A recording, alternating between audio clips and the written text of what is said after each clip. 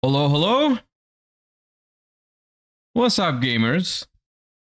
Welcome to the first stream after Euros. Hope everyone is doing great. Hope everyone had a great weekend, either at Euros or at NAWCQ or any of the other WCQs or watching from home or anything like that. What is up, everybody? Also, thank you for the early subs, everyone who subscribed during the starting soon screen. I appreciate you guys. Welcome, welcome, welcome. Fantasy Atlantis, thank you for the 27 months. Welcome back. Welcome back, welcome back. All right. We have a lot of things to go over today. It was a pretty big weekend. Of course, if you guys have been following the action, then you guys already know. I did not qualify for Worlds this past weekend. I did get top 16 at Euros, which was close, but not enough, but it's fine. OG Haggy, thank you for the 21, and Strider RK, thank you for the 33 months. Welcome back. Yeah, but today we have a lot of things to go over, a lot of stuff that happened while I was gone for Euros and stuff like that. Lots of action to take a look at. The format to talk about as well, because there was a lot of decks that did pretty well at these events that weren't necessarily on my radar personally. I mean, I did have less time to prep for this than usual, so there's a couple of things we can talk about, but we also have a ton of new cards and other things. We can take a look at some of the feature matches maybe that were interesting, talk about my own deck choice, tournament experience, and all that kind of stuff, and also talk about how things are going to be moving forward, you know, because it's been, like, I already talked about this, of course, in my one of my latest YouTube uploads, and I'm sure most of you have seen it. But it's been a couple of really busy, not even just weeks, it's been a lot of busy months for me.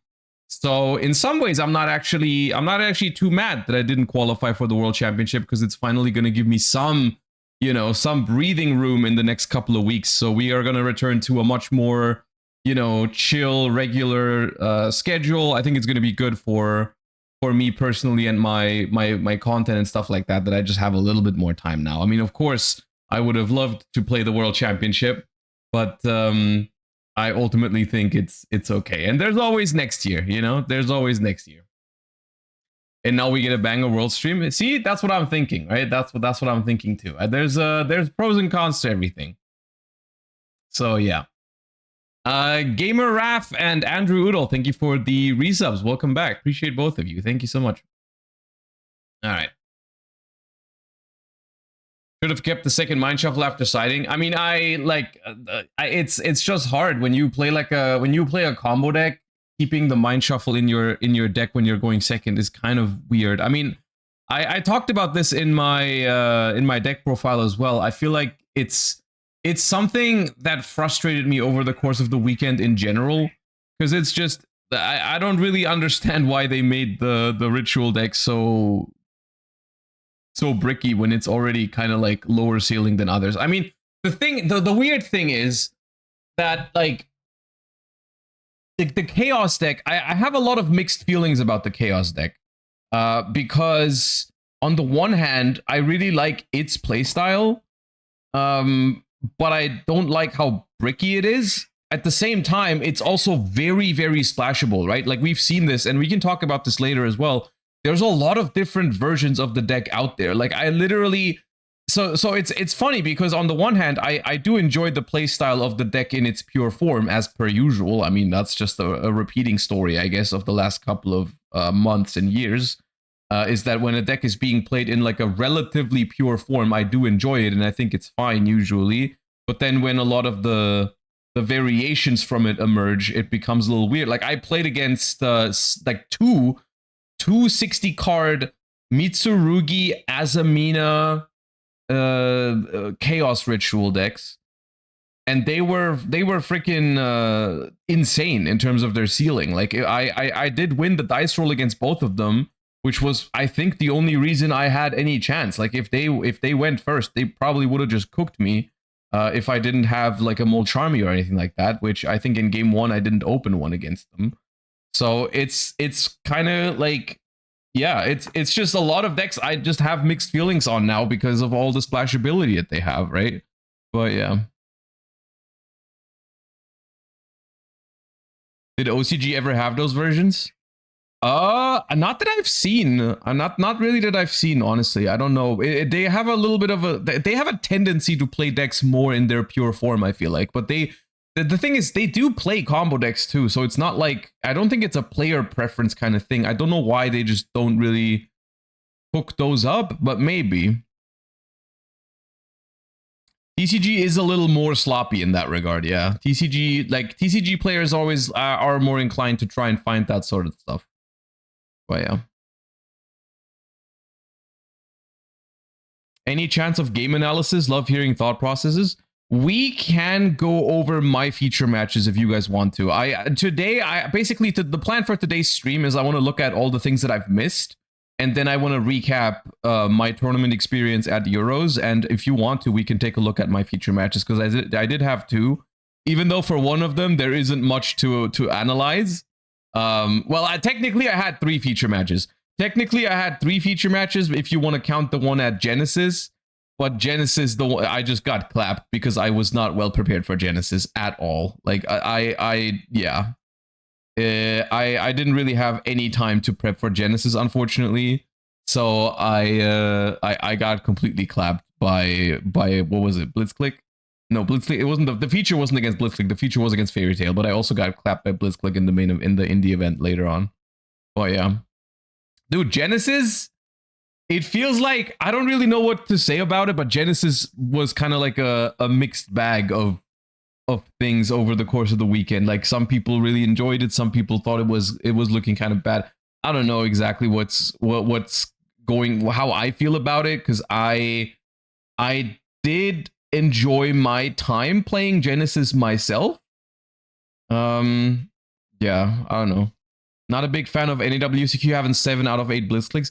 Yeah, that's like that's something I saw as well, and I mean I retweeted it as well. I thought it looked a little weird, because it's just, at this point, I feel like it's just to an extent. I thought the whole yesterday's gameplay, today's cards or whatever, the whole memes about that, I thought they were quite funny. I thought it was enjoyable that happened, but at the same time, it does kind of underline a bigger problem of the format, which is that I think overall the expectations that they set for Genesis format in the beginning when they announced it are just not really being met right now.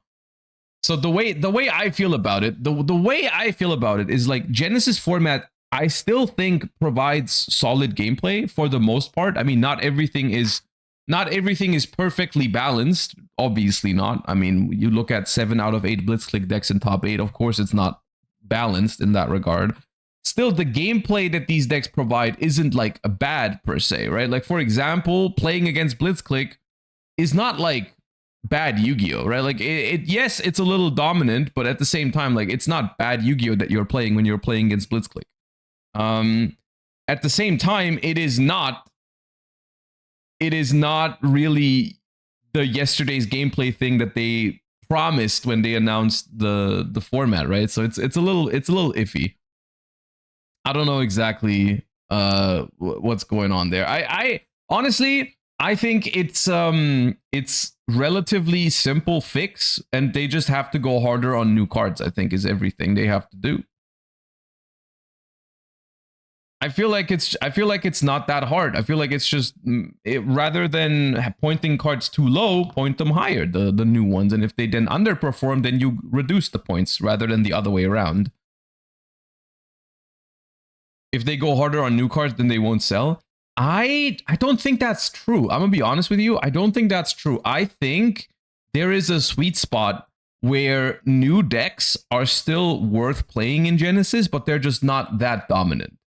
Right? I know it's hard to hit. That's the thing. Hitting that sweet spot is difficult, which is why I think in some ways you do need to cut them some slack on this. Because of course, yes, they want the new stuff to be playable in Genesis, right?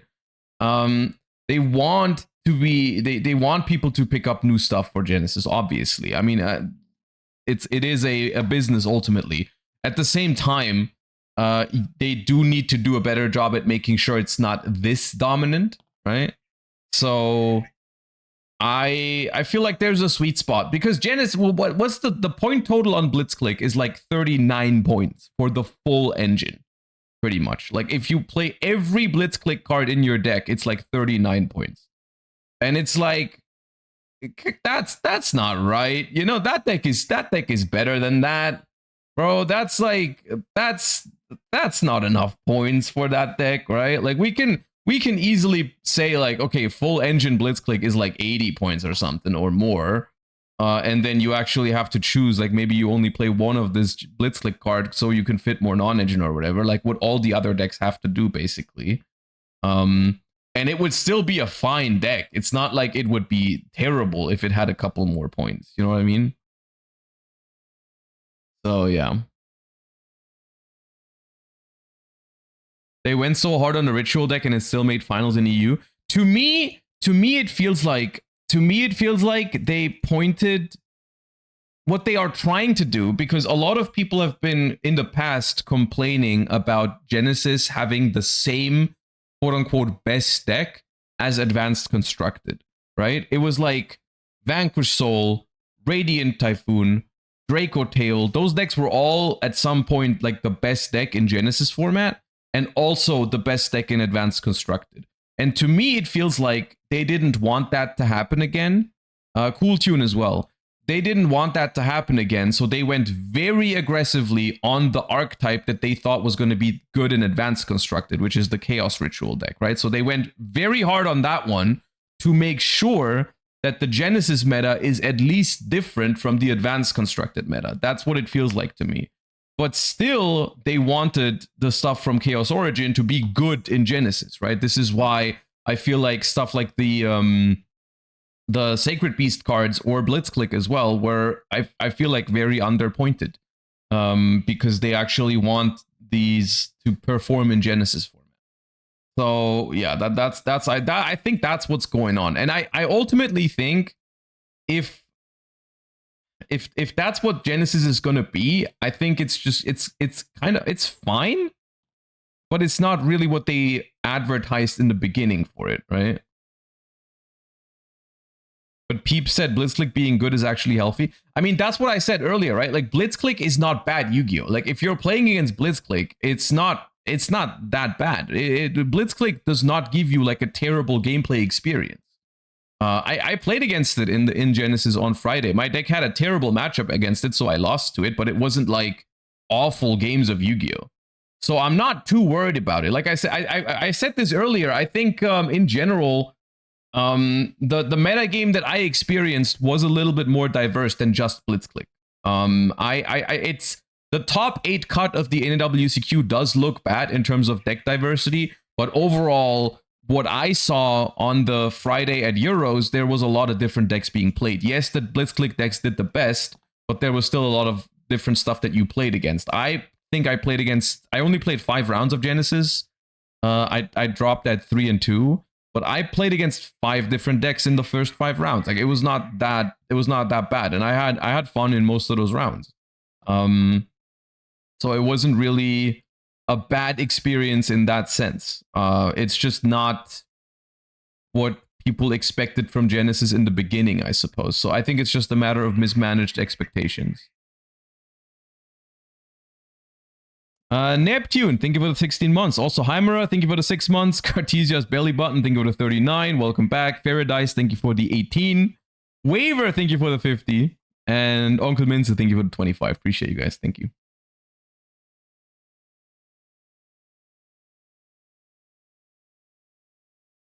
Tafini, thank you for the 7. Welcome back to you.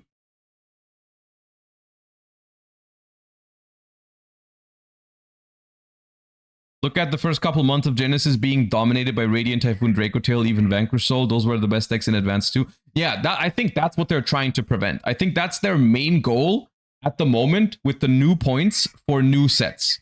I think their main goal is make sure that the stuff that's winning in Advanced Constructed is not winning in Genesis 2. That way, at least it's different from Advanced Constructed, which technically is okay, because that does provide you with an alternative. If you are not into what's going on in Advanced Constructed, Genesis is an alternative. But yeah, I don't know. It's weird. I'll have an eye out for it in the future to see how it evolves. Personally, for me, the biggest issue was just that this time I didn't have enough time to prepare for both. I think if I had the time to prepare for Genesis format, I would have had a much better time at the event. But I simply, at some point, I decided to drop because I needed to finish my deck for the main event. And I didn't have enough time to prep for both, which I guess is an issue that comes with the whole having both events happen at the same time philosophy.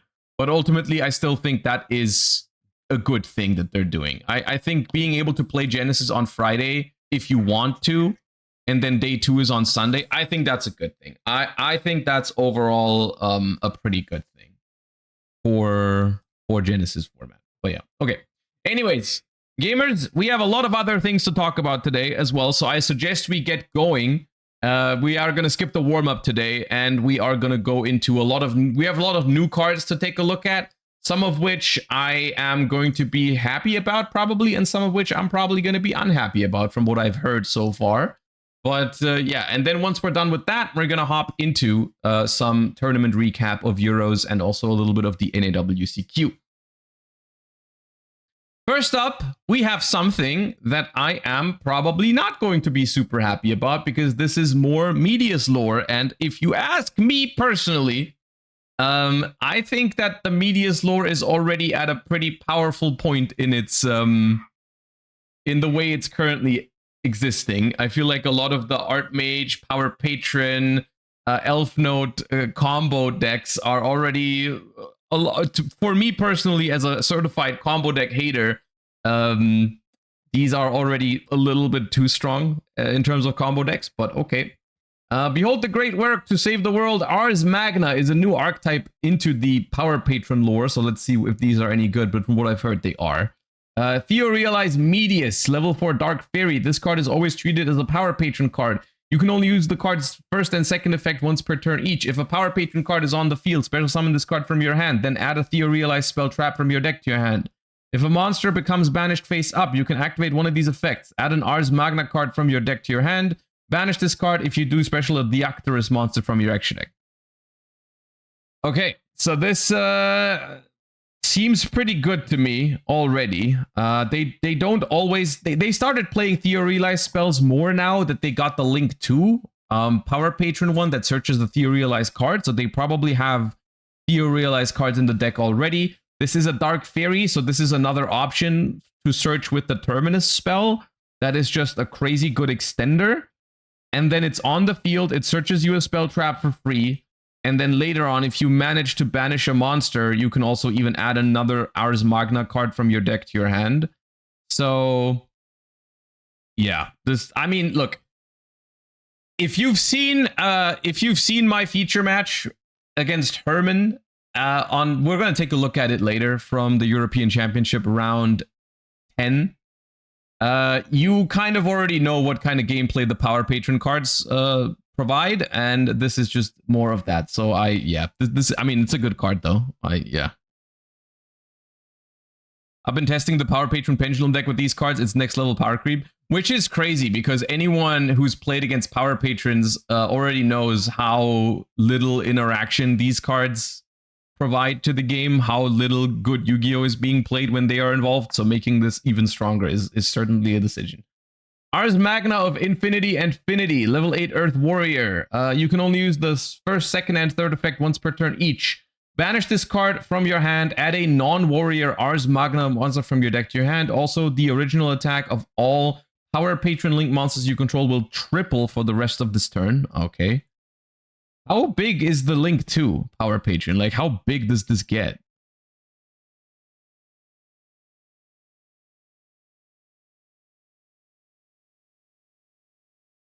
$800. Okay, don't worry about the link 3. Wait, is there a link 3 Power Patron? Or is that in this wave? I guess we'll just keep reading. If a fusion and or link monster is special while this card's banished, special summon this card. If you control a Power Patron link, you can target a monster on the field, banish it. Okay, this card's also insane, isn't it? I mean, as long as there's a good target for it. But the way this card works is just banish it from your hand, it's Rhoda, and then later on it just comes back for free. This is just insane. Plus, it just randomly triples your Link monster's attacks for the rest of the turn. Because why not? And it has removal on the field. Awesome. Okay. Ars Magna of Purification and Corruption. Level 8 Wind Dragon. You can only use the first blah blah blah. If you can banish this card from your hand, add an Ars Magna spell trap from your deck to your hand. Also, until the end of the next turn, the first 3 times each of your Power Patron Link monsters will be destroyed by battle each turn. It's not destroyed. If an XYZ or Link monster is special summoned while this card is banished, you can special summon this card. Okay. Wait, so you banish this. You banish this, you add this, you get a spell. Later on, you Link summon, and you bring them both back from banished for free?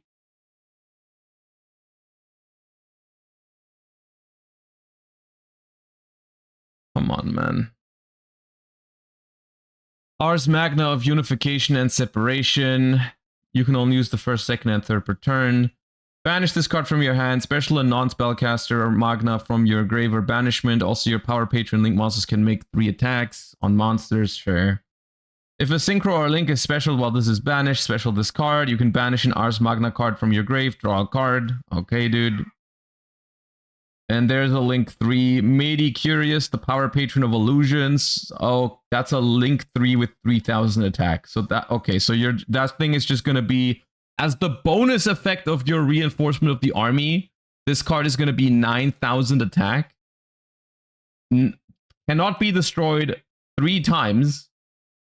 And can attack 3 monsters. And I haven't even read its effect yet. Okay, good. 2+ monsters, including a Fusion, Synchro, Exceed, or Link.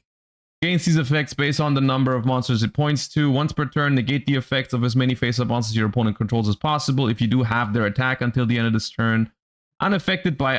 Alright, dude. Unaffected by activated card effects. Once per opponent's turn, quick effect, banish both this card and all cards your opponent controls. Okay. Okay, dude. Ars Magna, Citrinitas, continuous spell card. This card is always treated as an Archmage, Doomsday, and Elf Node card. You can only use the second effect once per turn. You can activate the effects of monsters you control with Ars Magna in their original names as quick effects while you control a Power Patron Link monster. Ah, okay, so these are now quick effect, draw 1. Quick effect, target spell traps, destroy, banish them, and quick effect, target a monster, banish it. Okay. Once while face up on the field, add a Medius or Ars Magna monster from your deck to your hand. Oh. Another way to just search any of these. Okay. Cool.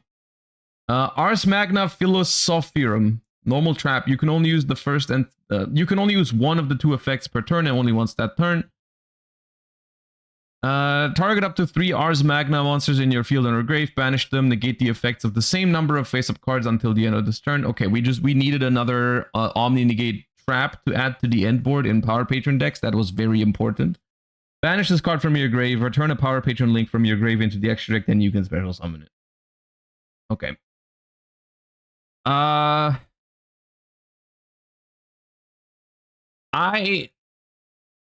don't really know what other thing to say about this, because like, I mean, you guys know I'm biased against combo decks, right? But I can't be the only one who thinks that they are going a little bit too far with these kind of archetypes. Like, come on, who looks at in the current format, right? Have you guys played against Archmage Power Patron?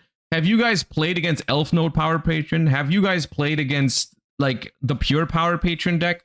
Like, I cannot be the only one who feels like these decks are already kind of like way too busted going first and way too combo heavy, and the cards are doing way too much.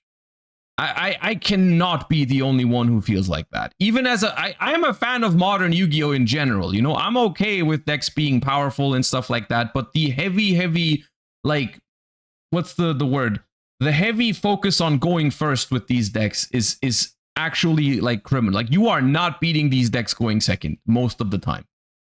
And we like, who thought that adding more of these kind of cards was a good idea to these kind of archetypes?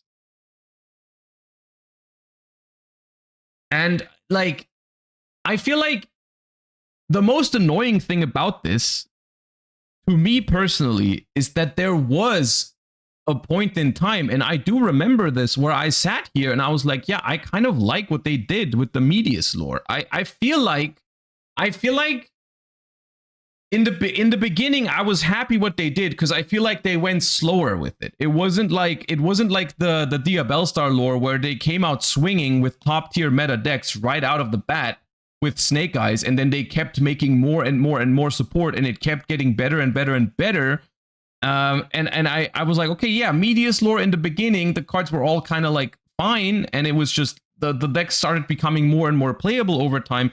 And I feel like there was a sweet spot where the decks were doing well, but they weren't completely crazy going first. And I think that sweet spot was right before they made the power patrons. The ones when like all the decks started to become kind of similar, because they all started to become power patron combo decks. Like nowadays, it's just all of them are kind of like power patron combo decks with just slightly different flavor. It's like, okay, power patron Archmage, power patron Elf Node, like power patron Doomsday. Like one of them is a little more XYZ focused. The other one like summons the guys from hand, so it's a little better into Fuwa. And the other one is like synchro combo. It's like, but they all feel like very similar in terms of what they're doing, right? It's just, I guess the point where the pendulums came in. I guess it's the point where the pendulum cards came in, where they started to become a little bit crazy. And to me, the idea that they're going even further with this is kind of crazy. I can't help it. I can't put it any other way. I've faced these decks multiple times at Euros, and every time it was a miserable experience to play against them. Personally, I find it to be that way, is that very, very rarely I have fun when I play against these decks. And the fact that they are getting even stronger is just crazy to me. Is all I have. I don't know if maybe maybe it's just because I'm biased and people are gonna like complain that I'm or people are gonna make fun of me for complaining about these again, but I just don't see anything appealing about making a deck like that even stronger, personally.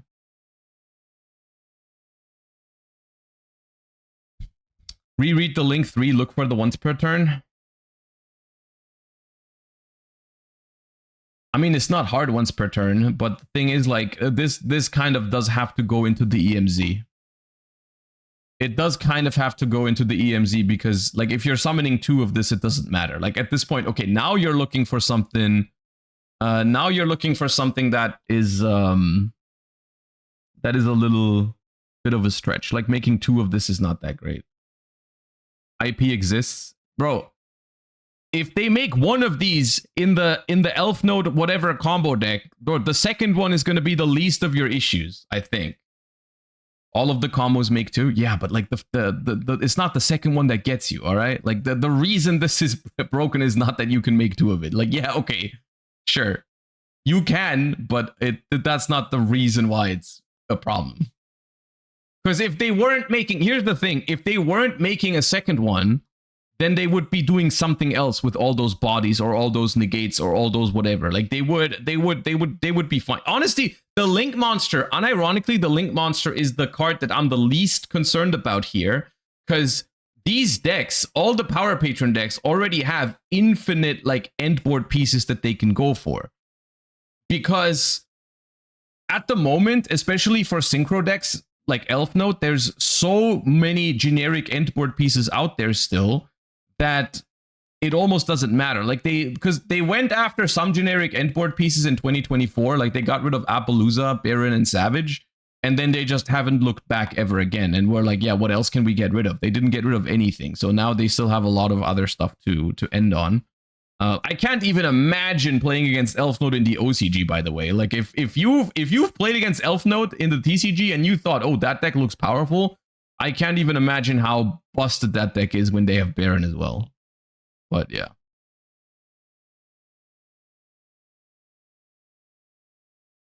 Yeah, this is rough. I don't know.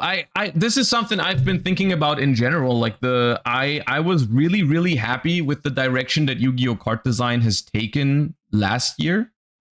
And this year, I'm not sure how I feel about it. I'm not sure how I feel about this year of Yu-Gi-Oh! So far. A lot of it reminds me of how I felt in 2024. With like the media's lore is becoming more and more like just literal combo slop. So it really reminds me of Snake Eye and Ubel, the Elf Note, like all of the media's decks. And then tunes are also on the horizon. And it's just like, I don't know, dude, just bring me back to Draco Tail, Yummy, Vanquish Soul kind of decks, please. When I see tunes and medias and stuff, I don't know. Can we talk about the Link 5? Yeah, dude, Zena as well. Like, don't get me started on Zena. Please don't get me started on Zena. Dude, it took, literally, when did Zena come out? When did Zena come out? Last week? Bro, it took a week before I got hit with Zena, send Christia, revive it with Fallen and the Virtuous. Is what happened to me at Euros against one of my... It was a 60 card... no, it wasn't even Fallen and the Virtuous. It was a VODs, I think. I don't remember what I don't remember what they revived the Christia with, but in like it was like round 13 at Euros, my opponent went Zena, send Christia, and then revived it. Bro, come on, man. It was the first event after the card came out, and everyone knows what cards like that are being used for. It's so insane. Oh yeah, it was the Charmer Link 4 that brought it back. The Charmer Link 4 brought it back. Yeah. It's actually insane. It is actually insane that they made that card. Okay, anyways, moving on before I get too frustrated by this. We have a bunch of other cards from Beyond the Brave here. The first one is another Sacred Beast card, which is Shimmering Shatterer of the Sacred Beasts. Quick play spell card. You can activate a card with this card's name once per turn. Activate one of these effects. When your opponent activates a card or effect in response to the activation of your Sacred Beast monster's effect, negate that effect. Or reveal a level 10 Sacred Beast in your hand, discard a card. If you do, add an Illusion Gate from your deck to your hand. Okay, Illusion Gate, search it for going second. It's kind of fun. Shuffle 3 Sacred Beast traps from your grave and or banishment into the deck, then target one card your opponent controls, destroy it. Okay. That doesn't seem like it's good enough for Sacred Beasts. Unironically, I think the Sacred Beast engine actually has some potential. I think those cards are actually a little bit underrated, but this card I don't think makes the cut, personally. This seems like a pack filler to me. Not the crazy. I mean, it's not unusably bad, but searching Illusion Gate going second is good, but not for -1. Like, you don't want to discard a card to search an Illusion Gate. That's just a -1. You don't really want to do that. So yeah. Okay. New Blitz Clique card as well. So this is just a bunch of support cards for archetypes that came out in Chaos Origins. Blitz Clique Over Voltage. You can only use the second effect of this card's name once per turn. Target a face-up card on the field, destroy it. Also, you cannot special effect monsters for the rest of this turn, except from the hand. If a card is destroyed by your Blitz Clique card effect while this card's in your grave, you can add this card to your hand. Okay, so it does have the graveyard recursion of Blitz Clique. This... Okay, this is, the only cool thing about this card is that you can activate the first effect multiple times per turn. So you can, like, activate it going second and pop a card and then get it back and then do it again. Which is cool in some ways. In other ways, the problem with this card is it's not a quick play spell. The fact that it's a normal spell just makes it too bad going first. With, at the moment, Blitz Clique being a going first deck mostly, this card I think is not great.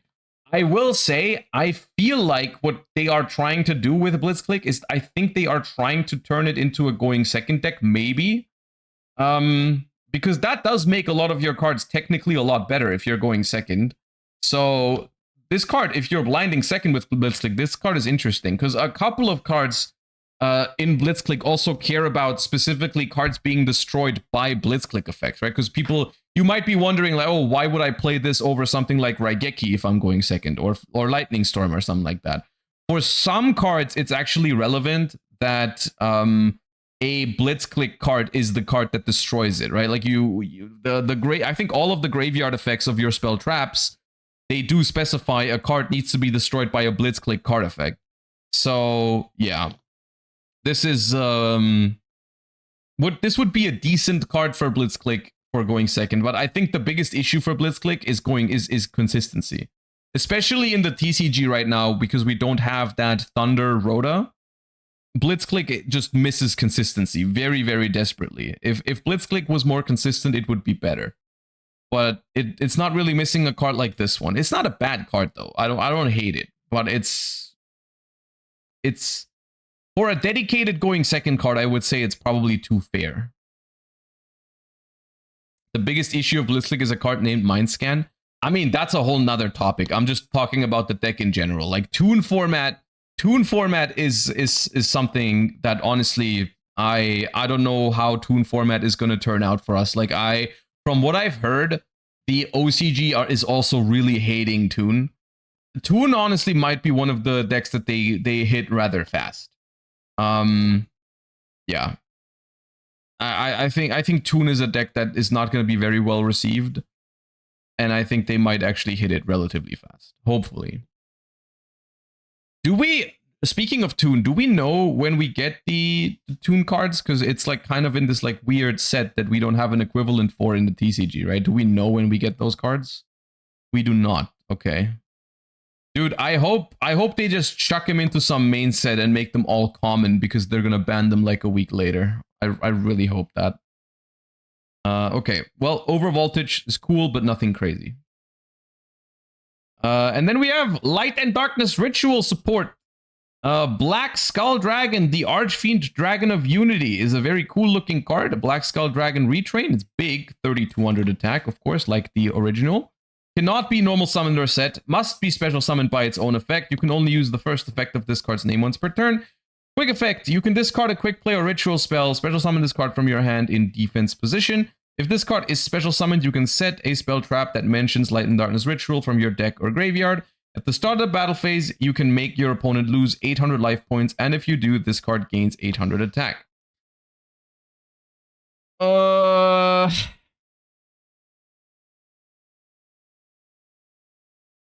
One of I don't think this is a one of. I think this is just bad, isn't it? This just feels bad to me.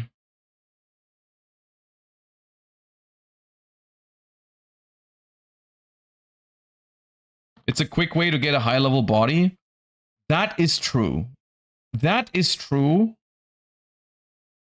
My issue is that the card that you set, you can't activate it on that turn. So like it gets you to Mind Shuffle. It gets you to Mind Shuffle, but not really.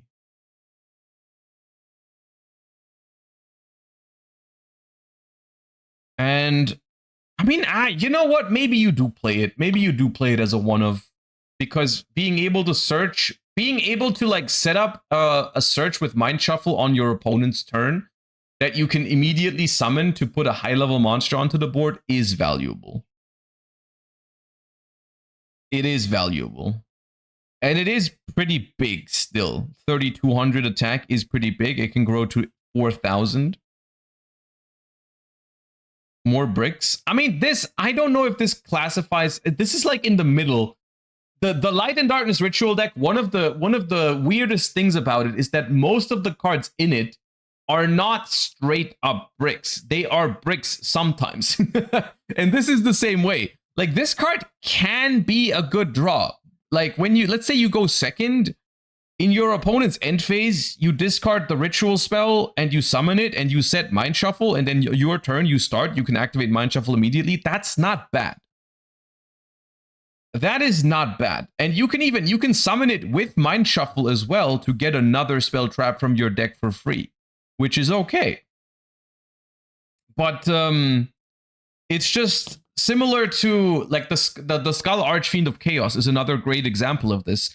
which is another card that sometimes is really good to have because it's like a really good discard for Mind Shuffle or something like that, or a good discard for other things or whatever, but sometimes it's just chilling in your hand and does nothing, right? So, and it's the same thing with Mind Shuffle as well. Like sometimes Mind Shuffle isn't a brick. Sometimes you're actually very happy that you have Mind Shuffle in your hand, especially when you're going first.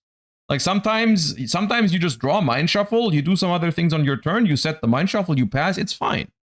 So yeah. I wish it could discard Mind Shuffle as well. I wish they made it so it said you can discard a quick play or ritual spell or trap. Or Mind Shuffle specifically, I guess. But like I wish it could get Mind Shuffle out of your hand and then set it from the graveyard. That would be nice. Why quick play? Well, I mean, I guess what they were thinking was if they only did ritual spell, it would just be way too bricky. And you don't really have, usually the ritual spell is a 2 of at maximum. So you just don't, it's just a really bad draw then. And quick play, I guess they just want you to play like the magical hats and the other one and whatever. So yeah, it's okay.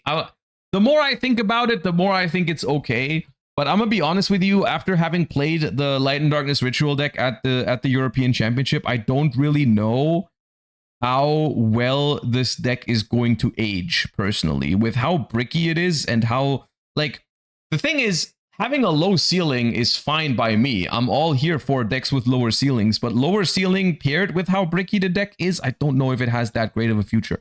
It's been falling off in the OCG as well, I think. Like the Light and Darkness ritual deck has really been falling behind recently. So I think it needed something more than this to maybe stay relevant in the long term. But I guess we'll see. Spell Shattering Sword. Okay, that card looks awesome. Quick play spell. You can only activate one card with this card's name per turn. Activate one of these effects. Destroy all face-up spells your opponent controls. Target a face-up monster your opponent controls. Show a Light and Darkness ritual from your hand or grave. Change that monster's attack to 0. Also, its effects are negated. If this card's in his owner's possession is destroyed by your opponent, destroy one card in your opponent's hand at random or field. Yeah, this is not seeing play. I don't think it's... it might be a side deck card for specific matchups. This is the card they want you to use with the previous one. It's not even a good discard, though. It's not even a good discard. Why would they want me to play this with this? You can set it with magical hats, which is fun. That's true. It's very good to set with the magical hats. This card is great. What is great about this card?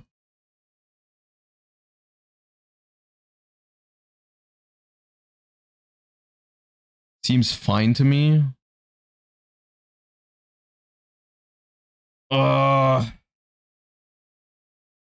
Okay, here's the thing. I feel like both of these cards in a dedicated Light and Darkness ritual deck have some reason to be played. The problem is, in reality, and this is just the reality we have to face. I wish it wasn't the reality as well, believe me. But in reality, people aren't playing pure Light and Darkness ritual at the moment.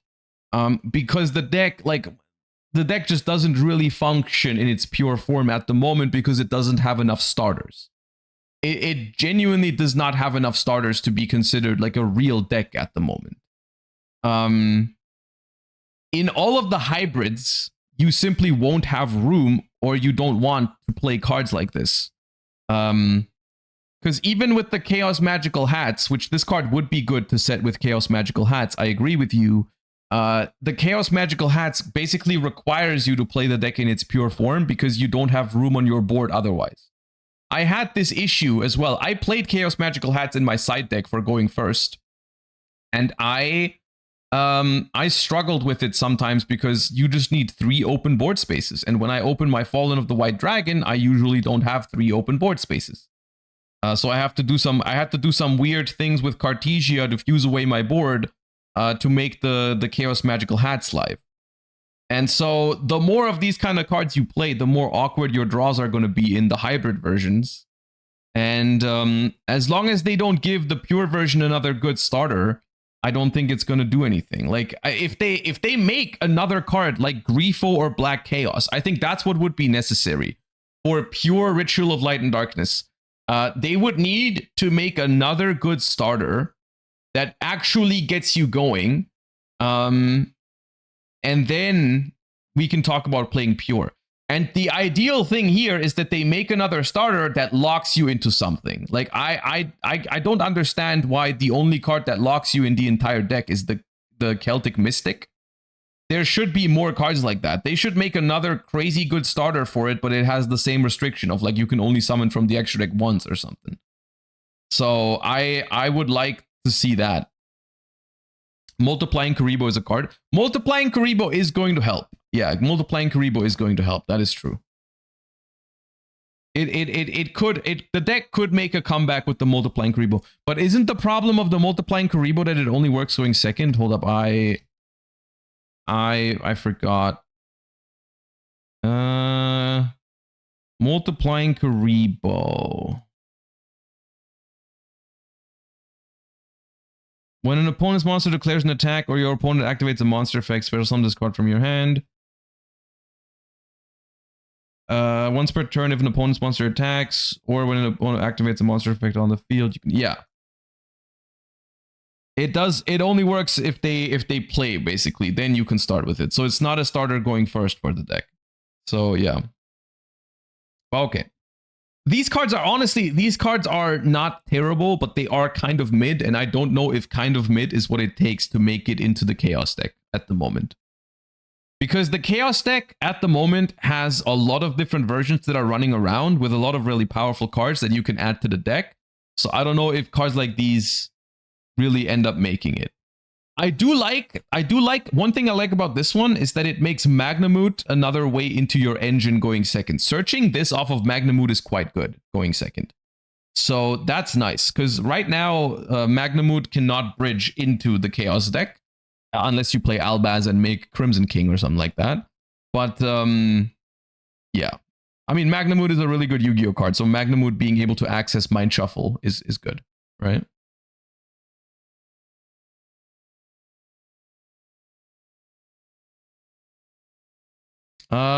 Thank you for the 12 months, Osanoyun Bozan 5. Thank you. Does Rolad work with Mitsu? Yes, a lot of people have been playing it with Mitsu. I played against, I played against it twice at Euros against a Chaos Azamina Mitsu deck. And I mean, the fact that they can send the Skull Archfiend and then send Mitsurugi Ritual Spell and then add Habakiri is kind of crazy. It is kind of crazy. So yeah. Okay. This card. New Overframe in Beyond the Brave. First of all, Doriado Retrain. It does look awesome. It does look awesome. I've seen the effect of this card already, and I have some concerns. Level 7 Light Spellcaster, 2400 attack, 2800 defense. You can only use the first effect and second effect of this card's name each once per turn. Neither player can activate cards or effects in response to the activation of this card's effects. If you have 3 or more attributes in your grave and this card is in your hand, target a monster in your grave, special summon it and this card. Okay, cool, you know, fine. If you have 3 or more attributes in your grave, special summon a monster from your deck with a different attribute from the monsters in your field and graveyard. This is concerning to me. This is concerning to me. So the fact that this card summons technically any monster from your deck, depending on the attribute. I guess it can never summon a light monster. Because you are going to have a light monster on your field unless you change its attribute somehow. But I mean, look, there's still Reprodokus and whatever. I think we are experiencing something this year that I think is, I feel like we've learned this lesson the hard way multiple times already, and we are still making mistakes like this where we just make cards that are obviously going to be used for no good. Like this card looks awesome, it looks awesome, but I already know, like, no one is going to use this card for, like, ethical things. It's the same thing with the Xena Link 5 that they just made. Like, bro, of course, the ability to summon any monster from your deck or to send any monster from your deck to the graveyard, of course, people are not going to send cool shit with that. So there's two options. There's two options. We either gotta stop making cards like this, or we gotta get rid of the problematic cards. Like, we gotta get rid of Spell Canceller, because that's probably the #1 thing that people can summon with this, because there's not a lot of wind monsters out there, so chances are when you combo, you probably don't have wind in your graveyard, so just summon Spell Canceller from your deck. Easy as that. And this is even like, this is a light spellcaster. There's no way this card is hard to summon or hard to tutor out. There's definitely ways to search it. Like, White Forest can definitely search this. So we just got to get rid of some of the things that people are doing, right? Like, we got to get rid of Spell Canceller. We got to get rid of Archlord Christia, even though Christia for this specific one is probably not going to be a problem because it's a light monster and can't summon Christia because of that. But yeah, I don't know. This card, look, I'm a huge fan of OG retrains of old and iconic Yu-Gi-Oh cards. So when I saw the artwork, I was like, yeah, that's cool. I like that. And then I read it and I was like, oh no, I hope I never play against this card. And those are my least favorite cards to look at, is when I just hope they don't see play. I don't like that feeling. There's a million broken targets for this, so it's bound to be a problem, I think.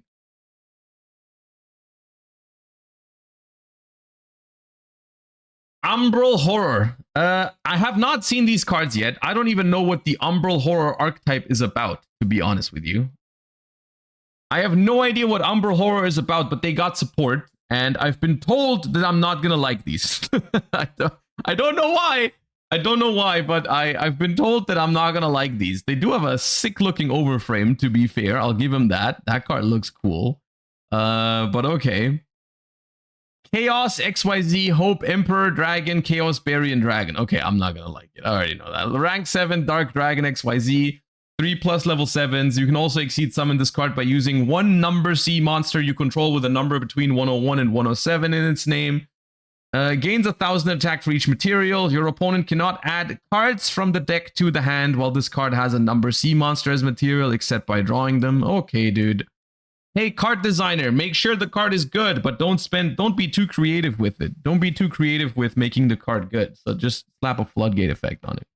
Once per turn, detach a material from this card. Attach the top 2 cards of your opponent's deck to this card. Oh, awesome. Cool.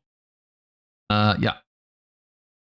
Shining Umbral Horror. Level 4 Light Fiend effect monster. 0 attack, 2000 defense. Oh, Light Fiend. Let's go. You can only use the first and second effect of this card's name each once per turn. If you normal or special summon an Umbral Horror monster and or a Masquerade XYZ monster, you can special summon this card from your hand, and if you do, draw 1 card. Then if you drew an Umbral Horror, you can special summon it. Special this turn, draw a card. Okay, that's a pretty good extender, to be honest with you. Special from hand, draw a card. That's pretty good. This card can be treated as 2 materials for the exceed summon of a number monster that requires 3 or more materials. Okay. V Umbral Horror, level 4 Dark Spellcaster. You can only use the first and second effect once per turn. If this card's normal or special, you can add an Umbral Horror from your deck to your hand. You can banish this card from your grave, then target a Masquerade XYZ you control, special summon from your extra deck a number monster that is 1 rank higher by using it as material. Okay, so this is a starter and a rank up. Okay. Gorgonic Umbral Horror. You can only use the first and third effect of this card's name each once per turn. If you control no monsters or all monsters you control are Umbral Horror monsters, you can special summon this card from your hand. If you do, add a non-rock Umbral Horror from your deck to your hand. Okay. Cannot special from the extra deck except numbers. This card can be treated as 2 materials. Okay. These cards are pretty custom so far. The only thing that I don't know yet is what they are ending on. But in terms of just raw engine quality, these cards are all pretty good. I mean, I guess I have an idea of what they're trying to end on, and this card is Colossus. So, all right. But I mean, just so far, the engine is pretty good. They even have an FTK. Also awesome. 1000 Umbral Horror, level 4 Dark Fiend. You only use the first and second effect once per turn. Each Quick effect, send this card from your hand or field to the graveyard. Place 1/7 variance from your hand or deck in the field zone. Also, can't special from the extra deck until of the end of next turn except XYZs. If an XYZ is special summon while this card's in your grave, special summon this card. Also, you take no damage from card effects for the rest of this turn. Number 104, Masquerade Retrain. Okay, Masquerade Vein. Level 4 Light Spellcaster, 3 level 4s. Only use the second effect once per turn. Detach a material from this card. Add a variant spell trap from your deck to your hand. Okay, this is going to do no good. A monster exceeds summoned by using this card on the field gains this effect. If it's exceeds summoned, activate this effect. Your opponent can banish 4 monsters with different attributes and 1 spell from their deck. If they do not, you banish the top 10 cards of their deck. Okay, this to me feels like they just wanted a new version of Masquerade that you can just use to rank up into the other things, right? Because old Masquerade doesn't really do anything when you're going first. So it's like, okay, we need to give people a reason to summon a Masquerade going first. So, yeah. I mean, this is a very, very annoying effect for a card to have, of course, because it's just going to randomly hit some decks really hard and other decks are not going to care at all. And other decks are even going to be happy about this sometimes, I guess. Think about the Dragon Rulers. Dude, oh my god. Imagine your opponent summoned this when you're playing Dragon Rulers. That'd be awesome. That would be awesome.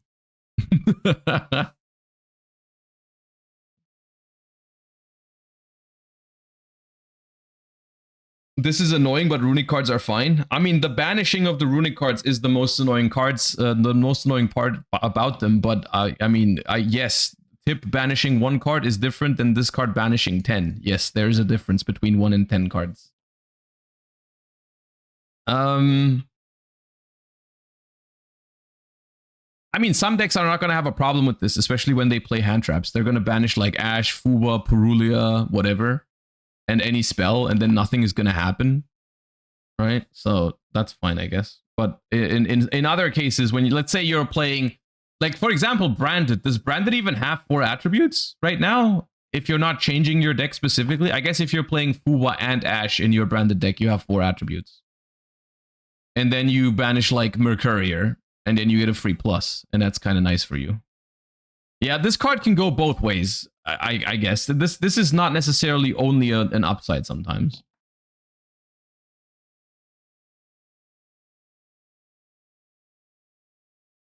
Okay. Okay, number C104, Umbral Horror Masquerade Victory. 4 level 5 monsters. Once per turn, quick effect. Detach 1 material from this card. Target 1 card your opponent controls. Destroy it. Okay, I can live with that. Removal, that's cool. If this card battles an opponent's monster during damage calc, this card's attack and defense become that opponent's monsters plus 100. Okay, cool.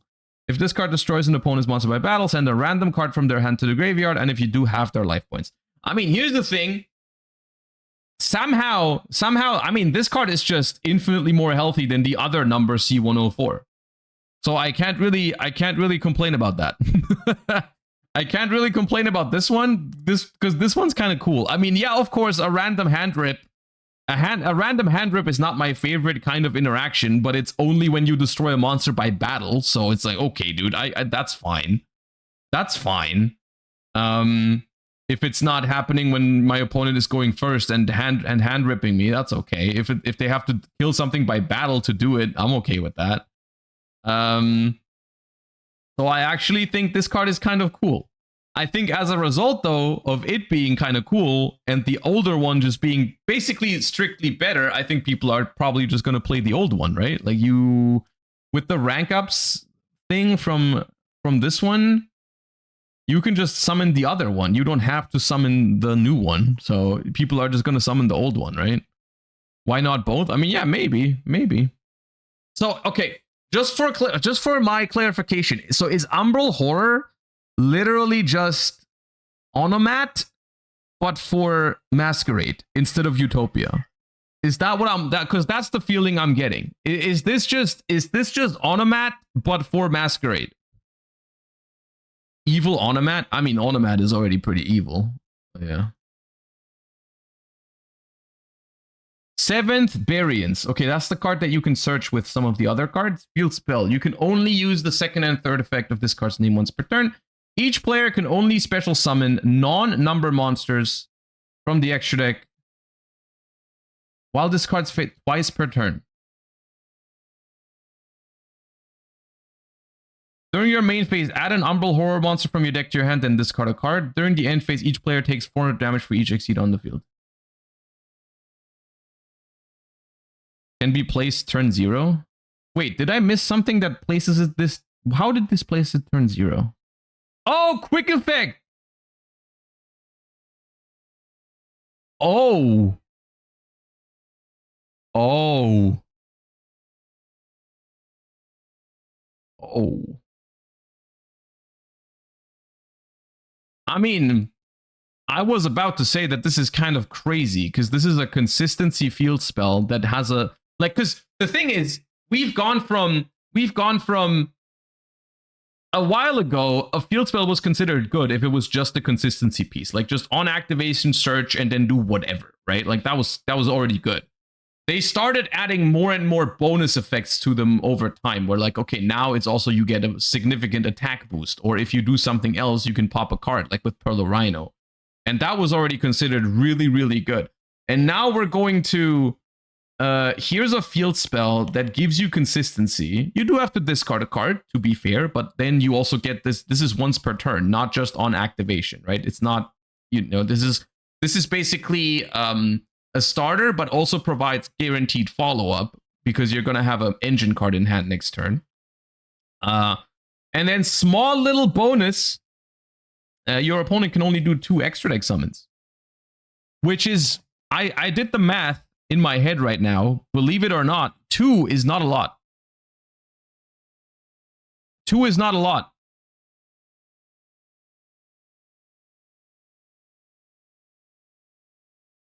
So, yeah. Okay. And there's a card that places it turn 0. So, yeah. Enough for SP? Yes. Yes, technically you can go make an SP in 2 summons, because one puts up an extra deck monster, the second one then you make the SP with.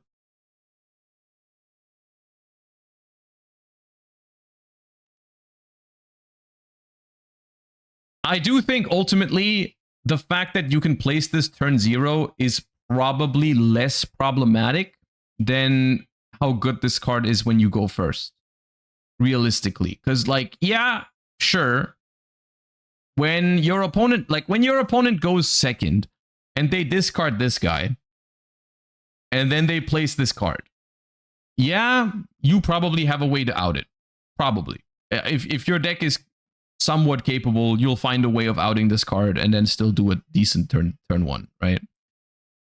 But realistically, the bigger issue is that your opponent is going to make a board when they go first, and this card just sits there for free, and you only have 2 extra deck summons, and then it's not as easy as, oh, just make SP to out it, because your opponent is going to prevent you from making SP, typically, right, with their end board. And then this card is there, and you can't out it, right?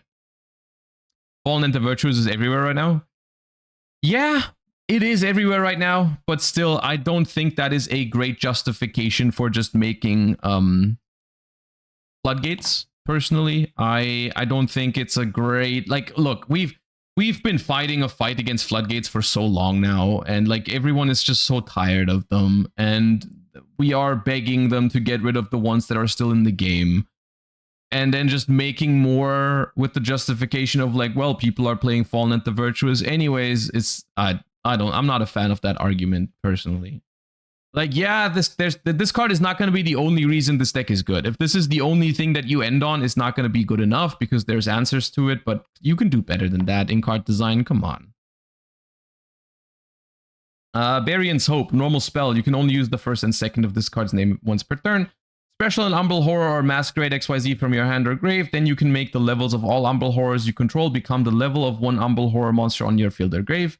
Banish this card from your grave, then target an XYZ you control, attach a number exceed from your extra or graveyard to it. Okay, so this card compared to all the other things I've read so far, this card seems pretty bad.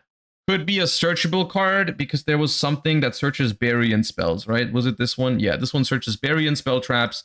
So this would probably just be like a one of that you search if it's needed for the combos. I don't know. But it's not a good draw. And it would probably just be a one of Monster Reborn that you can search. 7th Ascension can also search Bury and spell and trap. Okay, yeah, then maybe that's the reason why it would be in the deck. Bury and Seal. Oh yeah, a counter trap. Yes, I was already worried they weren't gonna have a counter trap.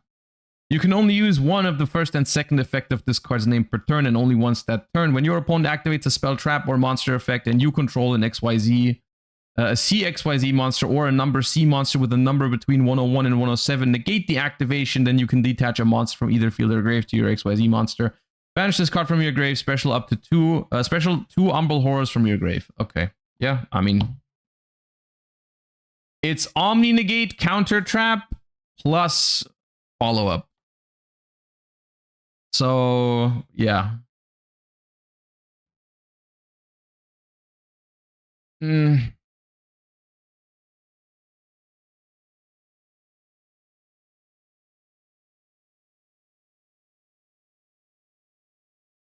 The thing is, like, nothing here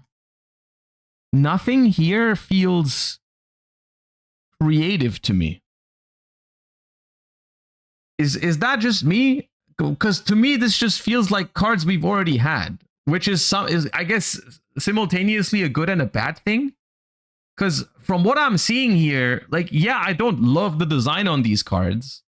I don't love the design on these cards, but are they really better than Onomat cards? Because to me, they read like the same thing. It's just like, oh, level 4, summons level 4, searches level 4, summons level 4, banish from grave, summon level 4, make level 4, lock into XYZs. Every single card we've read just does that right now. The only thing that is somewhat different is like, oh, this you rank up sometimes into a rank 5. And you have a Floodgate field spell. Cool. And so, yeah. So I guess the good news, at the end, your end board piece is Colossus. You have Colossus and only 2 extra deck summons allowed. And you have Omni Negate Trap. It just feels like it feels very uninspired. Or like, and the thing is, like, a lot of the anime decks from the Zexal era, it often feels like this to me. Like, it just, I don't know. I don't even know what else I would be expecting from them to do, honestly. But it just feels weird. Like, Sharks is the same thing, but water. Onomat is the same thing, but everything has weird names. Yeah.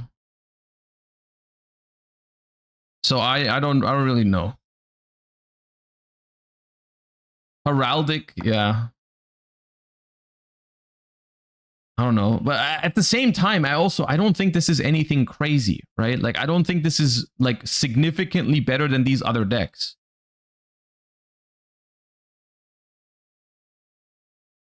So, yeah. Okay. I feel nothing. I feel nothing when I see these cards. But this is obviously not for me, this archetype. So, it's kind of whatever.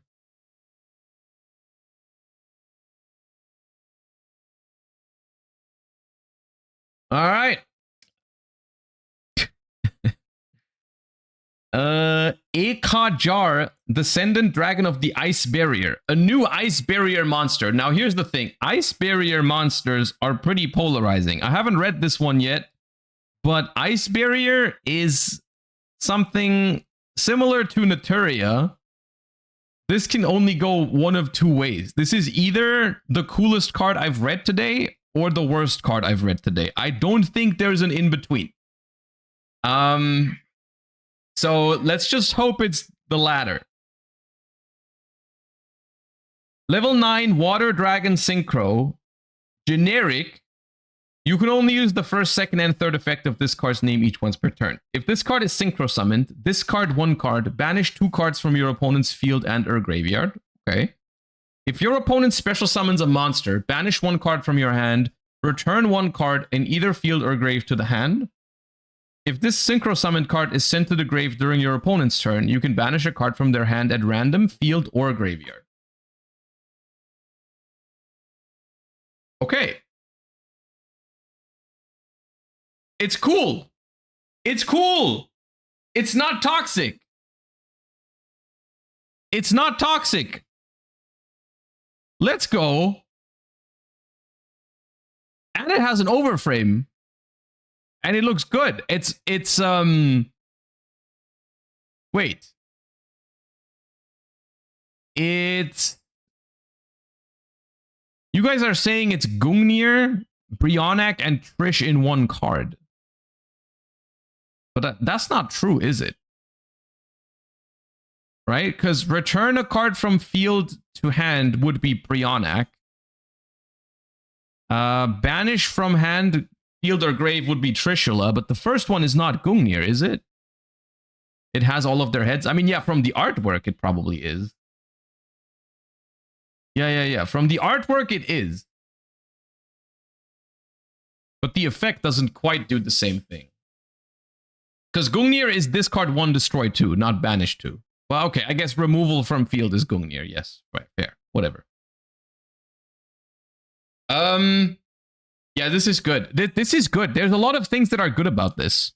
It's a great card, mainly for, like, here's the thing, right? This effect is great going second when you're playing into a board. Discard 1 card, banish 2 cards non-target, I think is very well balanced because it's powerful enough to the point where you would consider playing it in a deck that can make it, but it's not so obviously broken that you like auto win the game, right? But like, because like a level 9 synchro is not super easy to make when you're playing into a board and you still have to discard a card, you get 2 non-target banishes for it. That's good. That is good, not unbalanced. And you guys know me, I'm a big fan of removal as interaction. I think removal is the healthiest form of interaction in Yu-Gi-Oh! And then the second effect is like what you get if you summon it going first, or if it survives the turn, you have like a little bit of interruption on your opponent's turn. You have, if your opponent specials a monster, banish a card from your hand, which is a decent cost, honestly. That's kind of harsh. To return a card in either field or grave to your hand. This has a lot of utility. You can bounce your own stuff as well, which is neat. Or you can just return an extra deck monster from your opponent back and whatever. Like this is a decent interruption, but nothing too crazy. It's not like you summon it and it's insane interruption when you go first. And then this is technically, I would say, the most powerful out of the 3 effects because a random banish from hand, field, or grave is pretty strong. But it's also the hardest one to trigger because it relies on your opponent kind of send it to the graveyard, unless you can quick synchro with it. Unless you can quick synchro with it on the opponent's turn or link it away with IP Masquerena, then it's pretty strong, right? Yeah. So this, and I can't stress this enough, this is the kind of generic cards that Yu-Gi-Oh! Needs more of if they want to make generic endboard pieces. Like I'm not even kidding. I think overall, I think Yu-Gi-Oh! Would be better off at this stage if they just stopped making many generic cards. I think I think Yu-Gi-Oh! Would feel a lot more unique in terms of the decks if they just all made their own thing.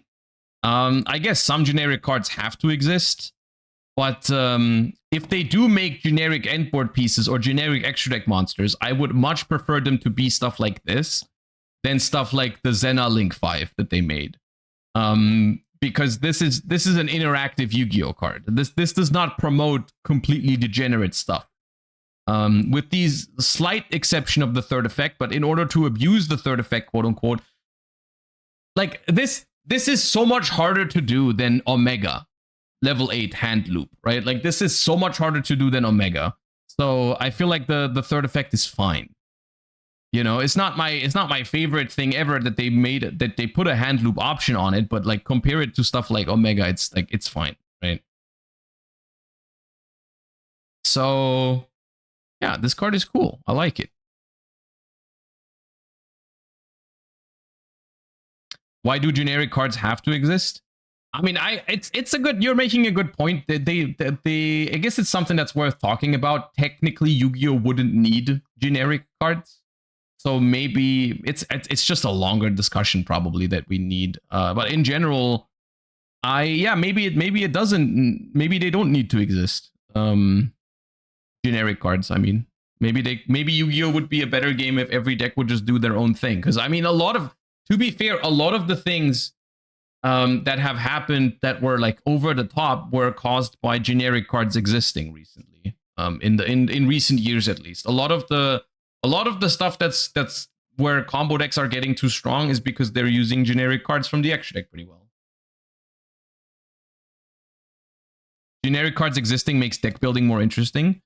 That's a fair point. Like, because the thing is, if every deck was just its own archetype, then the decks would kind of build themselves, right? Like, if generic cards didn't exist, then it would always be very clear what your deck should look like, right? It would be like, okay, my deck summons these monsters, so these go into my extra deck, right? So there needs to be a balance, I think, is just how I feel about it. I think you just need to be careful when you make a monster that is generic, is all there is to it. Right, like I think generic extra deck monsters can exist.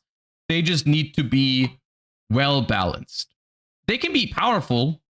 They just need to be balanced in a way that they're not toxic. Like something like SP Little Knight, for example, is SP Little Knight is a very good example of a card that is very generic but very well balanced. So.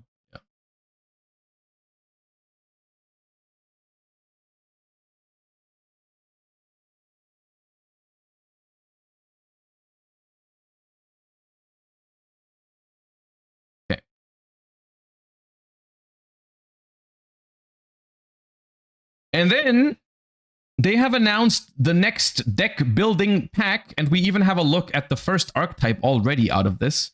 This is what the new deck building pack looks like. So let's see if we have the names of these already. Okay, the theme's names likely. New theme is Sennet. Sennet is the first theme, which we already have the first cards for. We can take a look at in a second. Likely has nothing to do with Sennet Switch. I guess we don't have the official name for it yet. But yeah. So this is the Sennet cards. They have kind of like this Egyptian vibe to it. We're going to take a look at the first couple of cards in a second. The second one is Ray's Moon, a theme that shines brighter and brighter the harder one yearns for the moon. I don't know what that means. But, yep. Reminds me of Witchcrafter a little bit from the artwork. The border reminds me of Trickstar a little bit, but yeah, okay. And then we have Xenovader. Okay. Xenovader. This is kind of like I mean, this feels like the holy trinity of Yu-Gi-Oh design in terms of artworks, right? You have your Egyptian style cards. You have your waifu archetype, and then you have your badass monster theme, right? It's kind of like that. I guess, yeah, what's missing is like the robots. The robots is missing. We have sometimes we get robots as well. There are no dragons. Well, I mean, dragons would fall into this kind of category, right? Like the badass monsters. But yeah, okay. Anyways, let's take a look at the first archetype from this, the Sennet. Oh, they got women too. Okay. We got baited by the cover monster. All right. Yep. Okay. Sennet Prophet Nefertari, level 4 light zombie. You can only use this card's name first and second effect once per turn each. If this card is normal or special summoned, you can send it to the graveyard. Show up to 2 normal monsters again from your hand, deck, face-up field, and or grave, then set the same number of Sennet spells from your deck. Okay. During your... This is, I mean, hard to evaluate off of just the first card. During your opponent's turn, quick effect, banish this card from your grave, equip 1 normal monster from your graveyard to a ritual monster you can... How do you guys feel about the fact that they are making more and more decks now that just require you to play normal monsters.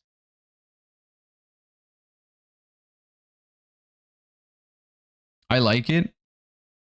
Because I am of mixed feelings about it, because I do think it is somewhat cool in some ways, but then when you play these decks, they also do introduce a lot of variance into the game, because you just sometimes draw two normal, like this forces you to play probably two normal monsters at least, and it's kind of like, okay. But okay, anyways. Tribute or send it to the grave, and then set 2 spells from your deck is an interesting start. Sennet Prophet Amenhotep, level 4 light zombie. You can only use the first and second effect once per turn each. If this card's normal or special summon, send it to the grave. Show up to 2 normal monsters from your hand deck, raise a field to the graveyard. Set the same number of traps. Okay. Banish this card from your grave. Target up to 3 normal monsters in your grave. Shuffle them into the deck. Okay, we don't even get a draw for that. Damn. Okay. Rituals. Dude, I don't know what it is, but this card looks awesome as a ritual monster. I don't know why, but the colors, I like how the green and the blue goes together. This feels kind of cool to me. The fact that it's a ritual, it kind of looks awesome. I haven't even read it yet. It's big. Okay, now here's another thing. Before I even read these, I'm a little skeptical of a deck where you're telling me I have to play ritual monsters, probably ritual spells, and normal monsters in the same deck. Bro, how am I going to draw playable hands? Okay. Level 12 Dark Zombie Ritual Effect. You can ritual summon this card with any Sennet card. You can only use this card's first and third effect once per turn each. You can discard this card. Oh, okay. You can discard this card, add a Sennet card from your deck to your hand. Okay, the ritual is also a consistency card. Okay, fair enough. That's good. That's good. The ritual is not a brick. This card equipped with an equipped card is unaffected by your opponent's activated card effects. Quick effect, you can send a face-up normal monster card you control to the grave, change as many monsters your opponent controls face down, then you can special annul from your grave.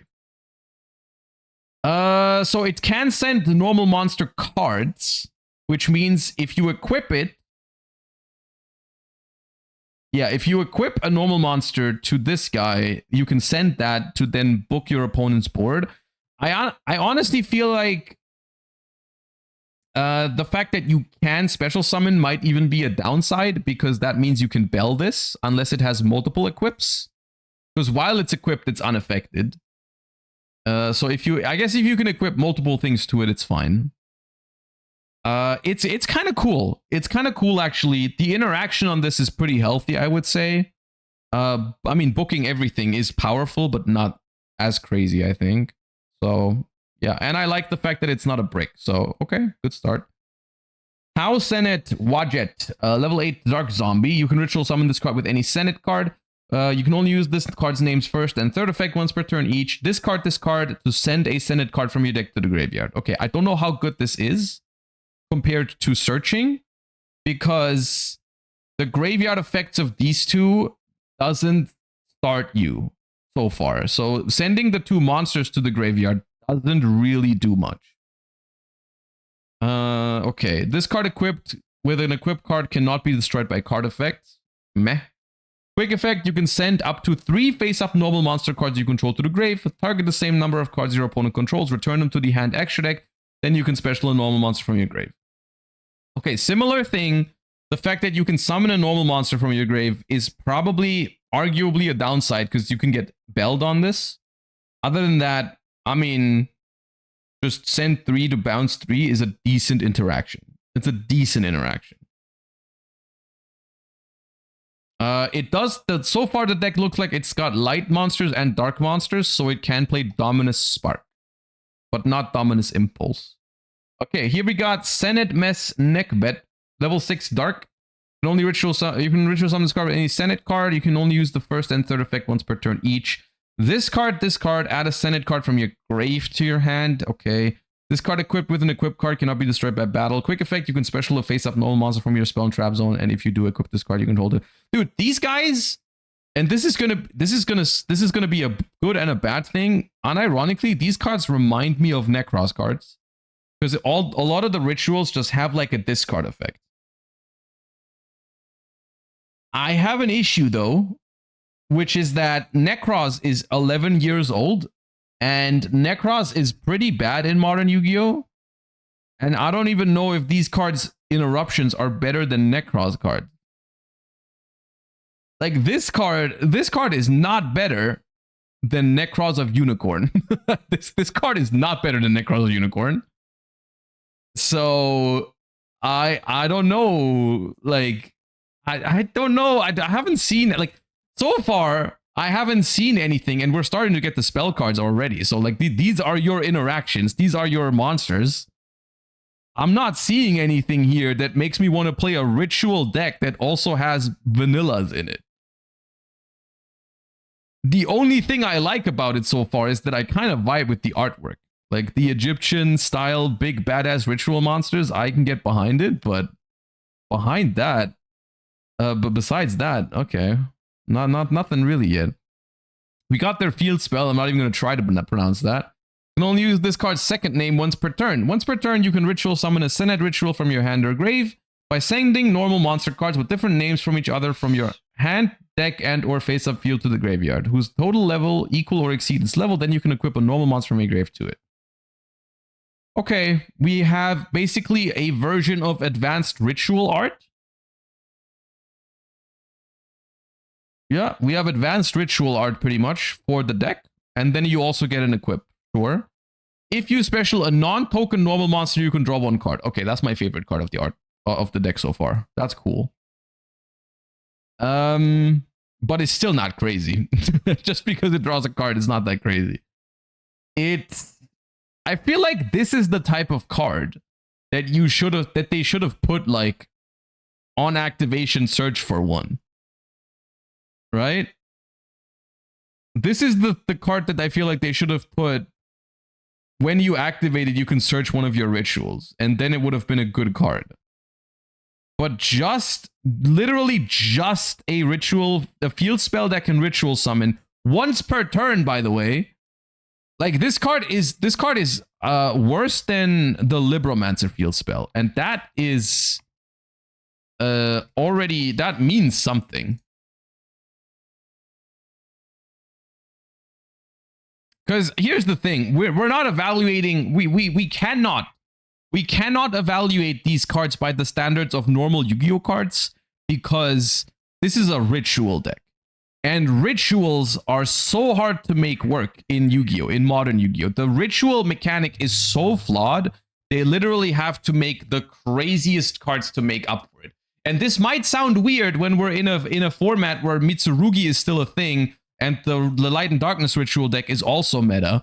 But like, look at how custom the cards are to make those decks good. Like, look at how custom cards like Habakiri are. Like the Light and Darkness ritual spell literally says add itself and another card from your grave back to your hand. You just get 2 cards for free when it's in your grave. Just add 2 cards back from your graveyard. Like the quality of the cards to make these decks good is insane. Mitsurugi ritual, tribute from deck, summon from deck, whatever you want. Like, and this is just not it. This is just not it for a ritual deck. So yeah.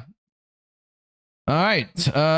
Normal spell, Sennet per you can only use this card's name, first and second effect once per turn each. Add 1 Sennet monster from your deck to your hand. Okay, Aroda. If you discard a Sennet ritual monster while this card's in your grave, you can banish this card special, a non-effect fusion monster from your extra deck with attack less than or equal to any of the discarded monsters as a normal monster card, but for the rest of this turn, it cannot attack directly. Also, you cannot activate non-zombie monsters effects. Banish this special and non-effect fusion. Special the non-effect fusion monster as a normal monster card. Okay, I guess, okay, because a non-effect fusion monster is not considered a normal monster. Right. For the rest of the turn, it cannot attack. Also, you cannot activate non-zombie monster effects. Okay. So you can go activate this card, search for one of these guys, probably this guy, discard it to search, and then you get a free summon from the extra deck. Like a Theseus or something.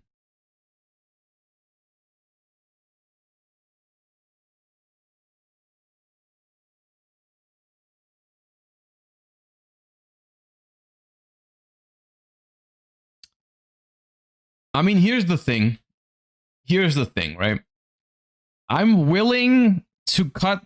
Oh, there's a trap still. I forgot the trap. Okay, hold up. You can only activate one card with this card's name per turn. Wait, there's 2 traps. Ritual summon a Sennet ritual from your hand or grave by sending normal monster cards with different names from each other from your hand deck. Feels the graveyard. All legally good. You can equip normal monster from your grave to it. The normal monster you control would be destroyed by battle or card effect. Banished. Okay, yeah, protecting the normal monster. Okay, ritual summon one from grave by sending from a hand. This is cool, but on a trap, I feel like this is a little meh. This should have probably been a spell. Or even quick play spell, unironically. Sennet Cataract, normal trap. Oh, there's 3 traps. Oh yes, a counter trap. Let's go. You can only use this card's first and second effect once per turn each. Choose opponent's main monster zones equal to the number of normal monsters and Sennet ritual monsters you control. Negate the first monster effect activated in each of those zones that resolves this turn. Okay.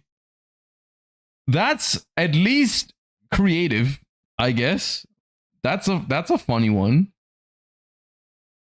If the total attack of all normal monster cards you control is more than 3,000, you could banish this card from your grave.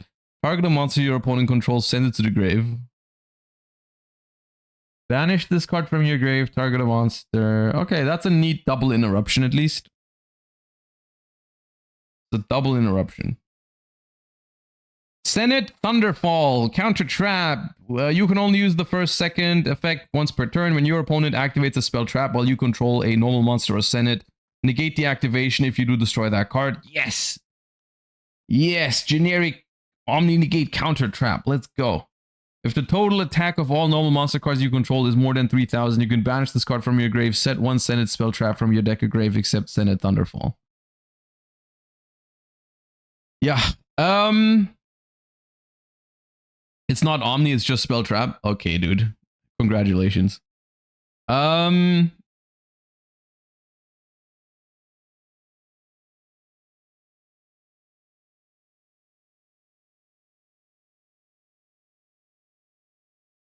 don't think, personally, if I had the job of designing a ritual deck, I don't think I would put 3 trap cards into the first wave. I think this is heavily gonna hurt, like, this deck's viability.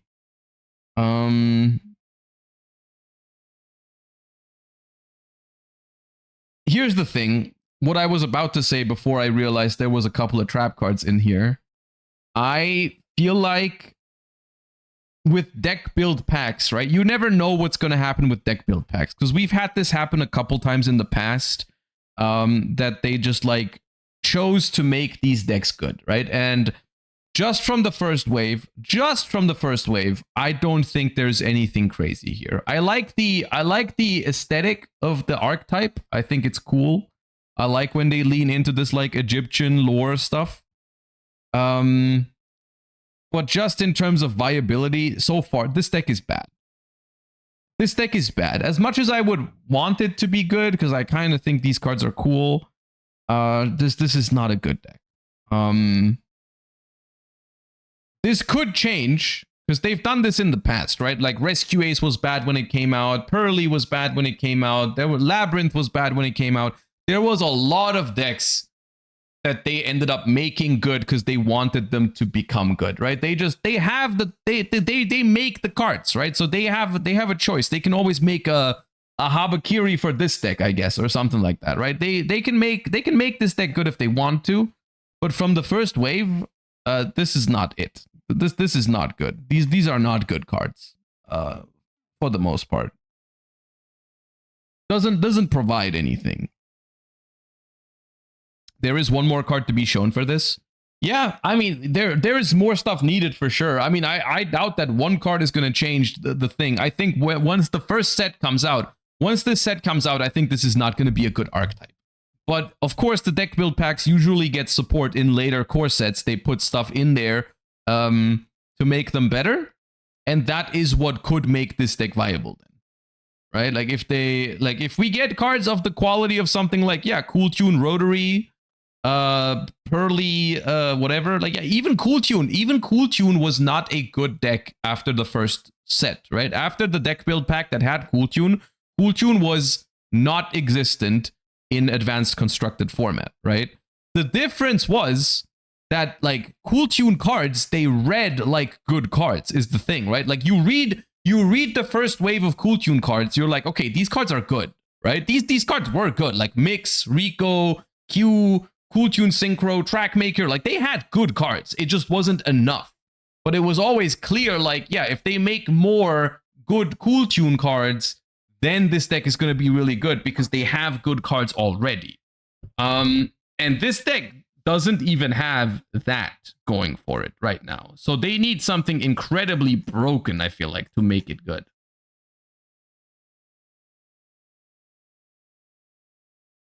They need a hand trap that is treated as a normal monster everywhere except in the hand. Okay. I mean, it'd be an interesting concept, I guess. Yeah, that. But then, to be honest with you, why make a deck that is centered around normal monsters when you then make a card that is treated as a normal monster and you don't have to play any normal monsters? You know what I mean? Like, that'd be... It sounds smart at first, but then why do it? Like, here's a deck that revolves around normal monsters, and then there's no normal... You don't have to play normal monsters in it, actually. We were joking. Like, you can just kind of, like, not do it then. Right? So, yeah. Okay. Whew, that was a lot of new cards to go through. We only have one more thing to talk about real quick, and that is they revealed Manga Rares for Yu-Gi-Oh! Now. I mean, these were already announced a while ago, but we had no idea how exactly they would look like. We had a guess. We had a guess on what these cards would look like, but now we have confirmation. The first 15 manga-style cards have been revealed in the OCG, so let's take a look. Of course, the first time these revealed cards are going to release is in the original artwork collection that I think releases at some point in September. And there were a couple of questions because the cards, you know, they look like this. We're going to take a look at them closer in a second. But how to use a manga-style card if its effect text differs or is non-existent? Manga-style cards can be used in official duels and are treated as cards with the exact same name as existing cards. So you can include 3 of them in your deck total. Also, they are treated as having the same type, attribute, level, attack, defense, and monster effects as the existing cards. So what they mean by this is that, for example, this is Blade Knight. This is Blade Knight. And Blade Knight in the manga apparently doesn't have an effect. As you can see, the box is empty. The Insect Queen here, where the effect is on the bottom left, the Blade Knight has nothing. Because apparently Blade Knight in the manga was a vanilla. If now, for whatever reason, you wanted to play Blade Knight in your Yu-Gi-Oh! Deck in 2026, you can play the manga rare Blade Knight. You just have to freaking know what the effect of Blade Knight is, basically, right? That's it. Which I think is fine. Look, people in chat are saying, like, more confusion for new players. Realistically, most of these cards are not playable anyways. They are just manga cards from over 20 years ago, so most of them are not playable. Realistically, it's not that much different than when, I mean, you're playing Yu-Gi-Oh! And your opponent has a card in a language you can't read. It's the same thing. You just have to look it up. I don't think it's a big deal, personally. I don't think it's a big deal. I think this is fine. This is mostly something for collectors. I don't think people are going to play these very often, and even if they are, once in a blue moon, you play against someone with a manga rare that you don't know what the card does, you look it up in Neuron, and everyone is fine, you know? This reminds me of something that we've already talked about in the past when we were thinking about stuff like this. In Magic, they've made like they've made like full art lightning bolts, for example, in Magic that don't have the text on it either. Let me see if I can find an example of this. Yeah, here. Like, even I, as a non-Magic player, I know what friggin' Lightning Bolt does. So they made like a version like this, and people can play this, and no one cares, dude. Everyone knows Lightning Bolt is deal 3 damage, so it doesn't matter. It literally doesn't matter. It's fine. So this essentially is just another new rarity for Yu-Gi-Oh, another new version of a card that you can pull that people can collect. And I've said this times and times over the course of this year. I'm very happy that Yu-Gi-Oh is leaning more in the direction of this kind of stuff, because I think it's incredibly important for the longevity of Yu-Gi-Oh, for the quality of Yu-Gi-Oh product, and also for the just affordability of the Yu-Gi-Oh card game if you just want to play it. Because the more high rare chase cards there are in Yu-Gi-Oh sets, the more easy it is to get the lower rarity cards, because those are not the cards people are looking for anymore. People are opening packs like crazy to get overframes, and that makes lower rarity cards more affordable. I think this is something that we already see in Chaos Origins. I mean, we can take a you take a look at Chaos Origins pricing. I think the most expensive card in the set is, I think, Pot of Sloth. And Pot of Sloth, if it came out like earlier, I think it would have been easily a 70, 80 bucks card, because most people are playing it in their side decks. I think it's 40 right now, which still isn't, I'm not saying that's cheap, but it's cheaper than what it would be if we didn't have overframes in the set. Is what I think, because the fact that you can pull Starlight Rare Overflames in the set makes these other cards cheaper. Isn't it the BLS and DMOC Overframe? No, I mean the most expensive, cheapest version of a card, because the fact that the Dark Magician of Black Chaos Ritual Starlight Overframe is like 500 bucks or whatever. Yes, that's the most expensive card you can pull, but you don't need that for competitive play. If you want to compete in Yu-Gi-Oh, you can just play the secret rare version of it, which is like $3, which is awesome, right? And that's exactly what I mean. Like the fact that expensive chase cards exist that you can, but you don't need them for competitive play is good. So yeah, this the same way I feel about these. Now, personally, we can take a look at these. I'm interested in what you guys think of these, because as someone who, I mean, I don't have a huge connection to the manga of Yu-Gi-Oh. I've watched the anime, and in the anime the cards look different. For me, hold up. For me, the most iconic thing they could have done would have been to make them look like this, I guess, would be the one that I find iconic. Something like that, right? Like these ones are the ones that I remember from watching the anime as a kid, right? This is what they looked like when they played with them in the anime. That I think would have been insane. I know they don't look like this in Japan, so I'm wondering if we get them ever in the TCG, if they're going to do this. So it makes sense, because you guys are saying in Japan they looked like this, which of course then they're going to do it like this. But for us, they, I think, didn't look like this, so maybe it would be better if they did them like this. I don't know. But yeah, I don't know. I remember these are nostalgic for me. And I guess these are nostalgic for the people who read the manga in Japanese, right? So it's fine.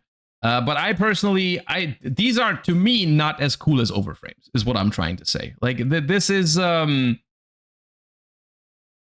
think it's cool. They do look cool. But they don't get the same. Ooh, the Blue Eyes is kind of nice. Blue Eyes is kind of nice. What else is there? Blue Eyes White Dragon, Mystical Elf, Baby Dragon, okay. Guardian of the Fortress. Skull Servant is cool. I mean, another thing, I guess, is like, how rare are these going to be? Is another question. This is Two-Headed King Rex. Ooh, the Sagi is cool. Gaia. Faceless Mage. RP Lady. Yakuten Megami. Okay, those are the ones they revealed so far. Yeah, I mean, I think this is cool. I personally think it's cool. I think it's less cool than Overframes in terms of news that Yu-Gi-Oh has gotten. Maybe that's why it feels a little bit less impactful, because I think compared to Overframe, this is just kind of like nice, but nothing too crazy. So yeah, I need the Dark Magician. Which one do you think is the coolest? I don't think it's it's not the Dark Magician. No. I think the Red Eyes is cool. I kind of like this one. I kind of like the Baby Dragon artwork. The Skull Servant is cool. The Rex is cool too. The Sagi might be the coolest. Blue Eyes? Blue Eyes is such an NPC answer, isn't it? Not to make you feel bad or anything. It's okay if you prefer the Blue Eyes, but come on, man. Not the Blue Eyes.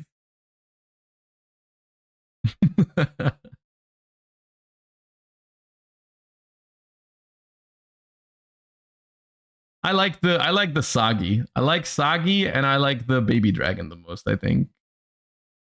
Well, yeah. I mean, this is something that we're gonna have to wait and see if we get these. Also, do you think the color, is it better if they have color on them, or is it better if they're all black and white? Because on the colored ones, I'm noticing that like it throws me off a little bit that the picture has color and then the rest is completely white, basically. But it is kind of nice. I do think, if I remember correctly, the colored ones are supposed to be the rarer ones, but I'm not sure if that's true. It's just what I remember reading at some point, but maybe I'm misremembering. Yeah.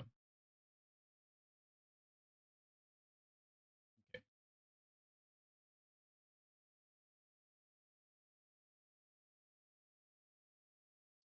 All right, and that is finally all the new things we had to talk about. All the stuff that were announced over the course of the last couple of weeks. It was a lot of stuff that happened, and now we can finally take a look at what happened over the last weekend. The NAWCQ and EUWCQ and even Oceania had their WCQ as well. We're going to take a look at that. We're going to talk about the deck that I played. We're going to take a look at some feature matches. So today, in case you're wondering, today is mostly a TCG kind of day because we're recapping all the things that have happened. Tomorrow, we're basically going all in on Master Duel because I know Master Duel had a new pack as well, and Master Duel has some events going on. I've just been out of the loop with Master Duel because I was so focused on the TCG. So today, we're doing a little bit of TCG recap and everything. And tomorrow, we're doing everything Master Duel. So, yeah.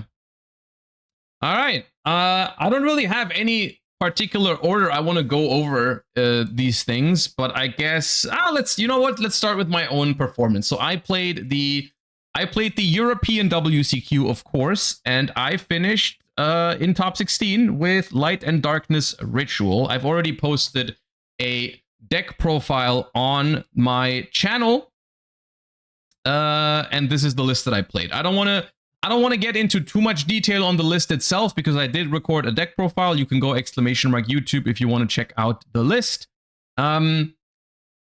I chose branded, which I guess we can talk about a little bit because I'm seeing that like the branded version of this deck was not super successful at the EUWCQ, and I also don't think it was super successful at the NAWCQ. I mean, the thing is, like, I told you this the week beforehand. I told you the week beforehand that I was going to play this deck. I did not make a secret out of it whatsoever. We talked about the best decks in the format and everything like that, and I said I am going to play the branded Light and Darkness Ritual deck because I think it is the deck that suits me the best out of the format right now. Arguably, maybe it's even only the deck that suits me the second best. I think the best would probably be Branded or Sky Striker for me, but I didn't really think that those were actually good enough. I was pleasantly surprised by the fact that some people did really well with those decks, especially, of course, Ryan winning the NAWCQ with Sky Striker, but I mean, I think it is the way that he said in his like winners interview. It's not the deck, it's me. I think that's very much true. But yeah, I chose to play this deck over the Azamina version just because I feel like if you And I still think, even though the Light and Darkness ritual deck with Azamina did pretty well at the EUWCQ, there was 3 people in top 16 with it. I personally feel like if you want to play a combo deck, I think there were better options out there, like Elf Note, like even maybe Archmage Power Patron, like maybe Fairy Tail even, which all did relatively well at these tournaments as well. I don't really see a reason to play the Light and Darkness ritual deck as a combo deck. Like, yeah, I know you can bridge back and forth between the 2 engines and stuff like that, but realistically, I felt like you were just making a deck. Like, my deck that I played, let's start from that. Like, when I started testing this deck, I experienced it as a relatively low ceiling, control-y, grindy deck, has great follow-up, and has great ways to play around all of the lingering hand traps in the format, right? Like, this deck, you don't have an issue with any of the Charmies. You most of the time also don't have really an issue with Droll and Lockbird. It's completely fine into the high impact hand traps. It plays into boards pretty well because you have really good pushes going second. You with Black Chaos, your Ritual Monsters, your Albaz cards, your Fallen of Albaz to fuse. It's a great deck. It's a very well-rounded mid-range deck. The only downside of this deck is that it's relatively bricky. Like you have a lot of cards in your deck that you don't want to draw, especially going second. Like your Ritual Monsters sometimes, your Fallen of Albaz, sometimes your Pharah, sometimes your Blazing Cartesia, sometimes your Ritual Spell, your Mind Shuffle. Like those cards are not always ideal to draw, and that was my biggest downside of the deck that I found. I didn't see a reason to try this deck, to try to turn this deck into a combo deck. Personally, I think it was good the way it was. It did the things well that I wanted it to do well, and if I wanted to play the deck that had the pros and cons of a combo deck, I would have played a combo deck, like Elf Note or Archmage or something like that. I think the Azamina version of this deck suddenly is weak into Droll and Lockbird, suddenly is weak into Mole Charmies. It does, on the other hand, play better into some of the lower impact hand traps, like, I don't know, Ash Blossom sometimes. But for the most part, yeah. Did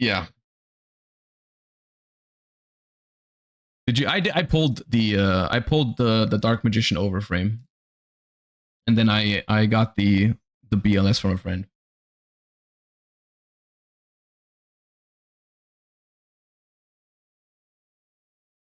Watching your second feature match was hard. I mean, we can talk about my games as well. I've as usual, I updated you guys over on my Twitter, so I can give you guys a rundown of how my tournament went. We can also take a look at my feature matches if you want. I think the first one was pretty interesting. The second one, not so much, but I'm still kind of happy that match was a feature match, because I do think it highlights some of the issues that I've been screaming these issues. It feels like into the void, and it's just like, yeah, this is what the game is. If combo decks like Elf Note exist and get to negate Charmies with Ash Blossom, that's the games you get. So yeah, and I think it's especially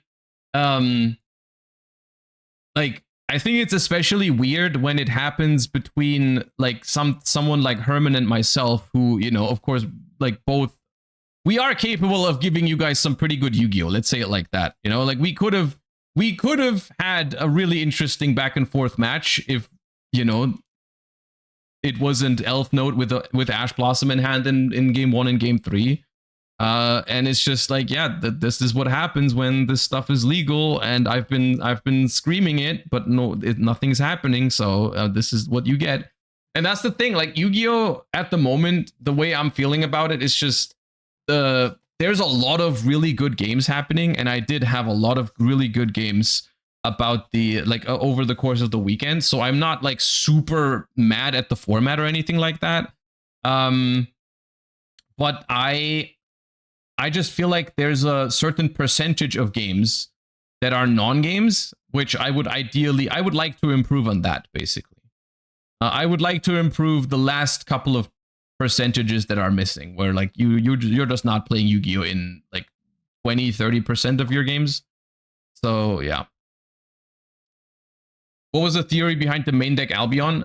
So this card actually, it offers a lot of really cool things to you, and the thing is, it's not a bad draw because it's just Upstart Goblin, but it offers a lot of interesting things. Number one, it gives you a target for Branded and High Spirits. If you already have Fallen of the White Dragon, you can just search a draw one, which is good. But the biggest thing is that it basically, because in this deck, like, this deck is at its strongest when it draws access to the Chaos deck, the Chaos part of the deck, and the Albaz part of the deck. Then, of course, it's the maximum, like, strength of your deck is when you open both of those engines. Albion is basically, in this deck, another copy of Fallen of the White Dragon, because you can send Branded in High Spirits, and then if you have access to your Chaos cards, you just add the High Spirits back with the Magician of Dark Chaos, Black Chaos. So it's a really good draw in that sense. If you don't have access to your Albaz cards, you can get Albaz that way. I didn't want to play multiple of it because the deck was already over 40. I didn't want to go too high over 40, and of course you don't want to draw multiples. There is even some other cool things you can do with the card, like discarding it to the graveyard with High Spirits, and then you can bring it back on your opponent's turn with Rindbrum, because it's Fallen of Albaz when it's in the graveyard, which sometimes matters because then you have a high-level monster that you can bounce back to your hand with Mind Shuffle, which is really cool. So essentially, it just has a lot of utility for basically no risk, because the risk of playing Albion in your deck is, well, you have Upstart Goblin in your deck. It's not even bad. So it's cool. It's not like, I wouldn't risk drawing multiples of it to the, like, you know, it's not that crazy, but it's okay. Talons is at 1 in TCG. I mean, yeah, it should be banned, but it's at 1. Are you saying it's crazy that it's not at 3 like in Master Duel? Or what's your point? Do you think Fleur-de-Lis is good in this deck? I think my side deck for going first was fine. I only lost 2 games over the course of the whole weekend going first, which I guess is another reason why I didn't feel the need to play Azamina cards in my deck, because the Azamina cards just make the deck better going first and worse going second, from my perspective. And here's the thing. I won a lot of games going first, but I didn't auto-win the games going first. Like, most of the time I went first, I still had to really work for it, which is something that I'm okay with, right? Like, I made a lot of boards going first that were broken. My opponents usually broke my board, and then I had to break it back, which was fine by me. I was okay with them playing into my board. I would just use my interruptions at the points where they gave me the most value. I would survive the turn, and then I would win on the follow-up turn. And my experience with the Azamina deck was like, well, the Azamina deck just wins immediately, right? You just make a board and your opponent can't break it. It's like, okay, that's not what I was looking for. That's not what I needed either. I was okay with my opponent playing into the board. So yeah, and so I ended up winning most of my games going first. I also, once again, dude, I got baited into thinking I was going to have a lucky weekend, because in the first 5 rounds, I won 4 of my dice rolls. And then I lost like 5 or 6 in a row. So I was 4-1 in dice rolls at one point, and then I think I was 4-7 during like day 2 at some point, which was really unfortunate. But then, like, overall, my dice rolls in 15 rounds were 6 dice roll wins, 9 dice roll losses, which is okay. Did you have any time problems or threats of double losses? Not problems per se, but yes, when I went, like, this deck usually plays pretty long and grindy games, was my experience. So I did have it a couple times where I would be very close to time. I had it happen twice, where I was, like, we were in game 3, and there was like 5 minutes left, 4 minutes left, 3 minutes left, or whatever. I would make a board, my opponent would play into it, they would see that they can't break it, and then they were like, they were kind enough to concede before timeout happened, because they knew I was winning. They knew I was winning, so they scooped it up. That happened to me twice, which was nice. Which I think ultimately Like with the new double losses, this is just something that people are starting to do more and more often. I mean, you gain nothing. You gain nothing from pulling your opponent down and giving them a double loss, right? Like if you're clearly losing game 3, then just scoop it up, man. I think everyone is going to be better off if people just do that. So, and I think for the most part, people do that now. Like, yeah, like if you see that you're losing, I do the same thing. I do the same thing. If my opponent is winning and there's like a minute left, but they need more time to finish the game, then I'll just scoop it up. That's fine.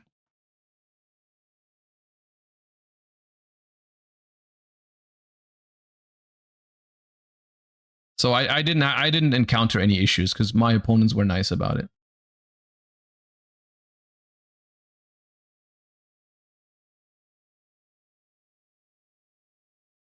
If anything, double losses make your tiebreakers worse. Yeah, it's exactly like this. I think a double loss, makes your tiebreaker worse. So it's better for you if you're losing to give your opponent the win in terms of your tiebreakers. Yes. The problem is when neither player is clearly losing. I don't think that's a problem. I think in those cases, it's genuinely just okay to take the double loss. I think if both players are if you're in a position where you just cannot decide who's winning right now, then you just take the double loss. What's the big deal? I mean, yeah, it sucks that you double loss now, but if the game hasn't been decided yet, then it hasn't been decided yet. It's fine. What were your strongest matchups? Dude, I feel like I didn't get super lucky with my matchups. I didn't face many really good matchups for the deck. Because this deck has a really good matchup into Branded, and it has a good matchup into Sky Striker. It has a solid matchup into Cool Tune. I faced 0 Branded, 0 Striker, and like 3 Cool Tunes. I had combo decks like all over the 15 rounds. I played against a bunch of combo decks. I had like multiple Elf Node. I had, I think, an Art Mage as well. I had Malice. I had 2 60 card Azamina Chaos Mitsurugi decks. So it was a lot of combo decks that I faced. So it was a rough day in that sense.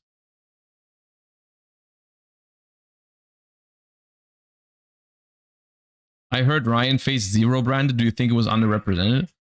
I mean, Branded was expected to fall off a little bit because it is not great into the Chaos deck. Like the Chaos deck genuinely just outgrinds Branded like 90% of the time. It's really hard to establish the Branded setup against this deck because they have such good graveyard interruption from the Skull Archfiend. So the Branded matchup, like this deck really has a good Branded matchup. And so as a result, less people played Branded, I think. I mean, the metagame between EU and NA was very different this time around, which I do think does also impact is also part of the reason why Ryan was able to go 18-0 in this tournament. I mean, it definitely helps when 7 other people in top 8 are all on Cool Tune, which is your best matchup for Sky Striker, which is nice. And then like in top 16, there is 4 more. So there was 11 Cool Tune in top 16 in NA, which is really good. You also won the dice roll against every combo deck. I mean, that's the thing, right? Like you do need. This doesn't take anything away from his win, though. Like, you do need some amount of luck to win a tournament always. It doesn't matter what you play, especially against combo decks. Like, most decks in the format do need to win the dice roll against the combo deck. That's just what combo decks are. That is what combo decks are. You do need some luck to get, like, with how many combo decks exist in Yu-Gi-Oh right now, there are a bunch of them. You are not going to get through a 15-round tournament without facing a couple of combo decks. I faced like 5 combo decks or 6 combo decks in 15 rounds, and it was always, if I win the dice roll, I beat them all. Literally, every combo deck I won the dice roll against, it was just 2-1. It was 2-1. I won game 1, I lost game 2, I won game 3. It's just how it goes. And then I lost the dice roll to Herman, and it was the other way around. I lost game 1, I won game 2, I lost game 3. That's just, combo decks are this. So, yeah. That's just what combo decks do to Yu-Gi-Oh. That has nothing to do with you know, the other decks in the equation.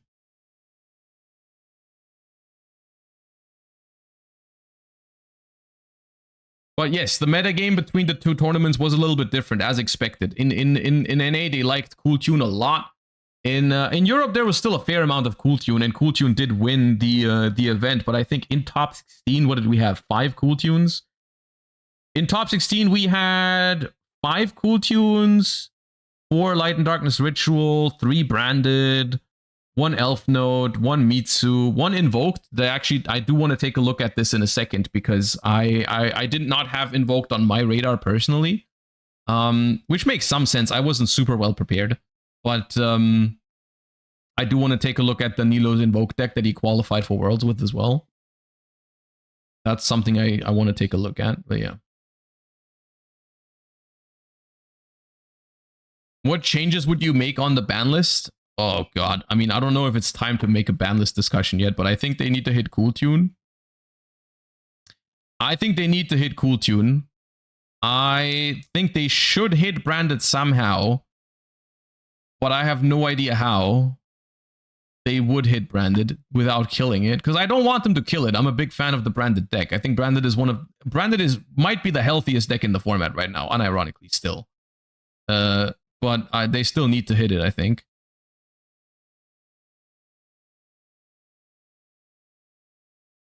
Danilo's list is so good, but so criminal. I mean, look, that's just Invoked for you. We can take a look at the list in a second. I did want to take a look at the deck profile anyways.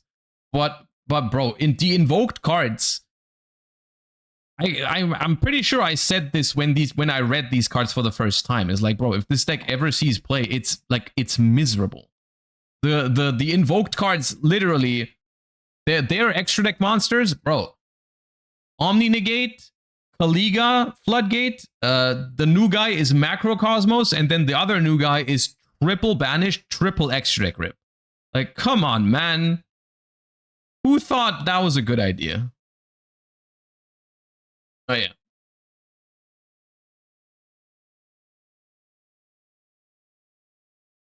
You know what? Let's start with that. Let's take a look at Danilo's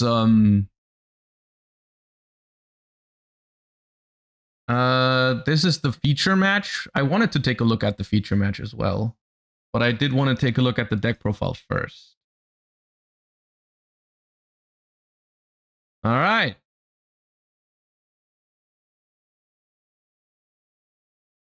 I played Invoked in 2026 and it got me to the Yu-Gi-Oh! World Championships.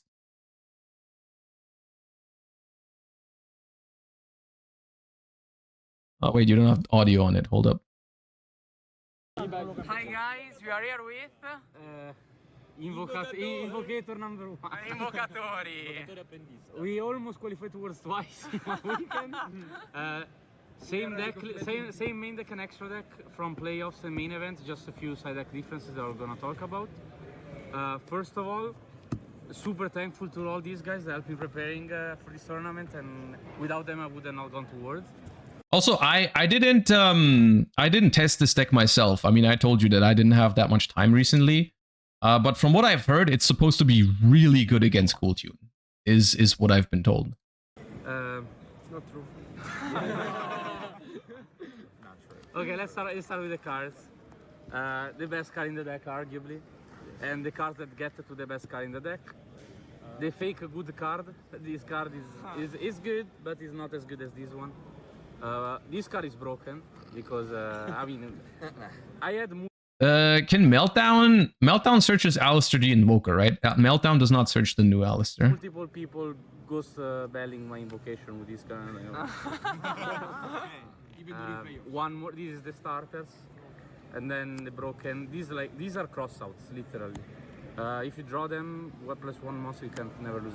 I mean, Invocation. I've been thinking about this. Invocation is a really good fusion spell this format, because Invocation, you can just banish your opponent's graveyard, which is a very, very underrated fusion spell, I suppose. Like, of course, going first, it doesn't give you that much, because going first, it doesn't apply because they don't have a graveyard yet. But like, this is something that I'm sure, like the branded matchup for this deck, if you go second, this card is kind of nuts, isn't it? The game. 3, for sure 3. This card is probably also one of the better cards in the deck because I played, they didn't want to, Sorcerer of the Zauberer aus dem Sumpf. Swamp. They chose to play Desires instead, but I like this card more. Sei morto. Mi spiace. Anyways, this card really What does he even do? I think it banishes. You special summon it from hand, so it's like a spellcaster extender. It banishes. Does it banish from extra deck or does it banish from deck? I think it banishes from deck the Alistair. And then it's treated as Alistair, something like that. Do not play Desires, my opinion. Vikaram, I forgot I died in top 8 because I was super tired, but it didn't matter. I don't think I would have ever broke the board anyways. Crowley, this card is the worst card ever, but is also what saved the deck from being trashed. I draw it, I think, more than 11 or 12 times. I hate Crowley, man. Ever since I played Magistus Dracotail, these are the Poplars, I feel like, are the worst kind of... not the worst is not true, but like they're not the worst kind of bricks, but it's very annoying because it's like they're so good when they're in your deck and so bad when you draw them in comparison.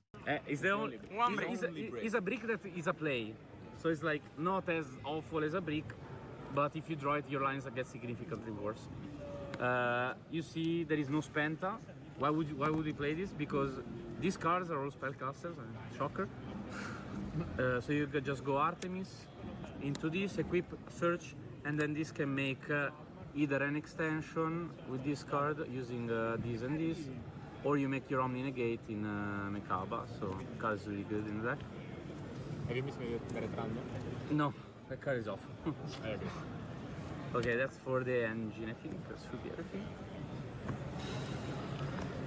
No. Okay, so this deck, you can say whatever you want about it, but it is kind of like it's not like a sloppy combo deck. It does have some pretty toxic endboard pieces in itself, but it doesn't because I wasn't sure what to expect from it. I haven't seen much of the feature matches.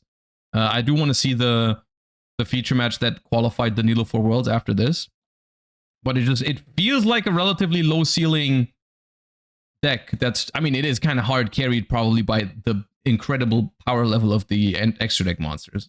Now, for non-engine, if you play a deck that has a specific... it's like Albas. Yeah. Shifter. Oh. I only draw it in playoffs. Good enough. Not complaining.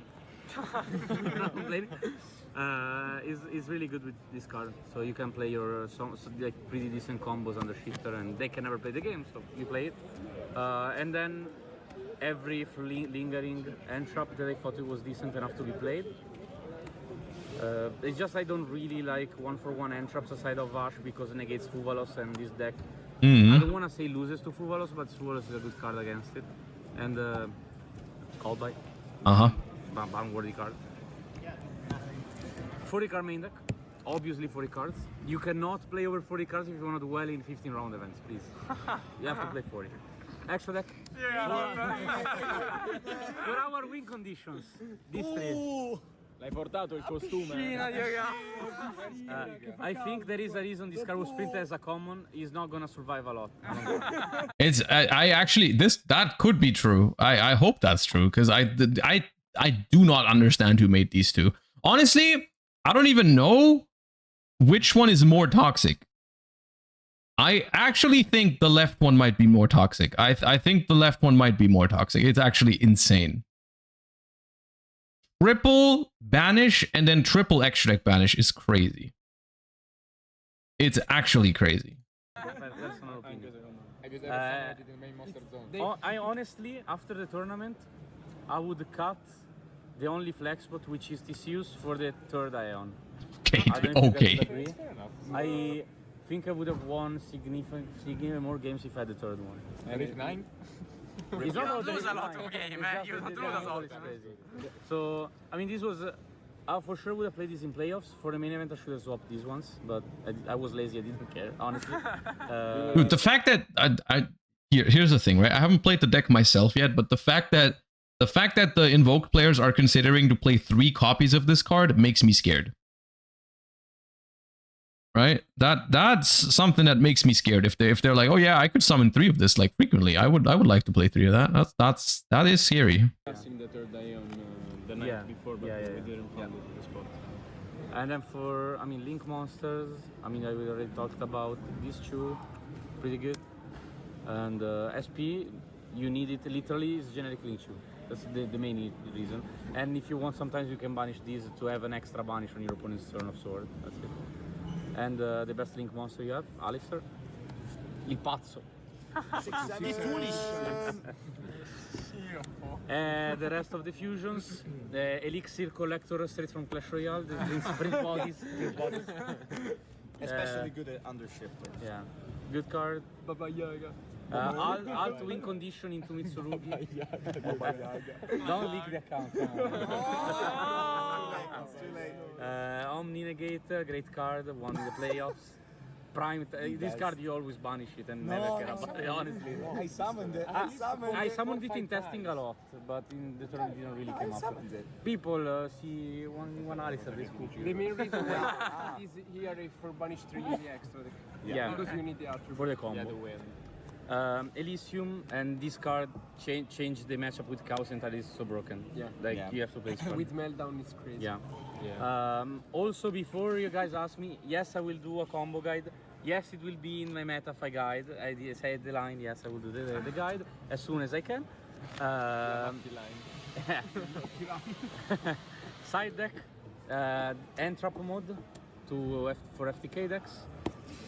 These cards were good. I would play them again.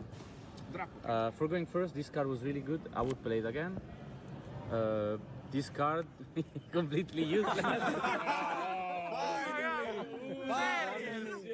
We won!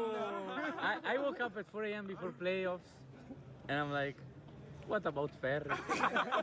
Nobody said no because I was alone, basically. Let's play Ferry. This was also played in playoffs. Then in playoffs I played, I think I still played this, but yeah, these 2 played the same. These are the 4 cards difference from playoffs and main event. The play was 3 soundproofed. The third fairy. And the third Fenrir.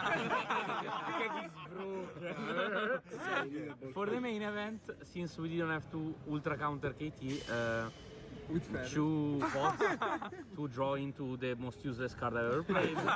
No. Honestly, these 6 could be anything. So that's I like Pot of Sloth. I don't want to sound cocky, but we really did pick the deck last week, and we didn't have infinite time on it, so we couldn't figure out consistently what side cards these were. But moving forward, these would be different cards for sure. Moving forward. And yeah. Okay, now here's the thing, right? I understand the concept behind the deck. I understand the extra deck monsters are incredibly broken. I do need to see it in action. I genuinely haven't seen this deck in action once. This is also on me because I wasn't as well prepared as I should have been for this tournament, but I really want to see it. So this is the round. So they've changed the way the playoffs work actually a little bit, which I think was very pleasant for the player. At least I imagine it to be very good. So the way it works, of course, the World's Points playoff is 16 people, and they used to play 4 rounds of Swiss and then top 4. The problem with this is that after 4 rounds of Swiss with 16 players, usually you end up having 1 4-0 and 4 3-1s, which means one person in previous years has missed out on top 4 just based off tiebreakers after going 3-1 in the playoffs, which is really bad. You definitely don't want an X1 to miss out on top 4 because of tiebreakers.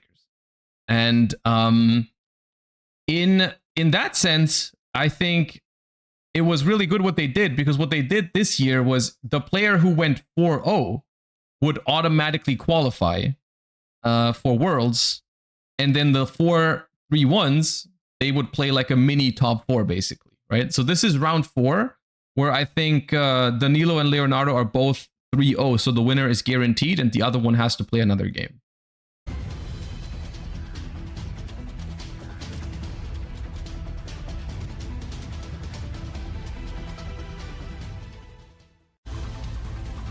Do you prefer the Europe or NA version of the playoff where you have Swiss rounds in Europe or single elimination in NA? I can't think of anything like organization-wise that NA is doing better than EU, unironically. I don't know. I don't think there is something. So yeah, the EU one is significantly better. Especially with the changes that they've done this year.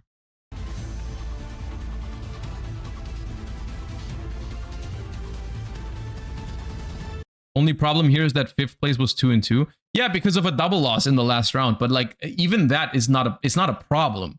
Because I would rather have someone sneak in with a bad record and get lucky than someone be excluded with X1 and be incredibly unlucky. That's fine. You know, like this is a significantly better outcome than if an X1 had not made it.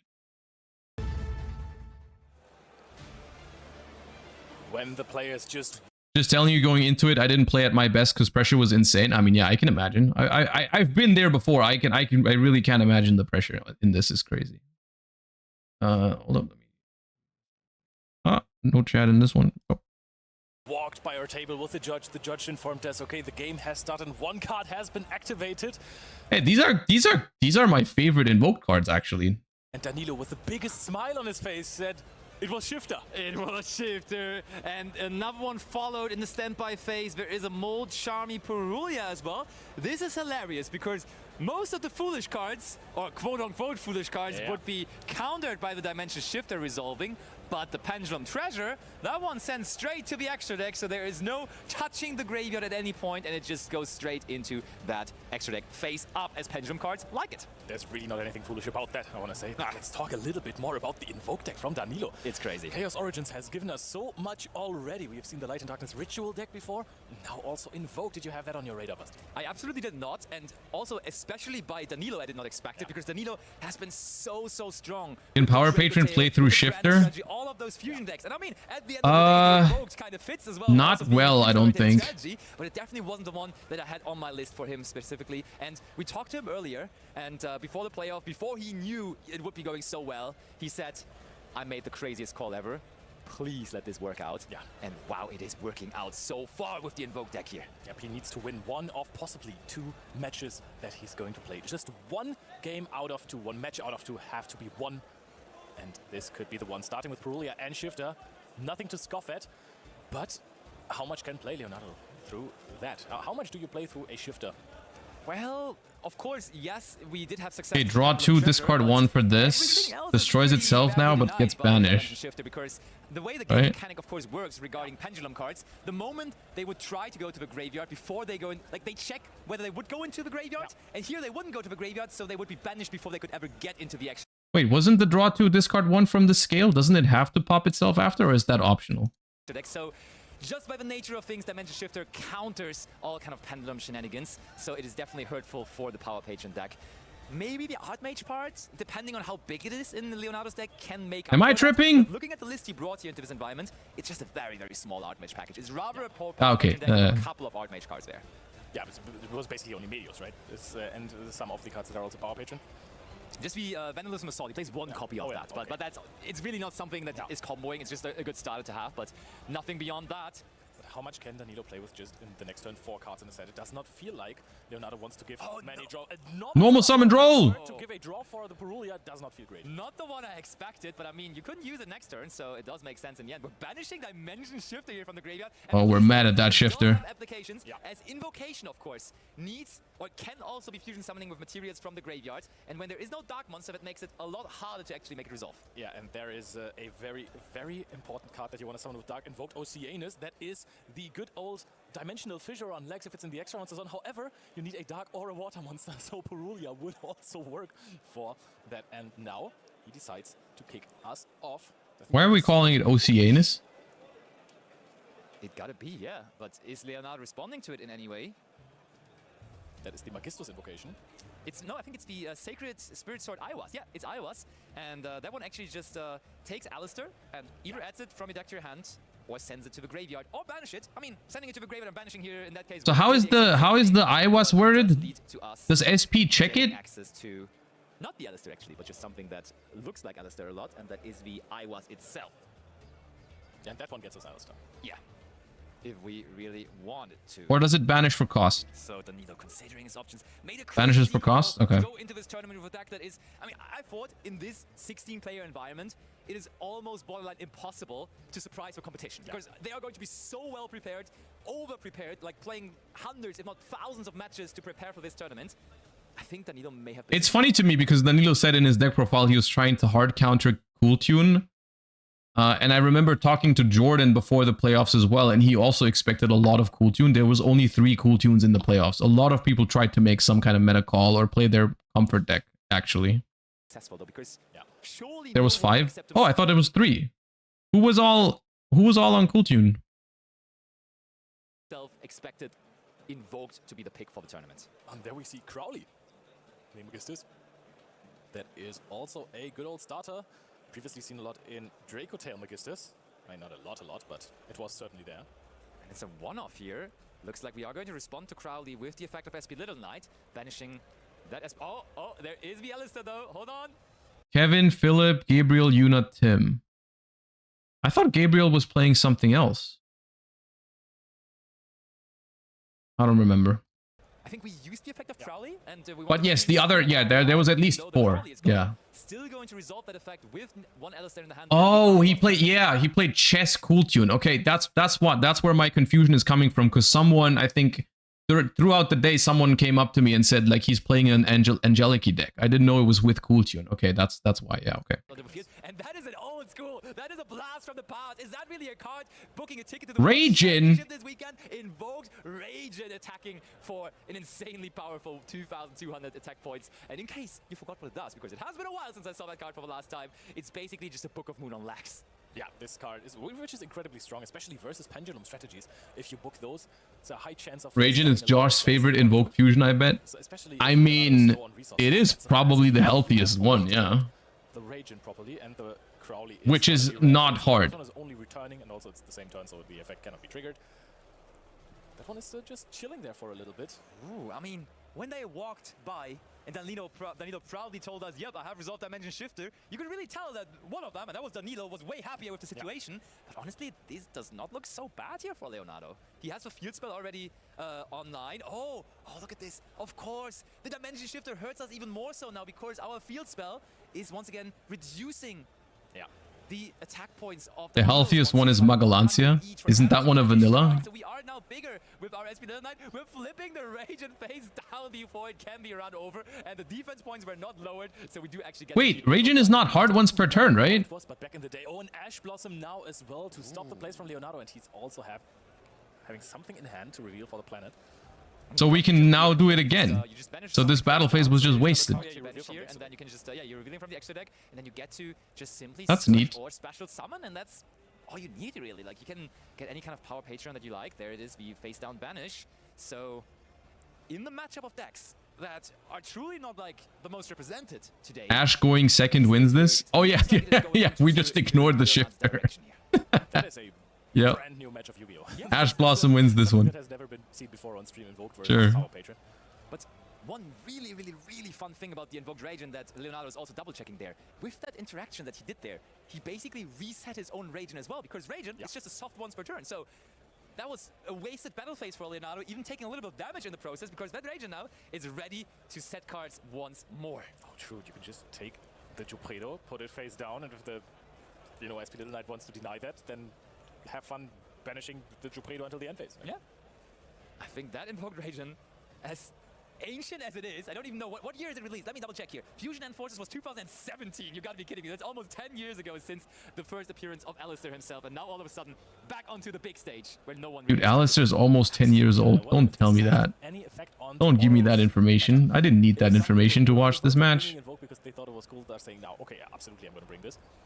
Danilo is showing the judges, I think, probably to say, hey, this is soft. It's got to be about the same, same thing, yeah. It would have to be. I think maybe they are trying to find out whether, like, what happens if the card gets booked on resolution. Maybe that could be what the question is about. Oh, so like that's the only thing I can imagine, really. Or maybe if the card is. I think the card just forgets everything as soon as it's booked. That's. Did Danilo not realize, but because Sacheti read it, he double checked? I think what's going on right now is because Radiant does say once per turn. I think they're discussing about whether it resets after the card was flipped face down and flipped back face up, which I'm like 99% sure the answer is yes. I think a card that's flipped face down and flipped back face up does reset a once per turn, a soft once per turn. But I think that's what they're probably talking about right now. Maybe it always was, right? So I mean, that was a play back in the day. It was a play to book your own Radiant. I don't know what for. I mean, so the way Jupredo is worded, it says you can banish the top 3 cards of your deck face down, destroy this card, and if you do special summon 1 Jupiter from your extra deck. So is it still this card? I don't think it is, right? As soon as it's booked, I don't believe it is. But why even make that matter? Yeah. Why don't we just go ahead and preemptively use the effect of Invoke Radiant? I mean, Leonardo maybe it's too late. Maybe you forgot. Yeah, Leonardo worked so hard on just getting this card out, just getting anything on the board. Let me just see when they continue playing. Sorry, Lampy and Leo. It's a long judge call. Holy. Is better. Yeah, right. Because as well. Yeah. Okay, when are we playing the game? The extra monster zone. It has to be specifically in the extra monster. So it is looking like we are able to use Invoked Radiant now on the Jupredo, and now Leonardo is once again going to banish for Crowley alongside the Jupredo before it could get put face down, and it goes back to Danilo. End phase. So Danilo, the one. Why even chain SP then? Happily able to use his Radiant and go into his turn again. I mean, yeah, arguably this game 1 is probably not the best way to look and learn how this deck works. What kind of match are we seeing here? For the World Championship, they're just playing one of the most absurd games ever. You can't even run over the Little Knight here still because all of your monsters are just small. And if you run over Jupredo, I think it gets sent face up to the extra deck, and that's not necessarily something that you want. SP Little Knight again does the same thing, takes out the Crowley. Maybe that was bait. Felt like it really This feels baity, yeah. This feels risky to use SP there. Getting that Crowley banished once again. Like Crowley has been banished more than any Malice monster when Rico played. That is very true. And we do have another copy of that sword, and it is bringing out the Iwas again. Now, without any further interruption, I think it could finally be Danilo's time to really start playing, because you haven't normal summoned here. It normal summons the new Alistair. You do get an extra normal summon from the Iwas, right? When you banish it from the field. That's why the sword is so good. Because it's basically emergency teleport for this, and then this gets the bonus effect when you banish it from the field, that the thing you search you can just normal summon. Danilo right? is in this, and Leonardo, I mean, looking at Leonardo's deck list overall, his engine plays in the field decently well, but from here on out, with having cards on the field himself, which disables his Mulcharmy cards, they really only, there's Dominus Impulse, and there is Troll and Lockbird, but I don't know how much they help. We are going to banish the Kaliga here now from the new Alistair, and that is going to resolve as well. Found, I think this time was the new Invocation. Yes, he did. Oh my, and Leonardo is certainly also surprised by the deck that Danilo has brought up is going to have. The sword also has a random extra grip. Yeah, the sword has like 3 different effects or 2 different effects. The best one is, of course, to just summon the Iwas from the deck, but you can like also just take a random card out of your opponent's extra deck, because why not? He did not expect anyone to bring... Oh, we also see the extended art super polarizations in this deck. That's a nice add-on there as well. Gotta love this. We banish another Alistair. So remind me again, the way to recycle Alistair and Invocation. You had to have Alistair in graveyard and Invocation banished, right? No, it's the other way around. Oh, yeah, that also makes a lot more sense. Yeah, the Invocation needs to be in the graveyard, which we are probably able to get to here this turn. It does make a lot more sense because, you know, Invocation banishes Alistair. Yeah, exactly.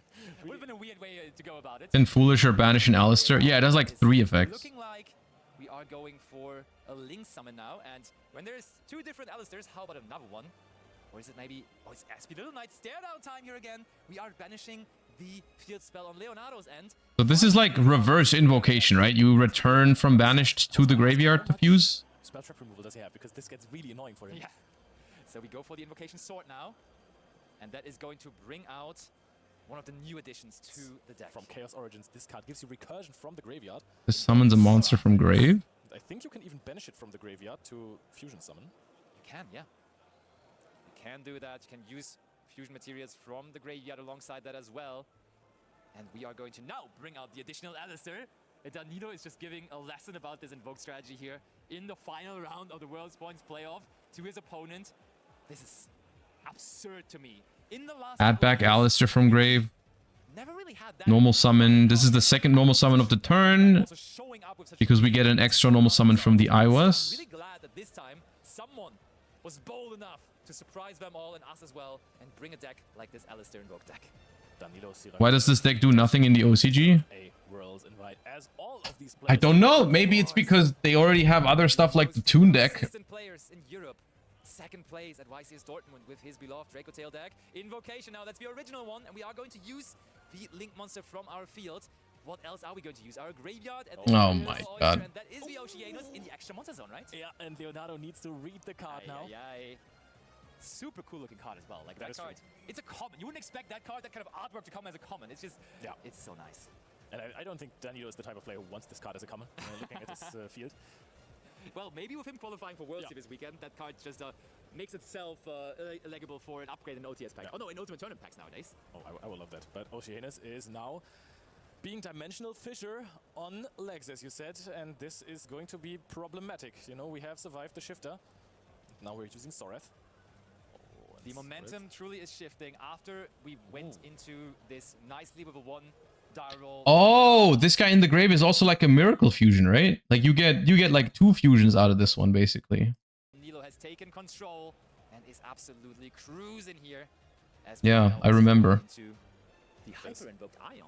Yeah, that one is being summoned by 2 fusion monsters, so you get to get rid of 2 cards. And Jupredo is being summoned back. Dude, can we also talk about, I don't know if it ever comes up in this game, but like Mixuzia is kind of like an insane TCG exclusive once again, right? It reminds me of the power level of stuff like Necroquip and Garura, like in terms of meta warping. Like it's actually insane how good that card is. Not just for invoked, but also for branded. Like I read that card for the first time, I was like, okay, that's kind of good. But I did kind of even underestimate it. Like that card is crazy. Danilo doesn't play it, yeah, but I played it, and a lot of my opponents played it, and it does so much. Okay, so that means we're in the end phase. So we have survived at least, but we have also carefully taken care of all the follow-up that Leonardo had, at least presented on the field with the field spell. But the Jupredo is still on the field, so not sure how well we can deal with that. The thing is, The only super poly target lets you stop Elf Mode from making their first synchro. Oh, then I like it. Yeah, that's cool. if it destroys something, does it destroy at the same time as the card that you're destroying? Because then if you use that to get rid of the Oceanus, you should be able to trigger him and get into the extra deck, no? Is that how it works? I'm not sure actually. I think they should probably be both banished at the same time. Not sure either. Oh, maybe we'll find out. Okay. But it's not a scale effect anyways, because it's in the main monster zone, so that the option for destroying something... It's not destroying anyhow. Yeah, you're right. True. So, Leonardo has picked up a card for a turn, and this first game is going on for a while now. Yeah. So this is... Wait, this is Aeon? Why did we make Aeon there? Are really trying to make sure that one of them is taking the upper end. If you win this game 1, just psychologically as well, it's a huge advantage, because coming back from that game here almost feels impossible. I know these guys are the best in Europe, and maybe they would be the ones to pull it off, but if I would be sitting in their shoes and lose a game after fighting for it so hard, it would throw me off real hard. And I think then you have like the lowest momentum going into the elimination matches. Yes, if you're just, that too. If you were just 1 game away already, like right now you're in a comfortable spot where you say to yourself, okay, I have 2 games, I just need to win 1 of them. If you've already lost the first one, that's when you have to have nerves of steel. Exactly, and all the others come in with positive momentum because they lost their last round to secure their spots for another elimination match. But Oh, I was just about to say, why is there a timer ticking down? Because don't you have untimed in the top cut? But this is, I forgot, this is not top 4 of the playoffs. This is round 4 of Swiss. here, that might be the So there is a timer That actually. is something for later. For now, we can focus on who is actually going to end up being that person winning here in this first game and maybe in the overall match. While Leonardo is I mean, this does seem cooked for... trying to find an answer to all of this, but it really doesn't feel easy with another dimension shifter being presented to him here, basically. Yeah, this one's just Fissure, yeah? Spell and Trap still go to the graveyard. Nice. Very, very big impact there. Actually, against the Pendulum cards? Wait, how does that work? No, I think they that get doesn't work. Yeah, they still get banished. Sag. Invoked Oceanus, 3,000 attack points, not... I played the main event for fun. I never expected to get so far. Dude, you say this, and I know how it feels, because I did the same thing in 2019 where I went through the points playoffs and then I played the main event. You're on a different kind of buff when you come into the main event already qualified from the playoffs the day before. Like you just, I feel like you say you don't care, but I feel like you play better because all the pressure is off. Like you come off of such an awesome Friday. I feel like it's a crazy buff to go into the main event already qualified from the playoffs on Friday. It's insane. The feeling, it's hard to describe how little pressure you feel when you already did the thing on Friday. It's actually crazy. Too shabby either, but here we go. Leonardo is trying his very best, bringing in that Vidolium into the Pendulum zone, and we will be able to resolve that. What is that Perulia doing there, by the way, in the main monster zone? It's just chilling on there. I want to be part of it. I didn't get a draw for my players, so maybe I can help on the field. There was one draw, the normal summon of drawn block. True, you're right. Actually, it did a trick. That was wild. Yeah, it was. And now Danilo has to read the Oceanus. Understandable. Very much. I think we would have all been there. Both the players from the playoffs in NA made top 8 too. Wait, it was Luca was in top 8. And who was the other one from the playoffs? I forget. Oh, I forgot, dude. Oh yeah, Mario. Yeah, they both, yeah, that's crazy. Yeah, I mean, that's what I mean though. Like, it's just, I don't know. There's just a different kind of buff to the freaking playoff winners, man. For sure. I like what Leonardo did at the end of the last turn. It's something that I do every time I play against the rogue deck. I have no idea how it works. It's like, okay, so in your graveyard, is there anything that is interacting with me? That is such a classic question to ask. Also, just always checking. Right now, what can you do? Yeah. Just explain to me, what can you do? Just yeah, the situation in NA was crazy too, because they had top 8. Normally 4 players are supposed to qualify, but 3 players in top 8 were already qualified because Ryan is going to play Master Duel and 2 of them were from the playoffs. So it was like 7 people out of top 8 are going to Worlds, and they just had to identify the one person who doesn't get to go, which is, you know, very unfortunate for the one person that it hit. You don't have to go into details, but tell me what of this is able to do something to me here on my turn. Also very important, everything can be destroyed by card effects. Right? Anything untargetable? How did they? I actually don't know this. How did they find the one person that didn't go? Like, what did they do to identify 8th place? Questions we've all gone through. Not necessarily the nicest time to go through them here in that kind of a match, being so important.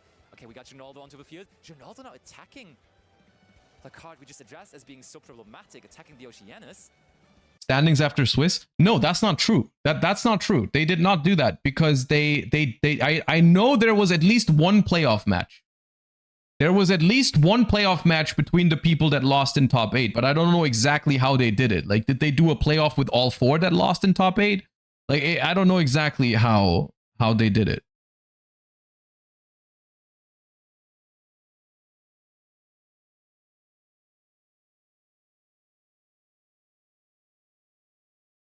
But the thing is, it also depends, right? It depends on who loses in top 8. Because, for example, if the 3 people that were already qualified for Worlds all theoretically lost in top 8, then you wouldn't have a problem, because then you just have 4 new players for Worlds in top 4. There's no issue. It depends on how many of them lose in top 8, right? Like and I don't know exactly what the answer to that was. Oh, and we use the graveyard effect of Terminus. We said spell cards will end up in the graveyard, so we can use the graveyard effect of Terminus here, banishing that Oceanus face down, dealing with it quite nicely. Not the Oceanus! Going into a Link summon here. Hold on, Leonardo might very much still be in this. Wait, are we back? Definitely. Does Aeon have any sort of interruption besides its on-summon effect? I hope the answer is no, but I'm scared of the answer. It's not a summon effect, no? Hyper-invoked Aeon. It would be exactly that, but maybe Danilo is also thinking whether he wants to do something on the summon. Quick effect, declare an attribute. All monsters become that attribute. Okay. I don't think that matters against Patron. Looks like we are going to... Can matter in some matchups, but not here. And from the way it plays... I mean, we got an extra card, so I would assume that... It matters if they use the Dominus? Oh, that's true. That's funny. It does look like the deck that people were expecting from Invoked. Yeah. There's not really a lot going on. I mean, he's playing a lot of blowout cards, right? He's playing the Shifter, he's playing Perulia even, so he's just really trying to make it as simple as possible for his opponent and then capitalize on that with the rather easy, rather low to the ground invoked cards. And I mean, so far in this tournament, that worked out well. I mean, imagine invoked Raging against Q-Tune. That card is crazy against Q-Tune. So I do see how we got here, but maybe Power Patrons are not necessarily the matchup that we were wishing for. Also, Yeah, this doesn't search or Theorealize if you don't have a patron engrave, I think. Well, I will need it, because he already knew he would be facing Leonardo, who's not also very known in the Italian community, but that is a concession by Leonardo! All of those invoked monsters, enough here for Danilo, and we got... Okay, that was that game one was a little bit all over the place, because like the game that happened after Shifter was a little weird. Let's go back into this round 4 match.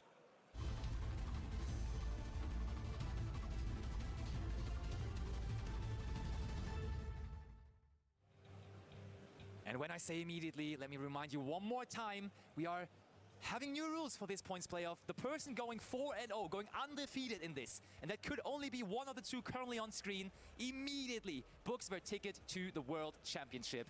And then it is only 2 more spots left to be playing for. Dude, unironically, with 16 players playoff, I don't think you can make a better like system than what they used in Europe this time. I think that's just ideal, right? Like the person 4-0, you have 1 4-0 qualifies for Worlds. You have 4 3-1s. They play for 2 more spots. It's super easy, and it's just fair. Goes first with, in my opinion, maybe you have a different one. The strongest. They could have gone untimed for all games. True, fair enough. Like no, I mean I don't know, because like it's technically only 4 rounds of Swiss on the Friday. Probably would have been fine to just have them be untimed. Realistically, I think that would have been ideal. Yeah. I think I got an idea why Leonardo forfeited the last match. I think he went into the Purification Power Patron without having a Power Patron in the graveyard, and then you can't activate the effect. The Surge. And I think that maybe was what... I wanted to find a funny English idiom, but I can't, so I'm just not gonna. But Leonardo is going to get this Ash. That's rough. That's rough, buddy. But there comes Shade. So we ain't done with this just yet. Brings the TCG exclusive to the table once again. Well, Etherealize past lull. Ooh, I didn't know that's actually a card that you're attacking. Yeah, same.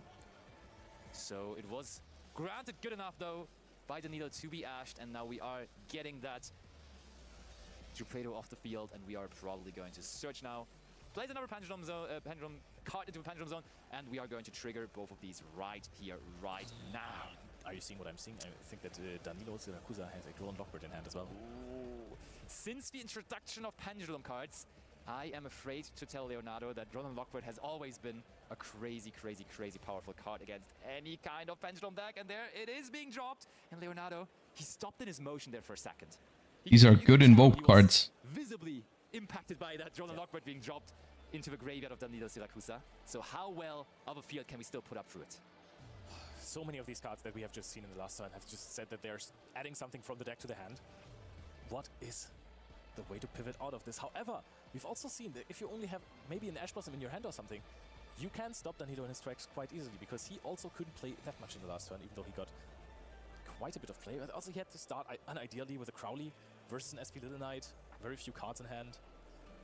The question is, how much can Danilo actually do into a half board, if it even becomes a half board? Let's see, Leonardo is trying. I was kind of hoping that this wasn't a 2-0, because I kind of want to see what the Invoke deck does going first. I mean, I can imagine what it does going first, and I don't even know if I want to see it, but... Beyond the Pendulum, because Beyond the Pendulum, of course, cannot search under Grown Lockbird, and we want to go instead for Exceed the Pendulum right away. And I mean, Exceed the Pendulum only needs 1 Pendulum monster, so the Grown Lockbird is fine to be used here as a link material. And this card adds something back from the extra deck, while it is technically also a deck that does not apply to Droll and Lockbird, or that does not suffer from Droll and Lockbird, and now we're setting up... Okay, we have Scales. That's a Pendulum summon there. At least of a Rudras, I think. Of the zones that Exceed the Pendulum is providing us. And maybe now just a Varudras and Prey. It is definitely going to be a rank 12. But will it be Varudras? I think it will be. Oh, rank 10. Yeah, never mind. And there it is. Varudras and Prey. Such a strong card that has been, I want to say, underutilized ever since it came out. I mean, there was a brief phase with UBL decks that used this card. This isn't Artmage? No, I think it's just... What I've been told is just pure Power Patron. Has now found his way back, because level 10 is back on the menu, baby. Well, Leo, that's... At the end of the day, though, basically only Varudras pass. Yeah. I mean, we don't know what the set card is. I think the reason why they often classify the Power Patron decks as Artmage decks is because they play the Artmage counter trap with the non-finito. is what they often do. And then like the system or whoever does it, they think it's an Archmage deck when it's only really playing the counter trap, I think. As well, but judging by nowadays standards for a combo deck, that is not necessarily overwhelming and certainly something we could possibly break here. But it is something versus 4 cards only, because we have already played into 2 hand traps. Oh, let's go in. Alistair time. So this, you can target a monster on the field, special summon it, and then this is, what, now Spellcaster? This one just attempting to special summon itself. Oh, he is reminiscent. And that is immediately going to be answered by the Varudras, and we're not only going to negate, but also destroy here on Resolution, using both materials. And hold on, we can of course still also use the quick effect of Exceed the Pendulum on the opposing turn now. We're gonna get a monster from our graveyard back. Danilo cuts the deck of Leonardo, and he is now going to draw 2 and discard 1, I suppose. That is Nervado that we just brought back there. Discards the field spell. Ginaldo is going to the extra deck. So we're getting the field spell back. So resource management on point for Leonardo. And now Danilo. Summon Alistair! Yep, every single time you stop this deck and it strikes you. I don't even know how threatening this Alistair is, to be honest. I mean, I guess the new invokes are good at extending as well. It's not just going to be one fusion pass. But this meme may go to world today. But Basti, what are we doing now? There's 3 monsters on our opposing side of the field. They have decent stats. Maybe what are you doing? Super polymerization. We saw it in his deck. There has to be something better in his engine. You can't only rely on super polymerization when you're breaking a field. I mean, that can't be the case. I get what you mean for sure. I do agree. It would be cool if there is something better. Oh, we drew Fuwa for turn, I think. That's bad.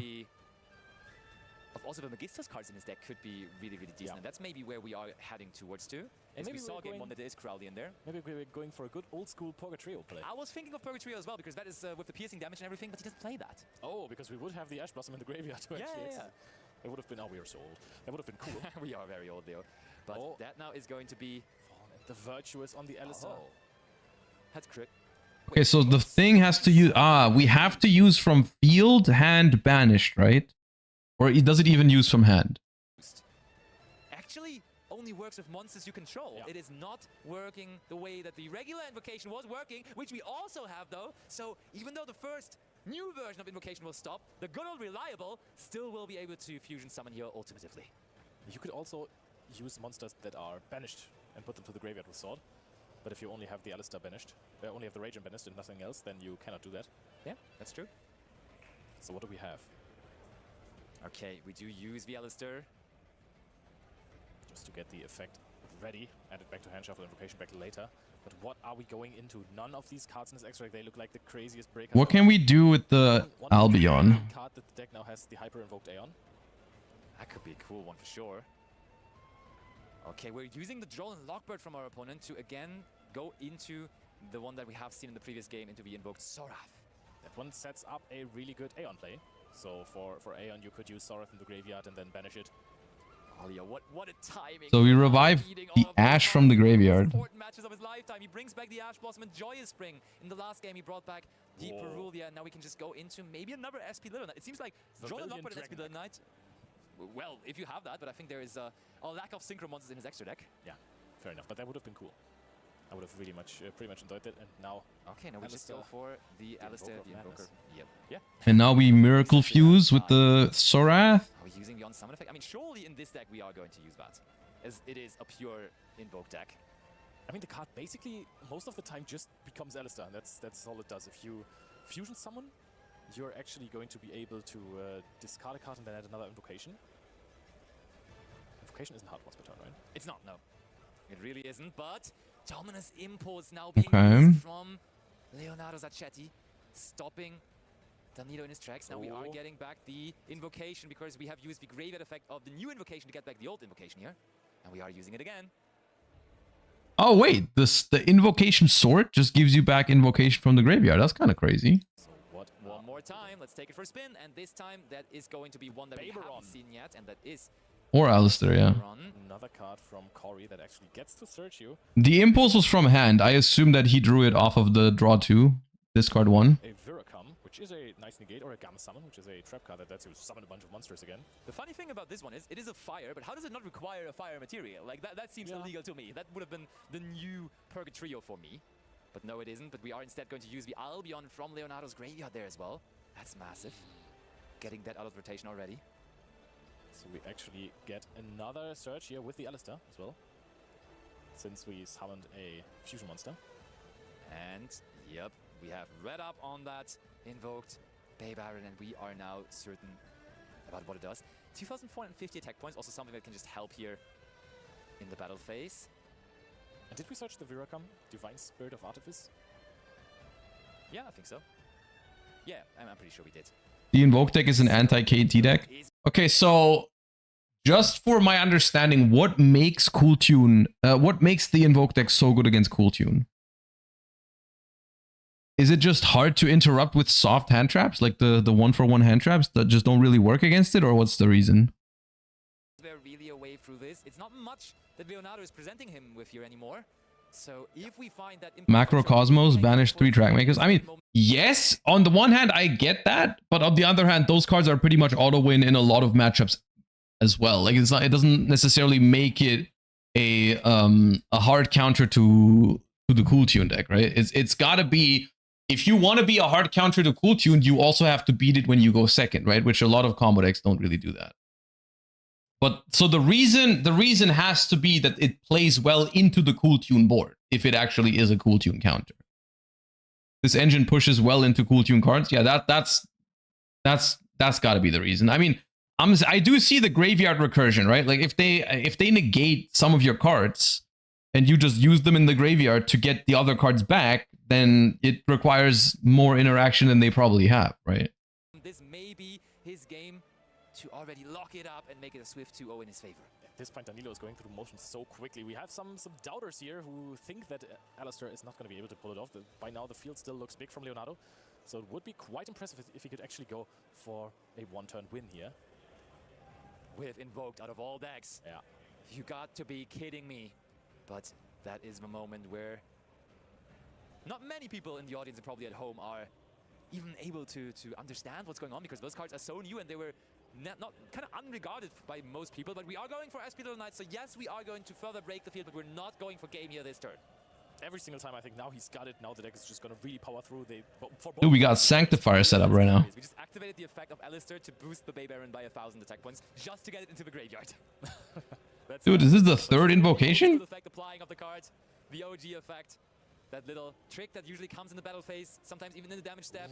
But here we bring out, just with getting that extra Alistair into the graveyard, that so powerful fusion monster that we have been mentioning so much, that Oceanus. Yep, and that one is going to make sure that if you are running over that pendulum monster, it's not going to see the extra deck. So you are setting up a little bit of a floodgate, another set card for Danilo as well. But how good are you going to be able to protect your Oceanus?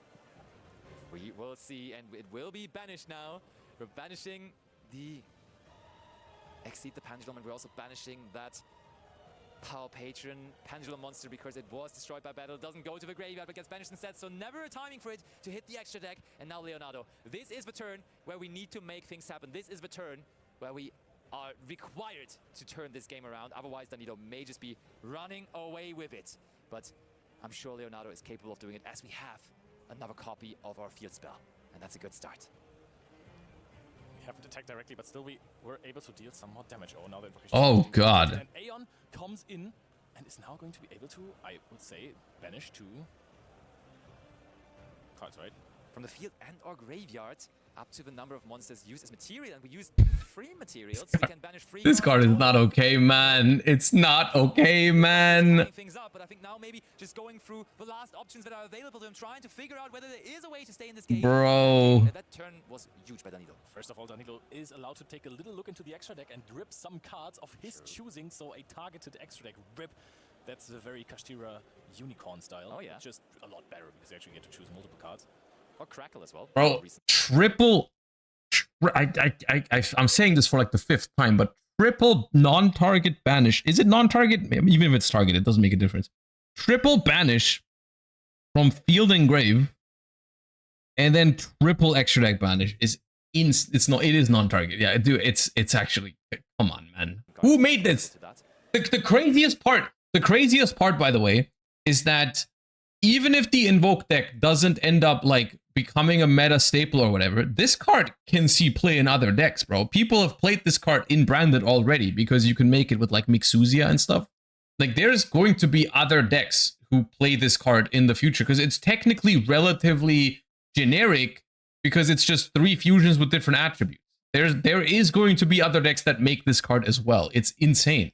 The Heal-Tune Synchro Monster, banishing all 3 of those. The Link 2 is gone that we didn't get to go for on our last turn. Oh, Leonardo checking once again. Is there anything else about this? You have already banished 3 cards from my side. You have also looked into my extra deck and banished 3 more. Surely now there's nothing else, and I don't think there is, actually. I mean, wait, you can change the attribute of things as well. I don't think that's necessarily important against this deck. That can come up in some matchups, I think, and also sometimes you can fuse from the opponent's side, so you can manipulate their attributes. But Medios the Pure is a start. How far can we extend with it? Through the Oceanus. Well, that is pure. We do. Stop saying Oceanus, Leo, man. What? And I know he's doing it on purpose. And there's Terminus too, and Terminus will end up in the graveyard because it is a spell card and not affected by Oceanus, and therefore we can just. I know they're doing it on. I know these guys. They're doing that on purpose. I know it. I just know it. He banishes the Terminus from the graveyard from the last turn. Yes. And here we go. Use Terminus, and banished it is. And does Danilo have cards in hand? I don't think he has, right? We're really down to the wire here. Nobody really having much to present anymore. Also, the field that Leonardo has isn't big, but yeah, Danilo needs to find a top deck here too. But I mean, Danilo has Invocation in the graveyard and he has Alistair banished, so that is already some engine. This is what Invoke was always known for. Yeah. But now Leonardo gets to actually play the game, and that is something really, really scary. However, his resources are diminished. Even some extra deck rips will stop him from comboing off. However, we are only in game 2. If Leonardo gets this back, we actually might get to the scenario where there's going to be a double loss. That's crazy. Okay, Link 2 is coming out. That is the Purification Power Patron. It's small though, so not necessarily something you're relying on in terms of attack points to like hold against the invoked monster presented on the other side of the field. But we are going to be able to bring a Dark Fairy monster. We can link summon here as well with the effect of the Purification Power Patron if we like. Oh, now we use the on-field effect of Ginaldo. It's draw 2, discard 1. No. Nope, it is banishing 1 face down, destroy that card, and special summon 1 Junora from the extra deck, which has now hit the field. Junora is there. Oh my. Oh, you can really see Leonardo shaking. He knows there's not much time. He knows he has to somehow win this game. And Danilo, of course, also not necessarily. I mean, yeah, it does really suck to be in Leonardo's position here because even if he wins this game, they have 10 minutes left for game 3. So at this point, he basically knows that like it's kind of cooked, which is a feels bad moment for sure. Win, but he knows also needs to win in 10 minutes somehow. Yeah, for Danilo, I think the goal is just to win this game, to go out 2-0 and get your ticket to the World Championships. This is what these players have been working for all year, and now Danilo is just praying this opponent cannot build up a reasonable board because the battle phase was used. He will not lose the game in this turn, and he has a huge monster on the field in Hyper Invoke. SP Little Knight looks into the graveyard. I think that takes out the invocation. Might be, yeah. Follow up. Possibly taken care of with that SP Little Knight. That SP Little Knight in this game, like how many SP Little Knights have been there? They're everywhere. It feels like they haven't summoned anything else. Yeah, actually. It really doesn't, and that is not Invocation, but it's been Invocation, the Invocation Sword. Do we not have a Alistair banished? I think we do, right? We regular do have Alistair banished, yes. Oh, now the graveyard effect of Fearalize, and we are going to bring back the Junora. Maybe we have more ways to clear the graveyard here. We're now below 10 minutes, and this turn is taking a long time here for Leonardo, but also it has developed quite nicely, to be fair. He has worked through all the stuff that Danilo... Goddess! We are just going to go into Underworld Goddess, leaving Danilo on 0 cards in top deck mode! And Underworld Goddess, does she only negate monster effects in the graveyard, or is this everything in the graveyard? It is only monster effects, and we do resolve our invocation. We get the Alistair. Oh wait, is it only monster effect? Activates a card effect that special summons a monster from the graveyard. Oh yeah, no, that never would work. Wait, what did the SP banish last turn? Why was it not the invocation? Or was there 2 invocations? Revealing all those cards right now. No, I think we are invocating those out. Are we Board. going for another Hyper Invoked Aeon? That is so much attack. That is banishing a lot of cards again. Just taking out resources. Get the Impulse out. That could help our opponent. Get the Goddess out, perhaps. Also, I mean, Goddess is alive, so we couldn't oh no! Oh my god. Bro, I went into the extra deck for a second time, man. Okay, dude. Okay.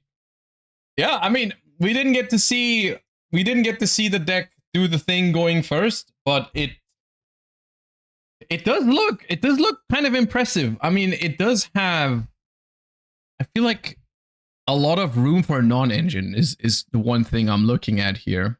Where we got 5 Charmies, we got Ash, we got Droll, we got Super Poly, and we got the Shifter. That's a lot of high impact non-engine that works well in the deck. Yeah. Watch the top 80 goes first uninterrupted. I don't want to watch like multiple invoke because there's other things I want to watch. There's other things I want to talk about and react to, and not like spend like 2 hours on the invoke deck. But yeah, because the top 8 was also pretty long. I know that, so I don't want to watch another 1 hour feature match for the deck. I was hoping to see it going. I mean, the thing is, I can imagine the going first combo. It's just probably going to end up on like, you probably just put this in the EMZ, try to summon this, and then also set up the quick play is probably what you're trying to do going first, I can imagine. Maybe a Mechaba as well if you can. I don't know if all 3 are realistic, but yeah.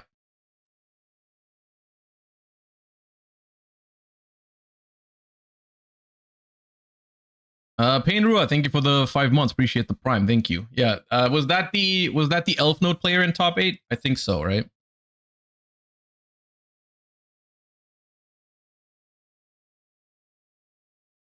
No. Yeah, I mean, this to me was probably the biggest surprise deck of the weekend. I mean, I knew that these 2 cards were insanely strong, but I never actually tried to make pure invoked work.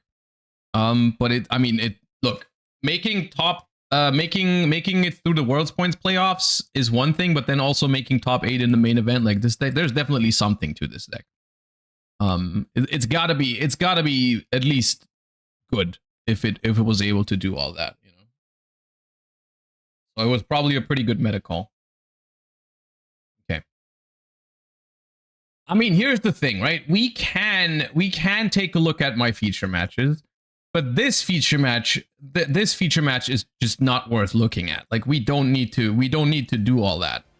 It's just game one my Charmy gets ashed and I get murdered because it's basically I have Charmy and Grifo. He has full combo, Ash and Fallen. So I pack it up because I'm not watching all that. I'm saving the time. There's no reason to play this out because the deck FTKs me. I have 3 cards left in hand. So, you know. And then I win game 2 going first because Elf Note's kind of bad going second. And then game 3, I have Perulia as my only non-engine. It gets ashed. And then because it's game 3, I have no reason to scoop early. Otherwise, I would have scooped early if it was game 1 or game 2. But it's game 3, so if I lose, I lose. It doesn't matter for me to. So I'm watching the combo, but I know I lost already because I can't play through this shit. And then I draw a Fuba for turn, which is double frustrating because that would have been my first Perulia draw, and I die. You know, there's a Ecclesia in rotation. There's the Trap to negate a card. There's the Dragster to negate the card. There's a Crystal Wing to negate a card, and there was an Omega hand drip. So I have 4 cards in hand against 3 negates. Plus, there's a Tinia hand loop I think that we can do, and Fallen into Virtuous and an Ecclesia into Alba. I'm not beating that with 4 cards. So you know, there's literally nothing going on here. So yeah, could have rolled a higher number, I guess. But this feature match was more interesting. We can take a look at this feature match if you guys want to.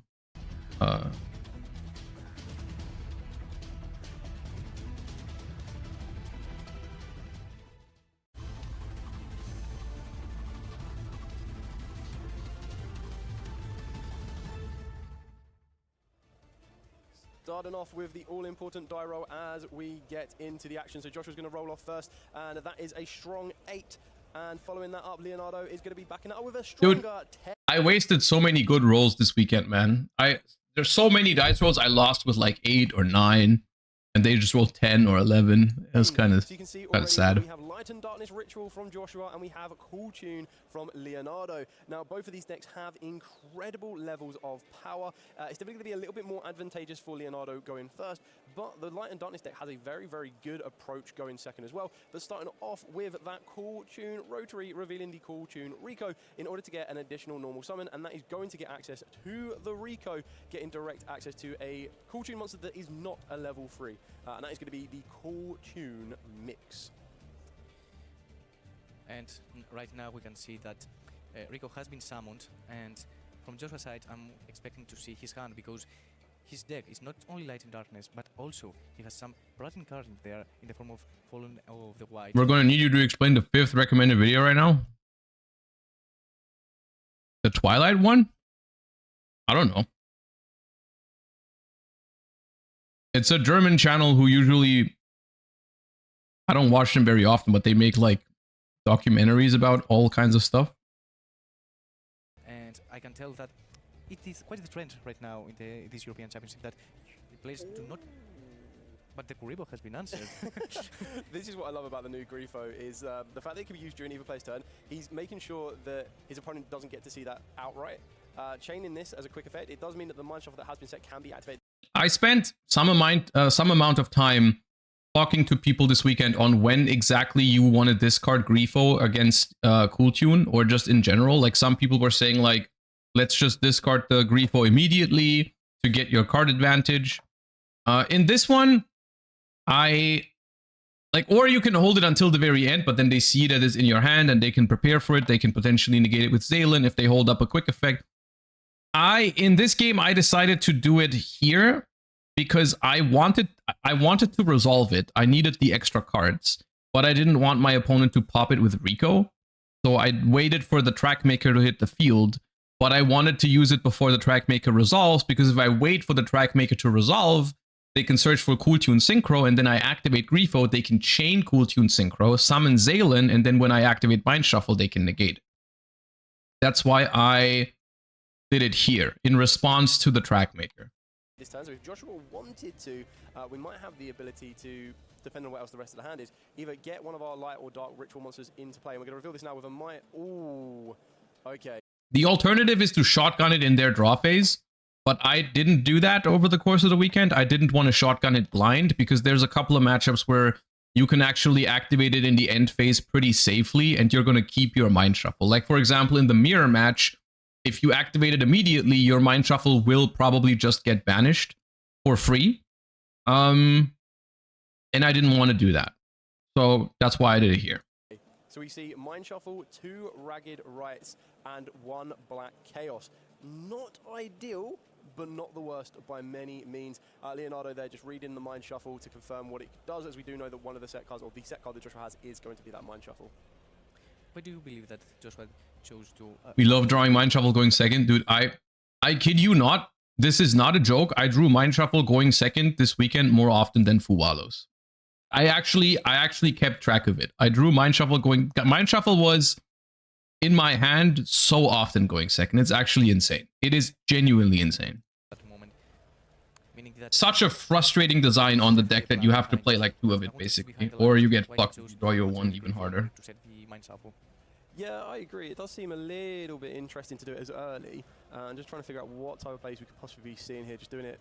Because even if your opponent sees the Grifo, you'd still react at the point where you feel that they could answer it directly. I drew double Mind Shuffle going second 1 time. And I won that game just because my opponent was playing Blitz Clique. Which, like, that was the one. I looked at my hand and I was like, I cannot beat any deck with this going second. Unless they're making an incredibly weak board. And then it was Blitz Clique. And it was like Dugaris Pass or something. It was like, okay, thank you for that.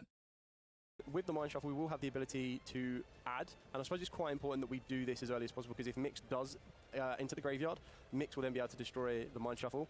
Sorry, the Rico on that one. So it's actually quite important to get this the right way around on that one.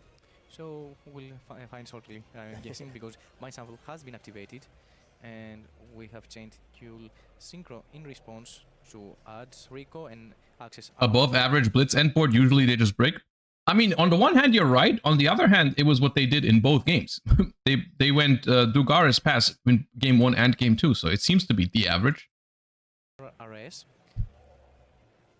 Yeah, so I think this is where it's going to be quite important, because we've used Mind Shuffle as Chaining 1. Chaining 2 is going to be Cool Tune Synchro. We're going to work our way into the Zalen, and then we've got the ability to resolve the Mind Shuffle. But the other added benefit to that one is that the Rico is probably now going to utilize the effect to destroy that Mind Shuffle. But Joshua will still get a bit of advantage off of the back of the summon, the Skull Archfiend of Chaos. As we've previously mentioned with the Light and Darkness deck, is that the Skull Archfiend of Chaos is going to allow us to send the Light and Darkness Ritual from our deck to the graveyard, and then get us direct access to either the Black Magician of Dark Chaos, or we're going to get the access to the Blackluster Soldier. So there's a Was it Ryziel? No, it was Albaz. It was Albaz Blitz Clique. lot of options available for us. So as you mentioned, Scarlet Prince will be activated right now. Zalen will be chained though, probably. It does look like there is something more for Leonardo to use here. Is it possibly a second Cool Tune Synchro? Oh no, we're just going to be using JJ Cool Tunes. Okay. Okay, anyways. This game, at this point, I had already written this game off because my hand is basically dead. I have double racked records of rights. I have one Mind Shuffle and I have Black Chaos. And they are still about to manipulate my top deck with Q. So I have very, very few plays. Against Zalen Remix, I should be dead here like 99% of the time. Everything we need to. Another additional normal summon, we're going to be our Cool Tune Mix. This will again allow us to add any Cool Tune monster from the deck to the hand that is not a level 2. And this will then start opening up the door to get access to our remix. But the normal summon is going to be the Cool Tune Q. And getting access to the Cool Tune Q is going to give us the ability to get another tuner from the deck. A lot of tuners, and I actually really do like the way that the Cool Tune strategy works on this one. For the pure fact that they don't mind. They like the double tuners because a lot of the monsters they want to go into are going to require double tuners. And I think it kind of narrows down the type of plays you want to make as well. So it gives you direct access of what you want to be going to, and it doesn't make it as accessible for all other my favorite thing about Cool Tune that they can search Ash synchro monsters. And I believe that Leonardo, since he has shown the Joe's hand, Ash Blossom is definitely the hand up to search for right now that he will later add to his hand with Remix. I don't remember if they ended up having Ghost Bell in hand, but I don't think so. I think you can make an argument to search Bell here to stop my Light and Darkness Ritual from adding back 2 cards to my hand. It's going to be really hard for me to play the game if they do that. Because also, they don't know this, I guess, but for ragged records of rights, you have to reveal the field spell in hand or deck to search. So if the ritual spell is in my graveyard, I cannot do it.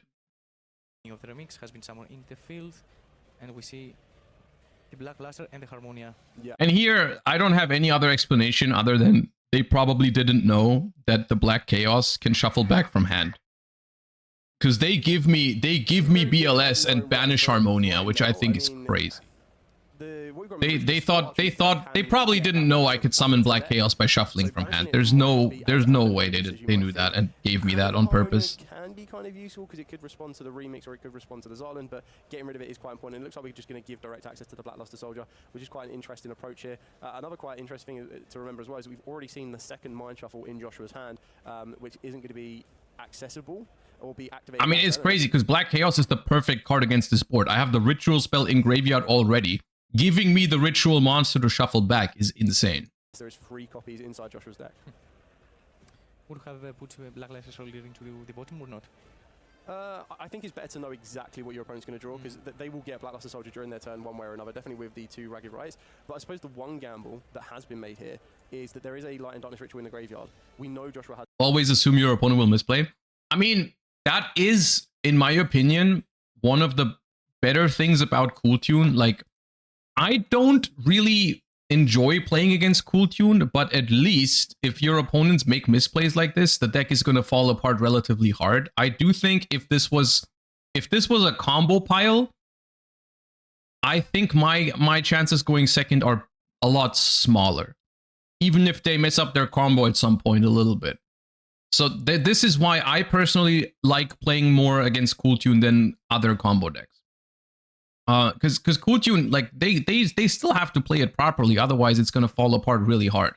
And I had this a bunch of times where I played against a lot of Cool Tunes this weekend, and I won a lot of games going second, because they just didn't really do it perfectly, and I would capitalize on small mistakes like that, and it just doesn't really happen that much against combo decks. Black Chaos in hand, so giving him that early access of that ritual monster that could be shuffled back into the deck to get you your Black Chaos on the field, I actually think Joshua could be quite devastated now with this Black Chaos, because that enters the field of play, it becomes unaffected by the opponent's activated effects, and then it gets to non-target banish 2 cards the opponent controls, so that could ultimately end up getting rid of the monster that comes back with Remix to the field, and get rid of the Zarland, which I think is exactly what we're going to see here. Speaking of the Black Chaos, but I believe that we can play around... I mean, yeah, here the Black Chaos is summoned, and at this point he probably realizes that giving me the BLS was not that great, and then now everything falls apart now. Now we're just panicking. Yeah, so we're going to see what... Or even remix. We have not used the effect of remix yet. Yeah, so you'd have to preemptively do this, because I feel that if you let the Black Chaos utilize its effect, then anything that hits the field does ultimately get banished. Another way that you could very easily play around the Black Chaos is if you make sure that you don't have 2 cards on your field, the Black Chaos won't be able to resolve to banish the other card remaining. Yeah, there's actually still a completely guaranteed way to win here. You go remix, you fuse, you synchro with Rotary, and then Rotary puts back the ritual spell to the bottom of the deck, which ruins my follow-up, my grind game as well.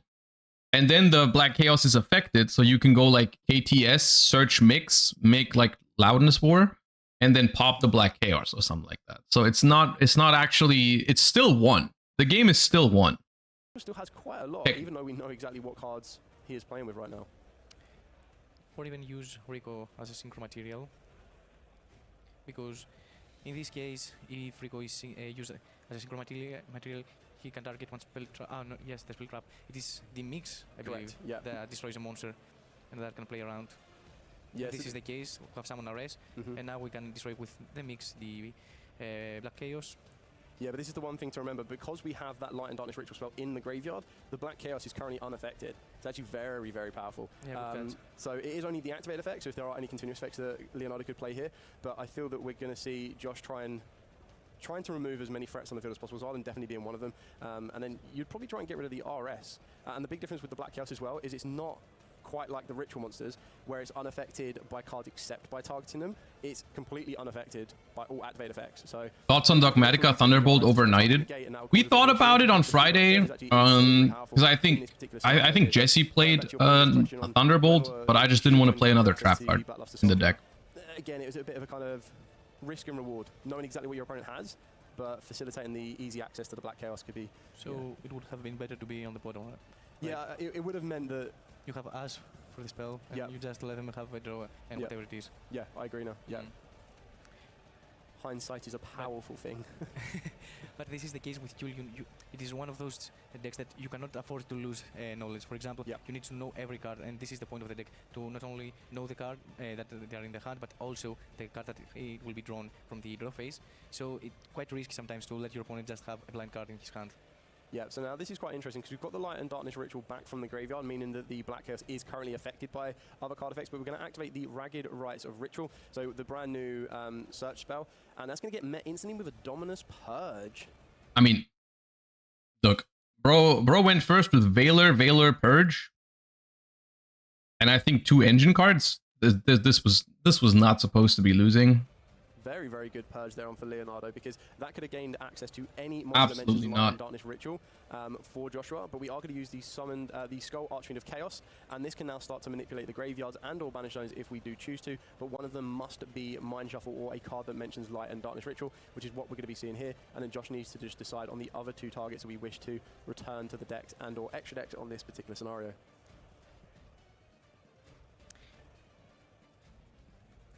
Nice. Interesting. So we put back the Purge, and we're going to put back our own Harmonia. Do you think TCG will kill Cool Tune post Worlds? When are we even expecting the next Battlist? Because last year, when did it happen last year? Did they do one before Worlds or after Worlds? I feel like, if I remember correctly, didn't they like announce it before Worlds, but it was in effect after Worlds or something like that? I don't remember. Maybe we want to play around the second patch, maybe, or we want our opponent to have a dead draw in his deck in order to manipulate the statistics behind the potential draws from Leonardo. Yeah, so Joshua's done really, really well here, because what we've done is we've recycled the access to the Griffo, but we also recycled that Mind Shuffle. As previously mentioned, having that second Mind Shuffle stuck in the hand was not very effective here, but we are going to get the Ash Blossom on that Mind Shuffle search, trying to stop access to either of the ritual monsters here. Joshua's going to pass the deck over to be cut, which kind of signifies that there will be no more searching, or possibly the next card will be a draw, but we know exactly what Joshua has, and we're probably going to need to save that Mind Shuffle for during our opponent's turn, and we're going to be drawing 4 turns for Leonardo and seeing what we could possibly do with this scenario. But I think that Leonardo currently doesn't have a play except from the field, right? On the actual field, correct, yeah. So, but that does turn any tuner into your deck, technically. Into anything, yeah. And it looks like we probably drew a Cool Tune for turn as well, which is pretty good, remembering that JJ Cool Tune will give an additional normal summon. But this is where, without being able to stop this Mind Shuffle with either a Ghost Ogre or a Ashles Enjoy Spring, Joshua will probably ultimately get access to a Blackluster Soldier. Yeah, Blackluster Soldier or a Dark Magician of Black Chaos here. And it does look like we're going to send another Skull Archfiend of Chaos. We're going to be sending the Light and Darkness Ritual, and that then in turn works our way into one of the two Ritual monsters that can be very... We've talked about Ryan winning NA a little bit, but we're still going to take a look at his deck profile later. Very effective. As you've already mentioned, the Blackluster Soldier is probably going to be the most aggressive of this one, as that is the monster that does trigger its effect to banish on summon. So right now we are passing priority back to Leonardo, and he has Mix. I believe it's not quite the one that you want in this scenario. It is a starter at this point, obviously. I don't think it matters which Cool Tune you start with here. You get all of them anyways. Yeah. And we get back the Q, I believe, if I saw correctly. Yeah. Additional normal with JJ. So this is one thing I find quite interesting about the Light and Darkness Ritual deck, is it has a lot of removal in its effects, but it doesn't have many, like the natural flow of the deck doesn't have many negations. So more times than not, a lot of the effects will be more... Except from one hand, card. Except for one, yeah. You know what I'm talking about, and I really wanted to see the result in the stream. I really wanted to see that one resolve. Maybe we still... At this point, I still thought I was going to lose. Do. This is still only game number 1, but at this moment, I still don't think this is a winning position. As Leonardo tries to rebuild the field that I guess, actually, maybe it is a winning position, because if I live this turn, my follow-up is pretty strong, admittedly, but still. In turn number 1 of this duel so far, getting access to that track maker, we've got the Q, we do have access to another Zarlin if we play a multiples, and then we do also have the mix for another remix, and it's all about getting rid of that. I didn't notice, but this guy played Dominus Purging Cool Tune. Yeah, that's pretty common. A lot of people are doing that. By the activated effects of Leonardo's cards right now. Dude, Cool Tune players are just desperate to stop the opponent from playing Yu-Gi-Oh right now, is the thing. Like, Cool Tune is just not great at breaking half boards, so people just reach the conclusion of like, bro, I need to stop my opponent from playing at any cost. And that's why they're playing Dominus cards, even in a deck where you can't use like half of your effects after. Just deny access to Ares. I don't see a way that, or at least an easy way for Cool Tune to deal with Black Chaos. Yeah, completely agree on that one too. We've just utilized the effects of Trackmaker to return the Mind Shuffle to the hand, and then we've also used the effect of Mix here to destroy the Skull Archfiend of Chaos. Obviously no more effect on the Skull Archfiend of Chaos. I believe that's because there are no more Light and Darkness Rituals in the deck to send, and then we're going to be synchroing. Oh, okay. What are we going to be working into here? So we're working into a BETB, yeah. So Cool Tune BETB here. Very, very powerful one. This might be a way to try and deal with certain monsters on Joshua's field here. This was illegal B2B, but doesn't really... Just make one track maker beforehand and then it's fine. How we got yeah, they caught it. I didn't catch it, but they caught it. You just have to make a track maker beforehand, because you need a bunch of synchros, basically. 1+ synchro monster, so we could not access B2B like that. We need to synchro summon and later synchro summon again. Because we utilized Mix and Veiler. Yeah. Or Q and Veiler. Q and Veiler, yeah. Q and Veiler. So here's the BETB, strong enough to deal with the Black Chaos. Then it gets to attack again, which gets us the first bit of damage to Joshua's life points here. Still have a decent amount of resource. We know that there is a Cool Tune Synchro that has been added by Leonardo. That is going to be possibly the one card set. We don't know the other card in hand, so it could be one or the other, but more times than not, you'd probably give an educated guess that that is going to be Cool Tune Synchro. Joshua is going to draw for turn here. First time of a card that Leonardo doesn't know what Joshua has, because on the previous one we were able to know exactly what card was being drawn. We still have a couple of graveyard effects as well, which is what we're doing here with the Light and Darkness Ritual, being it to add back the Griffo again for another way of getting access to possibly Mind Shuffle, but both may be in hand. This could be the Mind Shuffle set as well from the previous turn. If Joshua, I mean, I don't think it was the worst. It was I think destroyed. it's Mind Shuffle, right? Yeah. Yeah, there's no way. Something else. And I believe that he's debating if he's going to utilize it right now or wait. Yeah. I mean, here I just have to figure out a way to play into this B2B without activating too many monster effects before I can get rid of it. So I think what I'm trying to do is set up Black Chaos, probably. I suppose you go for the Dark Magician of Dark Chaos, Black Chaos, in order on this one, because not only will you be able to get the Light and Darkness Ritual back from the graveyard, but you'll also be able to then use the effect to try and banish a card. Did he forget Q? Oh yeah, probably. Celtic Mystic. I didn't realize it in that moment, but yeah, he forgot to do Q, yeah. Interesting choice on that one. So, wonder the strategy behind that is just to trying to outgrind the Leonardo. And another copy of Black Chaos has been summoned. Yeah. And given the fact that it does not... I mean, yeah, bro just got soloed by Black Chaos. What am I supposed to say? Just grab the Ash Blossom from the deck in order to also play around the Celtic... The Mythic Celtic. Yeah. The Celtic Mystic. Celtic Mystic. Yeah, we're going to be very interesting here on that one. The Black Chaos, like I said previously, another way to try and play around it is if you don't have 2 cards on the field and you can still maintain one.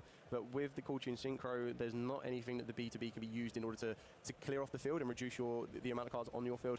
And that JJ Cool Tune still maintains itself as a... I was bro 6-0 well forgetting to activate all the effects. I mean, you do, as usual, you do have to cut people on features some slack. It is significantly more stressful to play on features. So you do see more mistakes than what they would usually make.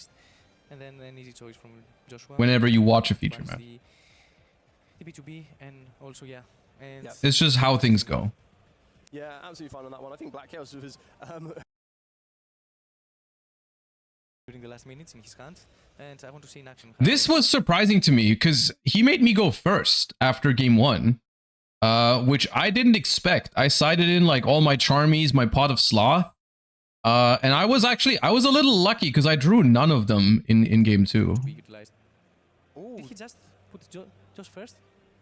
If the trap card is in Leonardo's hand that I think it is, then I think he did make Joshua go first, which is very, very surprising. But Joshua's going to be starting off with the first branded card of this duel so far, the Fallen of the White Dragon. This is going to be able to send the Albion from the extra deck to the graveyard. This card is such an incredible addition to the game. Like how it's enhanced branded in general as well is absolutely amazing. So, generally speaking, I like the idea of going second. And it actually mattered here because I do side out. When I'm expecting to go second, I side out a fair amount of the Albaz engine. Because you can take your opponent off guard and potentially have him play into your field breakers that you might have side in. However, like I didn't have Farah. Did I keep Farah in? I don't think so. But I also don't have the Chaos Magical Hats to protect from Evenly, which is I think what he has in hand. He's got Evenly, and I don't have anything I can do against it. Because normally going first, I side in Magical Hats to have an answer to Evenly. But here I don't have it. Quite ready to deal with any threat that may occur from Leonardo's side deck, meaning in the form of that he has such an experience that he can understand what cards will be sided in. Yeah, exactly that. And we're now seeing the 3 champions of Sword Soul getting us access to a card that is starting to see a bit more increase in popularity currently right now, and that is Ecclesia the Virtuous. So Incredible Ecclesia the Virtuous, a very, very good card here on this one. Allows you to get another layer of a bit more control here, and we've seen quite commonly that a lot of duelists are choosing to search out Fleur-de-Lis the Knighted. In this scenario, we're going to be getting access to the Fallen and the Virtuous, also a very, very powerful card for this current format. And did we add Fleur-de-Lis? No, so we added the Fallen and the Virtuous. Fallen and the Virtuous, yeah. And as you see, Josh will try to end on in a kind of minimalistic field. Okay, this one's on me because I think right now my only Chaos card is the Archfiend. And at first I was gonna pass with this, but I think then I realized I can tribute summon the dude and then pop it. So this looks a little stupid because I'm setting my cards first, but then I realized like, oh yeah, I can tribute summon it and then pop it with Fallen. So now I just have I think one of my it's especially dumb because one of my sets is Called by the Grave. So like now I'm doing this, but I'm no longer protected by Called by the Grave, which is it's stupid. To Skull Archfiend of Chaos. Absolutely shocking on that one. Not in a bad way, but like I didn't even expect that we would normal summon down the... Isn't the Ecclesia one of your going first cards? Do you side it for Cool Tune? Against Cool Tune, I sided it for going second, because against Cool Tune, I really like the what's it called? The Harmonia send Luluva Lilith against Cool Tune. Go Archfiend right here, but kind of shows the position that Joshua was in now. The Sword Soul can pop it as well. Oh, can you target your own cards with the Sword Soul? I didn't know that.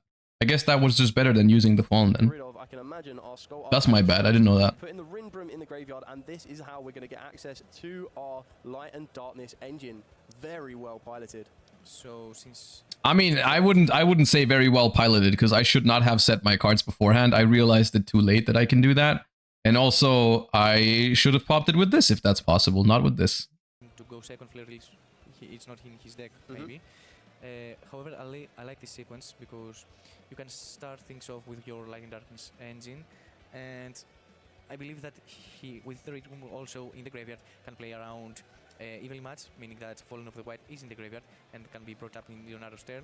Do you believe that we still have Fallen of the Albas? This also resulted in not having Harmonia targets. This one doesn't, but the one on their turn does, because I end up using the. This is also a mistake on their turn that I make. Yeah, this game I played not well. Fallen of the White Dragon, and I've seen some lists, but less so, that play 2 and 1. I still like the idea of playing 2 and 1 because Mirror Jade is such an incredibly powerful monster that can come from the extra deck. But I feel that the resources is very, very restricted here, and we're going to be going straight into the Dark Magician of Dark Magic, Dark Chaos, Black Chaos. A very, very good one to be going off with as well, and beautiful extended artwork in Starlight Rare as well. Joshua not even holding back on that one.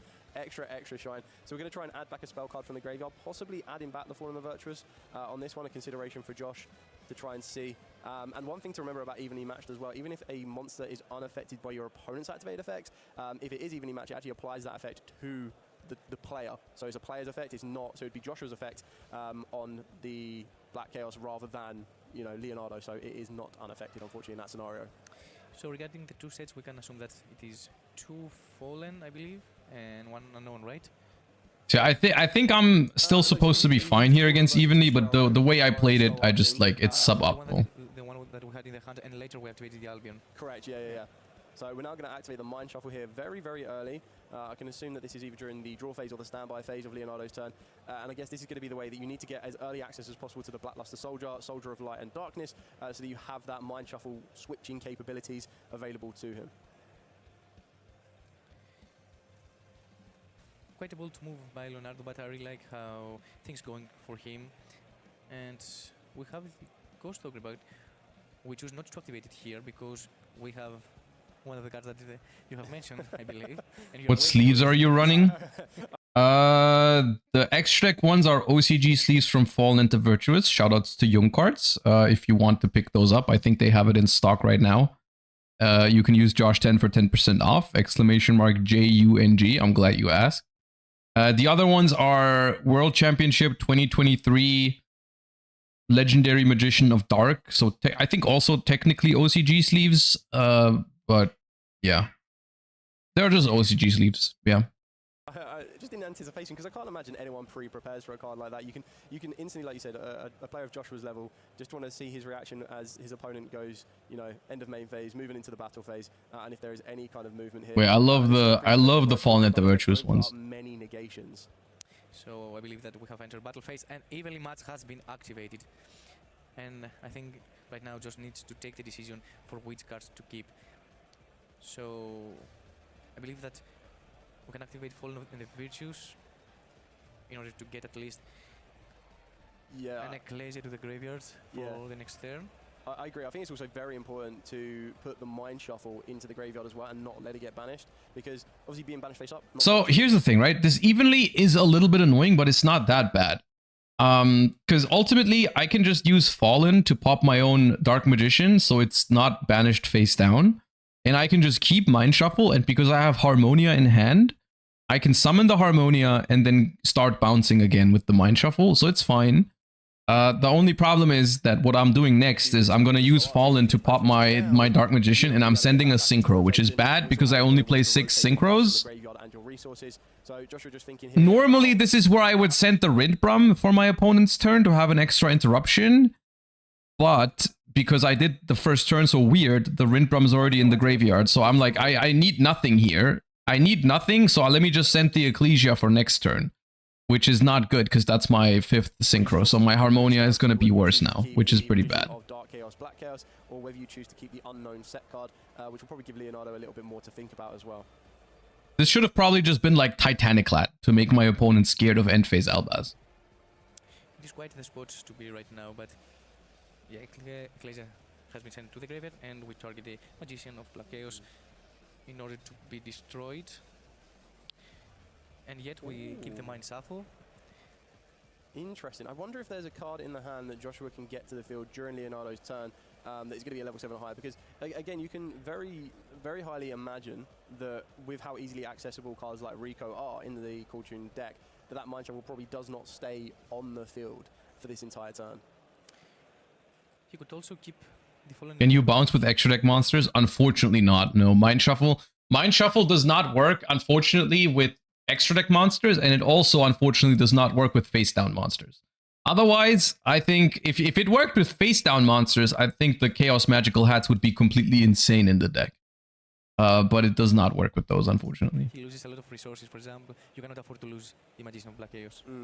I think that's quite a good, well, a bad dilemma to have between Mind Shuffle and Black Chaos. I suppose ultimately, if it's between those two, you do get rid of the Mind Shuffle. But also, I do consider, I wonder if Joshua would have sided out a Mind Shuffle. If you're 100% guaranteed, you know you'll go in second. The second copy. Yeah, do you take out one of the copies?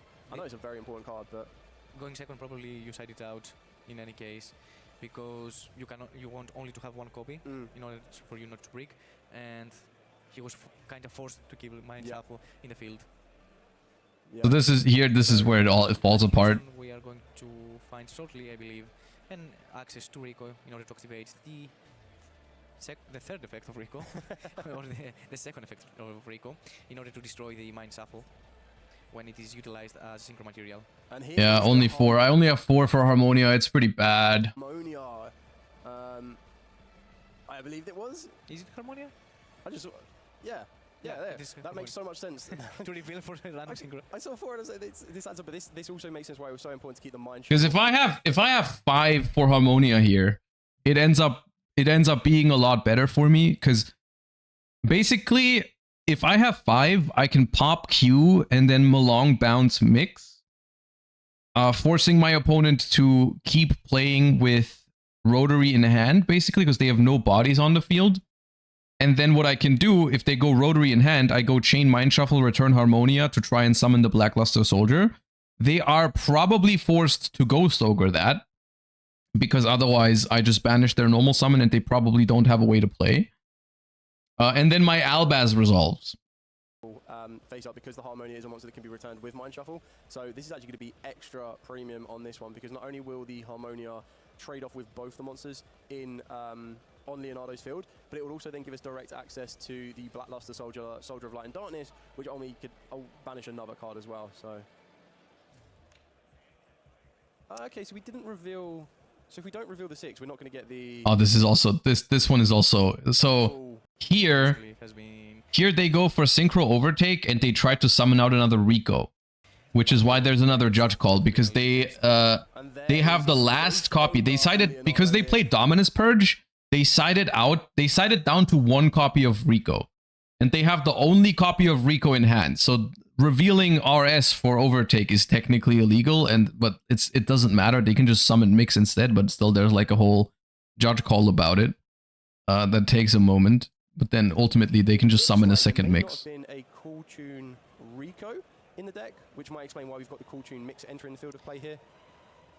So I believe that we presented with Synchro Overtake a Synchro monster in the extra deck that we didn't have a valid target for it, and this is why we had to rewind this game state. But I believe that right now we have 2 Mix on the field and the Rico, and I want to see how Leonardo is going to find a way to pilot through this, and of course with the Rotary. Yeah, Mind Shuffle got ogred, to summon, I think. The Cool Tune Trackmaker. Trackmaker, yeah. Yeah, so this is going to cause a bit of a chain here. So we're going to be going possibly chaining 1 Trackmaker from the looks of it, and then we'll be going chaining 2 Rotary. So we're going to try and get all of that information as possible. It's just difficult here for me to get to Albaz in time, is the problem, because when there's Rico Mix, I cannot fuse with Albaz yet, because those are just not, there's no fusion I can make with Rico Mix.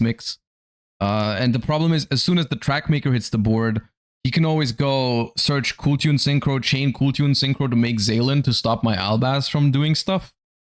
So it's really awkward for me to do anything with the Rindbrum here. I should have probably used the Rindbrum before the Harmonia, is probably the solution. From Joshua's hand here, see if there's any interaction that Josh has. He might want to try and use it now, but it looks like we are going to be. But this game I fumbled. I think this game I fumbled. They fumbled game 1. I fumbled game 2 a little bit. At Joshua's hand being the Celtic Mystic, the Frodrolis Harmonia, and the Blackluster Soldier of Light and Darkness. So very, very good amount of information there, because Joshua has the normal summon in the Celtic Mystic. That in turn if you can reveal a monster that mentions Light and Darkness, will allow you to draw 3 cards and discard 2. But once it becomes such a simplified kind of position, we might see Leonardo set up a very powerful field that Joshua will have a bit of trouble fully pulling apart. I mean, right now I think that the correct place to go for Loudness War in order to find a way to play around the Harmonia. Ooh, Pot of Sloth and Skull Archfiend of Chaos. Now, I don't think I would want to be giving my opponent the Pot of Sloth right now. Yeah. And he directly puts Skull Archfiend in the top of the deck. And with Zalen, Ares, and a Loudness War, I don't see a way how Josh can manipulate. I mean, yeah, and now as soon as the Loudness War hits the board, I can't really use my Rindbrum well. That Skull Archfiend of Chaos. There's still the Skull Archfiend of Chaos in the graveyard. I believe there is still a Light and Darkness ritual in the graveyard as well. So there's a little bit of resource that can enter the field, but nothing that is going to threaten Leonardo at this particular point. We're going to keep it very, very simple. Set into Joshua, just double checking his graveyard if there's anything we need to activate or resolve. And I believe it would be, so the Fallen of Virtues was Rindbrum this time. Yeah, no, send an Ecclesia. The Ecclesia, yeah, thank you. So just double checking if there's anything to resolve in.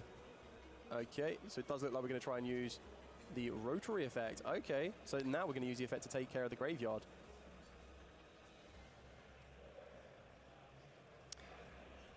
So I believe we're trying to use the Rindbrum effect during our opponent's turn to bring back the Fallen of the White Dragon, which is always treated as Fallen of the Did you pull all of your pots and overframes? I pulled the Overframe Starlight Dark Magician of Chaos. I mean, it's... And the Farah. But the Farah is only ultra rare. Yeah. So returning the Fallen of the White Dragon back to the dead, the Rindbrum getting banned because, yeah, I was thinking about it resolve as much as it can. So it has to ban itself. And Fallen of the White will be returned to the deck. And right now... So it should be the Skull Archfiend of Chaos. Because I believe Rotary puts it to the bottom of the deck. Yeah, directly, so we don't shuffle, yeah. And exactly this, we're going to see Leonardo utilize the Cool Tune remix as early as possible, probably trying to get access. Yeah, I mean, Evenly is good against this deck. Even though that game I probably should have still won if I didn't mess it up. Or it was Ghost Ogre. I think it might have been Ghost Ogre. Yeah. This is what I recall also. So you have a Loudness Ward to play around the Harmonia, and you just need a way to deal with the Celtic Mythic, with the example of, for example, Ares right here. And we need to remember that only 12 minutes are on the clock. Yeah, the timer made me nervous in this round because, like, I thought I was going to win game 2, and then I fumbled it, and then I wasn't winning game 2 anymore. And then we only had, like, whatever, how much time we had left for game 3, but it made me a little nervous. And activate the effect to add. Did you ever search Farah with the Sword Soul? Yeah, I mean, that was the plan. Probably to go... That was the whole idea, was to search the Farah with the Sword Soul. So I did that a couple times, yeah. I'm not sure if I would play Farah again, though, to be honest. Like, Farah was only fine. It only really matters when you open Albaz and Rolad, like both engines, and then it's just a little cherry on top, but it doesn't come up that much. I would debate to go for the game 3, to be honest. We're trying to use the Harmonia here. I can't see the exact amount of monsters. Did you ever do the Farah reveal mind shuffle? Once. I did it once, yeah. Moves up to 5, which will get us access to the Harmonia summon, and Farah is overhyped. I don't even think Farah is hype.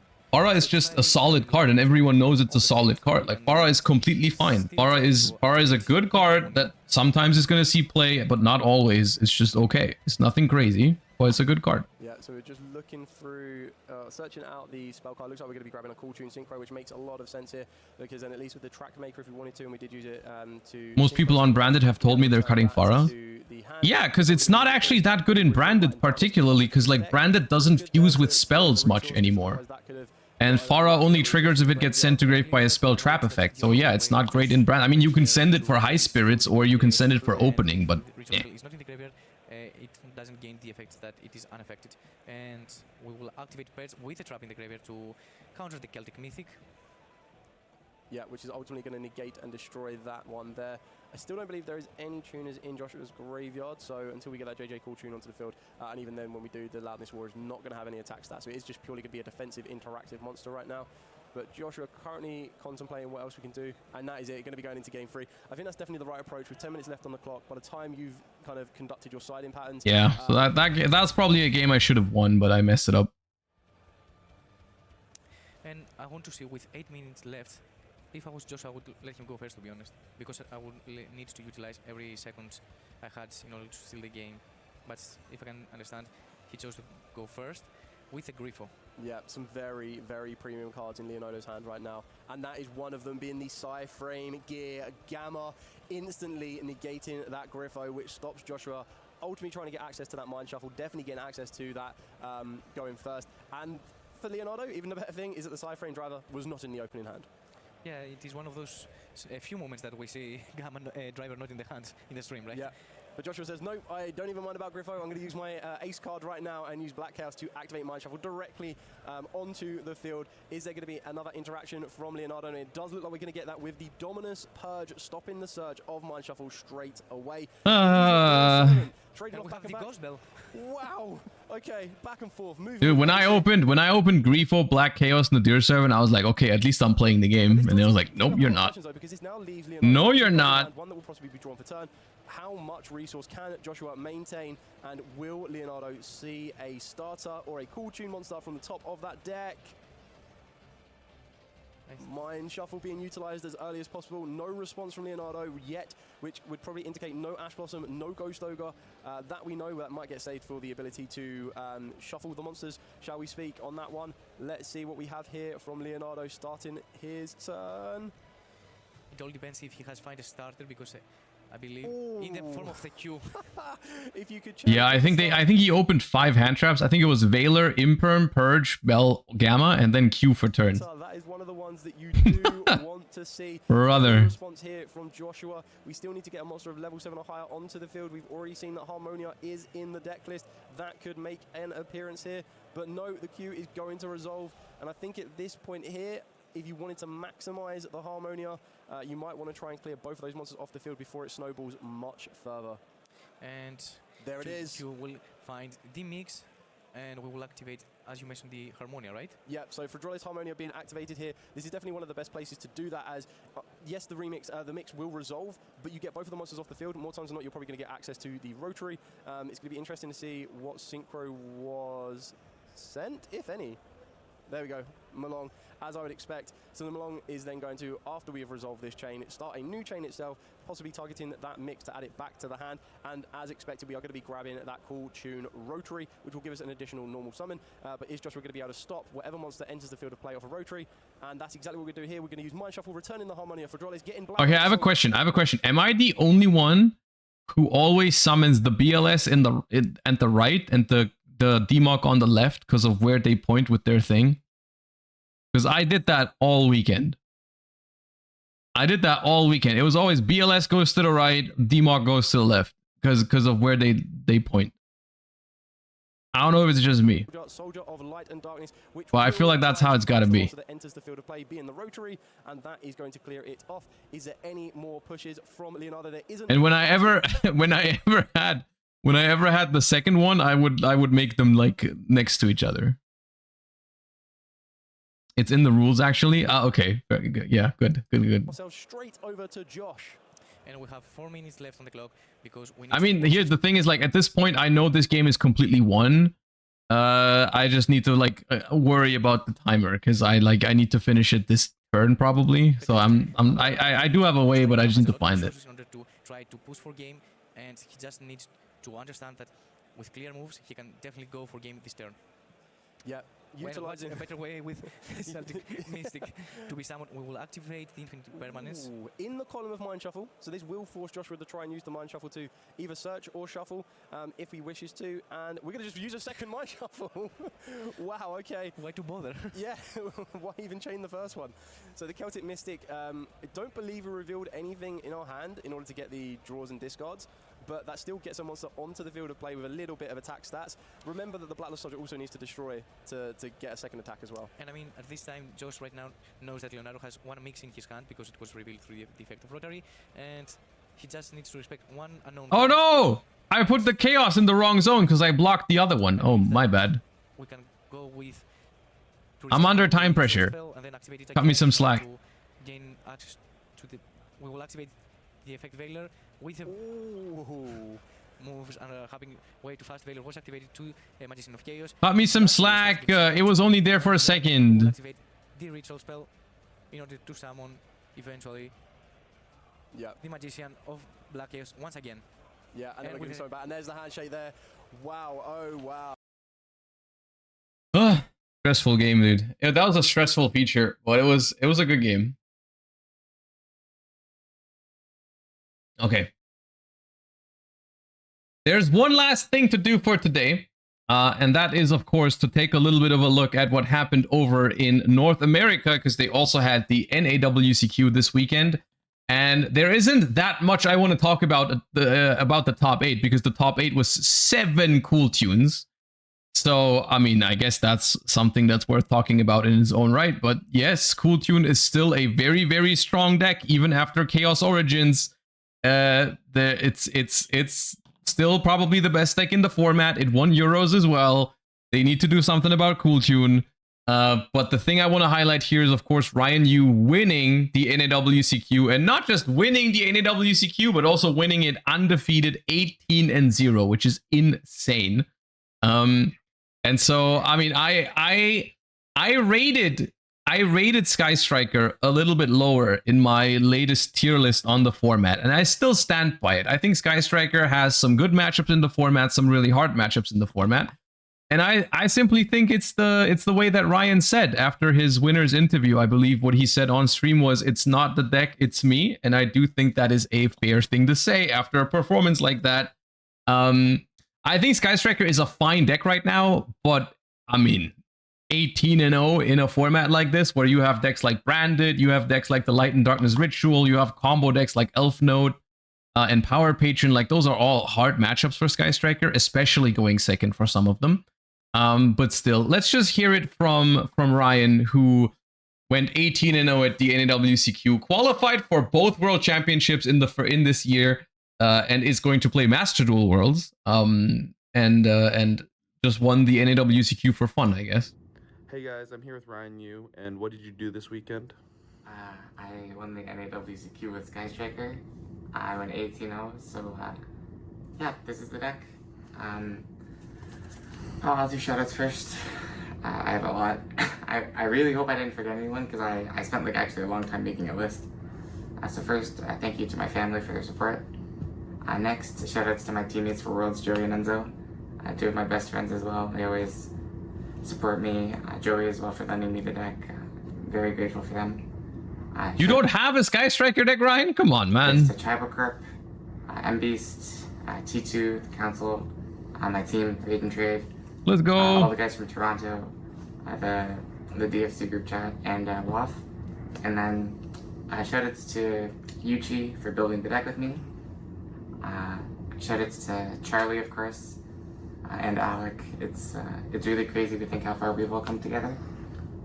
Shoutouts to Aditya, John, Toast, Santoli, Mario, Playoff Piggy, Mike, Pack, Jesse, Herman, Emre, Ferla, Sniffus, Emre, Lentil, Eddie, Aaron Pig, Susie, Jib, Mikey, Aaron, D, Hanse, Ray. Is there a deck profile here? MBT for welcoming me into his Genesis group. I really appreciate that as well. Edward, Deadly, Jimmy, Vince, and Marcello, Huvel. Did I already say Jib? Oh, I have Jib on this list twice. Jib again for going to Worlds. Fox, Sam, Asala, Hash, Pierre, Yoshi, Neg, Fark, Drew, Buster, RJ, Ramiro, Omar, LeBron, Jay, Cavello, Yumi, and Kangas. Just everyone who supported me and believed in me when I didn't believe in myself. I'm really grateful. Okay, Ryan, next time, just make a list of the people you don't want to shout out, because it might be quicker. So this is the deck. It's pure Sky Striker, no Radiant Typhoon cards. Those cards are just completely unusable going second, because they become normal summons you just can't get out of your hand. I don't want to have to burn an MST against KT, because MST is like average, but it's not good against KT. Because if you're sniping into a KTS, you're just going neg. Those cards are also vulnerable to Imperman Veiler, which would actually be very good into. So their reliability going first and second They're nice for consistency, but the card quality just isn't good enough to play them. So just the pure engine. I mean, you need 2 Rose if you're playing Desires. And Grrr, Rose. Desires is way too broken not to play. Any card that accelerates your engine is just what you need, because this deck cares a lot about getting spells in grave fast. There's a huge difference between engage in grave with 1 or 2 spells versus 0 spells. So. Hand traps. This is pretty unconventional for a Sky Striker deck. Normally, you either play the Radiant Typhoon cards, or you play Upstart Goblin, or you play Droplet, like extra quick plays. But Yuchi and I decided to go for more of a hand trap approach. We expected a lot of Elf Note Power Patron variants. Also, Branded and their Ritual of Light and Darkness deck. So, Ash is pretty standard. Droll is also quite standard. Like these are pretty normal, especially because they're good against Ghoul Tune. Having hand traps in this deck is really important, especially post side, because they're a layer of disruption that can't get immediately outed by Lightning Storm or Feather Duster. I mean, these, unironically, these just make this deck more robust going first a lot of the times. Going second, they can help you. I guess they help you going second in the matchups that you normally cannot board break. But I do think against something like Cool Tune, you would rather have like a full spell hand going second rather than trying to hand trap them with like a ghost spell. But like otherwise, yeah, your matchups against something like Elf Note is going to be basically impossible if you lose the dice roll if you don't play these cards. And they have the nice little side effect that when you go first, they do make your end board a little bit more robust, because typically the Sky Striker end board is relatively fair or underwhelming in some cases. You have great grind game, but sometimes you just get overwhelmed by some decks. So having these cards on top is very good. So whenever I had like a little half board, maybe a Widowink or a Linkage set, plus 1 or 2 hand traps, I felt much more safe. Yeah. If I'm like, full committing to. Because you don't always have like 0-5 sets. Like that doesn't always happen. You don't always get like 2-3 spells in grave and then engage 3 times or something. Very often you have to go for more, like much more reasonable end boards because you just don't have the spells in grave immediately. Praying they don't have Feather Duster. Yeah, so the Ogres were for Branded and the Ritual deck, also for Chess, Elf Note. They're bad against Cool Tune, but they're just very... It's probably, I said this earlier, like last week already, it's probably the best format for Ghost Ogre in a long time, for sure. Like, there's a lot of high-quality targets for Ghost Ogre, so Ghost Ogre is kind of back. Good against pretty much every other matchup, and we wanted a little bit of balance. We didn't want the deck to only be good against Cool Tune. You just had to set against KT, it's not a big deal. This card is very good for me, I'm happy I played it. 1 bell. This was kind of a fun of slot. It's not completely illogical. You kind of treat it like a 4th copy of Ash, because it does a lot of the same things, like it negates the Cool Tune starters. Typically what I do is, against Cool Tune, if my hand is bad, I'll just slam it on the first starter if I draw this. If my 2 Ogre 1 bell looks weird, why the ratio? I do think in a deck like this, it makes some sense to split your non-engine if they are relatively close in quality, which I think Ogre and Bell are right now. I don't think one is significantly better than the other. They just both have their areas that they work in. And with Sky Striker, because you do draw a significant amount of cards, there's a realistic chance you're going to end up drawing 2 of the same one if you play 3. So I think it's okay. If the cards are close to each other in quality, I think it's okay to just play both. Hand is good, or I can pair it, I'll maybe save it for a mix. Or you save it for Q, especially late game actually. The late game of Cool Tune Sky Striker is actually really interesting. So ideally you want something to prevent Q from resolving. So their goal as the Cool Tune player is to make Q resolve on turn 3 when they start. Because Q is a huge push. If it resolves, they're probably winning the game unless you have multiple quick play spell set to deal with the Q after the fact. So having Ash and Bell to negate the Q in a way where they can't interact by dodging with KTS or something, or even Fallen, is extremely important. So Bell's good, no complaints. Won several games. It's all the monsters. More monsters than usual. Spells. 3, 3, 3, 1, 2. And this is all normal. Some people don't mean this. I mean it because I thought it was important for Branded, and I didn't play against any Branded, but I expected to. I actually think Branded's a good matchup. A lot of people seem to think the Sky Striker deck loses to Branded, but I think it's actually pretty easy. I think that depends a lot on how good the Branded player is. I think he's playing it from the perspective of usually being the better player, which I think is fair enough. a very good Sky Striker player will beat a mediocre branded player, but if the branded player is good, you have a very hard time. You just outgrind them. Like, even Ryan will have a very hard time against a good branded player. As long as you have to do a little bit on their turn one, like maybe stop them with a hand trap, or your hand needs to be very above average. But they also struggle to beat you when you go first, right? You can also just FDK them. Something I really like about the Sky Striker deck, it feels like when you go first against Cool Tune or Branded, it's like you're playing a combo mirror where they can't hand trap you as well as you can maybe hand trap them, right? Like if I drill the Cool Tune deck on a monster, I mean it's arguable, but I think like if I get drilled on like Desires and I have Ray in hand, I can actually do a decent amount. Like there are some cool setups you can do, like Camellia Linkage is one cool setup against Cool Tune, especially because they don't play like monsters. Like, you know, you linkage for the 0, Camellia send on their bodies, that's cool. There's a lot of tricks you have. Also, Vision under draw is very good. And then the normal hand traps are way better for you than they are for them. Like, what are they going to do? Imperm or Veiler you? Those guys are just terrible. Whereas, if you just have spells or even regular engine, you can break the board. So it's just a combo mirror where you're a little bit favored.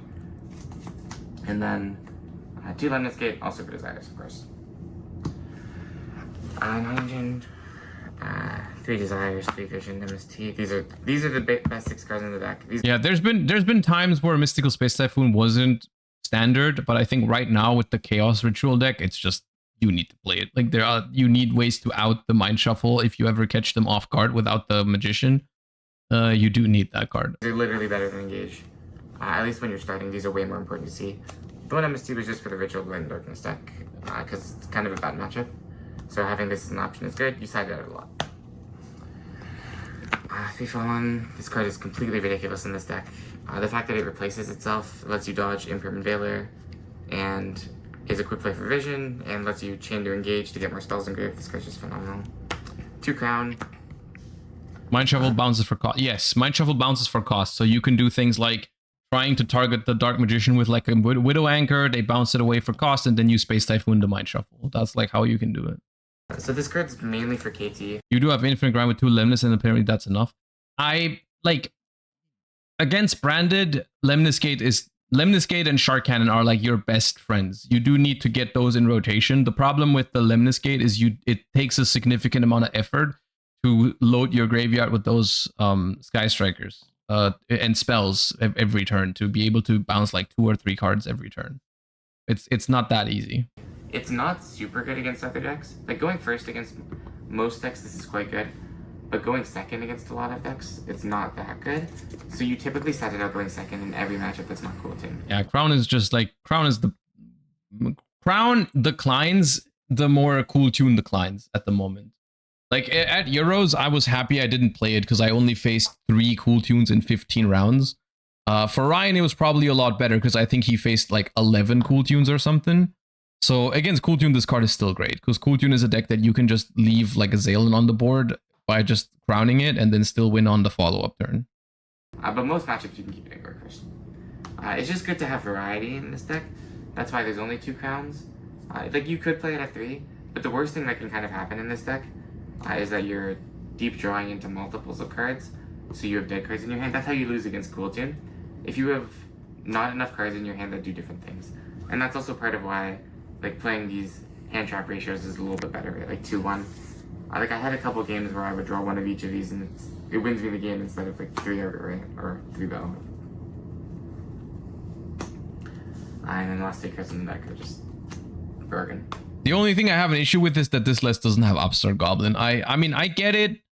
Ryan has often not been a fan of Upstart Goblin. I still think the deck kind of needs it, but it's fair. Extra deck. 3-0, 3 Kagari. This is the duo Kagari. I actually do not understand why most people play 3 and 2 of some ratio. Some people even play 2 and 2. That's completely crazy to me. 3 of each is mandatory. It's not a skill issue if you need a 3rd one of each. They actually are just both extremely important. Sometimes when you're grinding. The only reason I've ever taken one of these out is because I played cards that required extra deck space, like Super Poly, but it never felt good to me to having to do that. Like, they absolutely do come up because You could actually argue it's the opposite of a skill issue, because if you know how to like grind out a match properly with this deck, you're gonna get to the position more often where you need the third of each, because you just play longer games if you can hang in there for a longer time. So you want to play in a way where you're conserving follow-up, but to do that, ironically, you need to burn through these. We need to play more aggressively with them. Like, I'll use the Kagari more willingly to guarantee I follow up because I know there's another one in my extra deck. And also, this is clip insurance, right? Like, I had so many games where my opponent would clip a 0 or clip a Kagari, and if I don't have 3 of each, then I just would lose the game because I already went through one. So, completely mandatory. Shiz had Amatsu, Zeke, Azalea, Camellia, well standard. Yep. Nothing really to say about these. Last week in the extra deck are SP. Yeah, I mean, that's the thing, right? All the other things in the extra deck, all the one-ofs here, except for maybe SP Little Knight, everything is completely set in stone, and even SP is really good. So if you want to play Super Poly in this deck, which is a good card, I mean, it does help in some matchups. It's not bad, but it does require you to cut something. That's the only reason I can ever see someone playing less than 3 of Kagari and 0. But they are definitely more important than other flex spots. And Dark Dragon, these are of course standard. You don't want Upstart in your hand going second. You rather see a hand trap. Yeah, in the more heavy hand trap version, I can see it. I do understand it. It's just that I've been playing the deck with more spells and less hand traps, and I've been liking Upstart in that. But it's it does make more sense in this build of the deck. This spot can be either SP, Typhon, or Dragon that Devours. Of those, I would say SP and Typhon are reasonable choices. Yeah. Dragon that Devours is completely garbage. People want it for the Brandon matchup. They want to fuse with Albaz, but that's kind of fake. Like, if you're in a position where the Albaz you can summon will actually resolve, you're probably winning anyway. Because it means your opponent doesn't have Fallen or Merc or Jade or basically anything to interact with you. At that point, you can just win the game normally. So it was between SP and Typhon. I mean, to be fair, I think the main reason for the Dragon that Devours the Dogma is that you can cycle through all 3 Fallen and the Virtuous over 3 turns.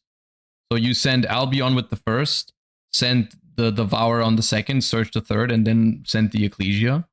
And then the being able to fuse with the Albaz is like a nice little side effect. That's like the reason why it's not 2 Albions. At the YCS in Columbus, I played Typhon because I expected people to kind of play into it with Cool Tune, but people have definitely gotten better at Cool Tune. And also with the release of the Ritual of Light and Darkness deck, and also the chess deck. I think it was Mario actually originally who told me that SP might be useful against the chess deck, and then I put it in, kind of just trusted him. This was very good. Much better than Typhon. Didn't come up a single time. This one, several games. Side deck.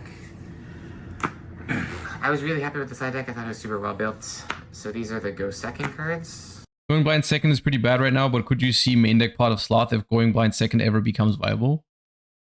I mean, yeah, if you blind second in Sky Striker, you probably play Pot of Sloth. Yeah, I would not advise you to do it, like you said, but if you would, then yes, you would play Pot of Sloth.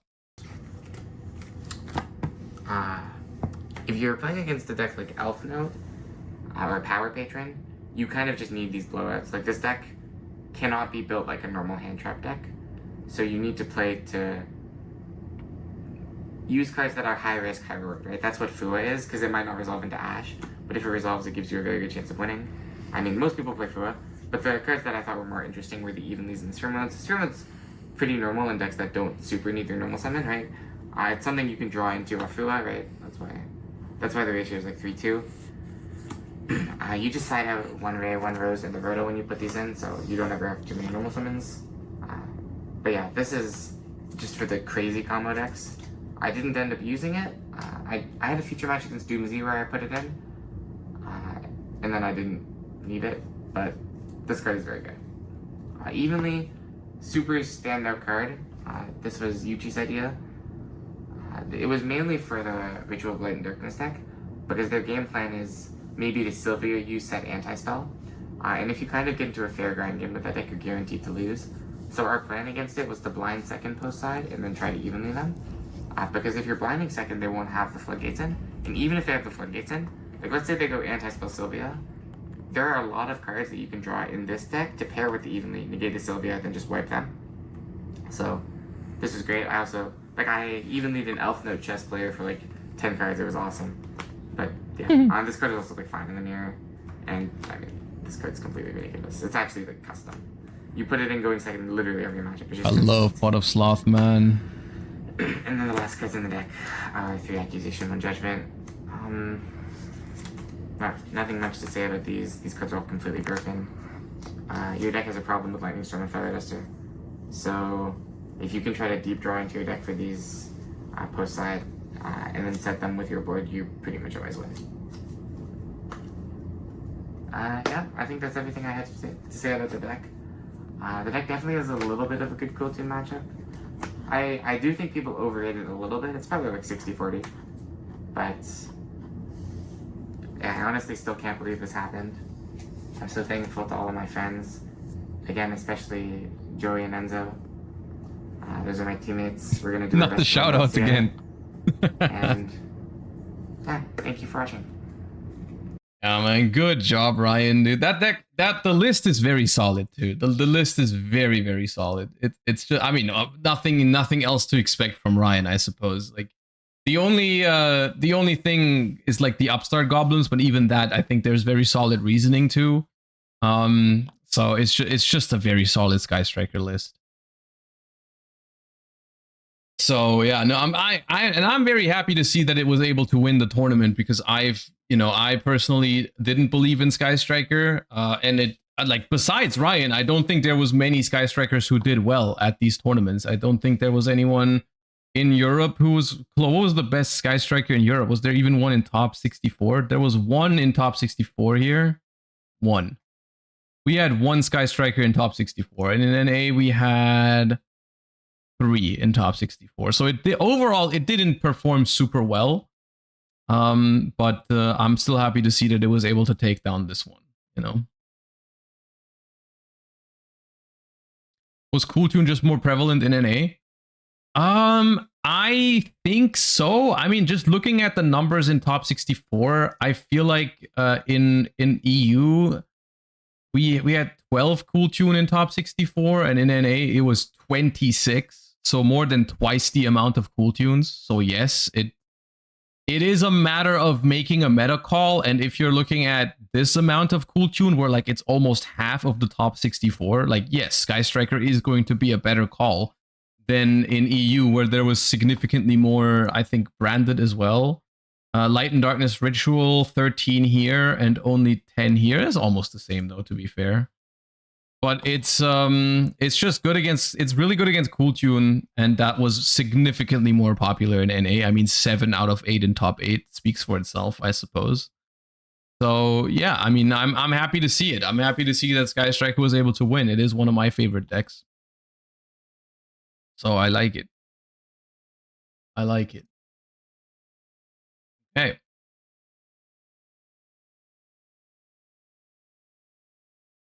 All right, gamers. And with that, I think we're going to call it a day. This is everything I prepped for today. We're going to be back tomorrow. We're going to be back on the schedule is going to be so awesome the next couple of weeks, because we can just go back to normal is the awesome thing. I've had such busy weeks recently that I almost don't even remember what my schedule is like, but we're going to go back to like the 4 streams a week, regular schedule, everything. I can start planning content again and stuff like that. I'm looking forward to it. That's the one good thing about not making it to Worlds this year, is I finally have some weeks where, you know, I'm not hyper focused on some event coming up.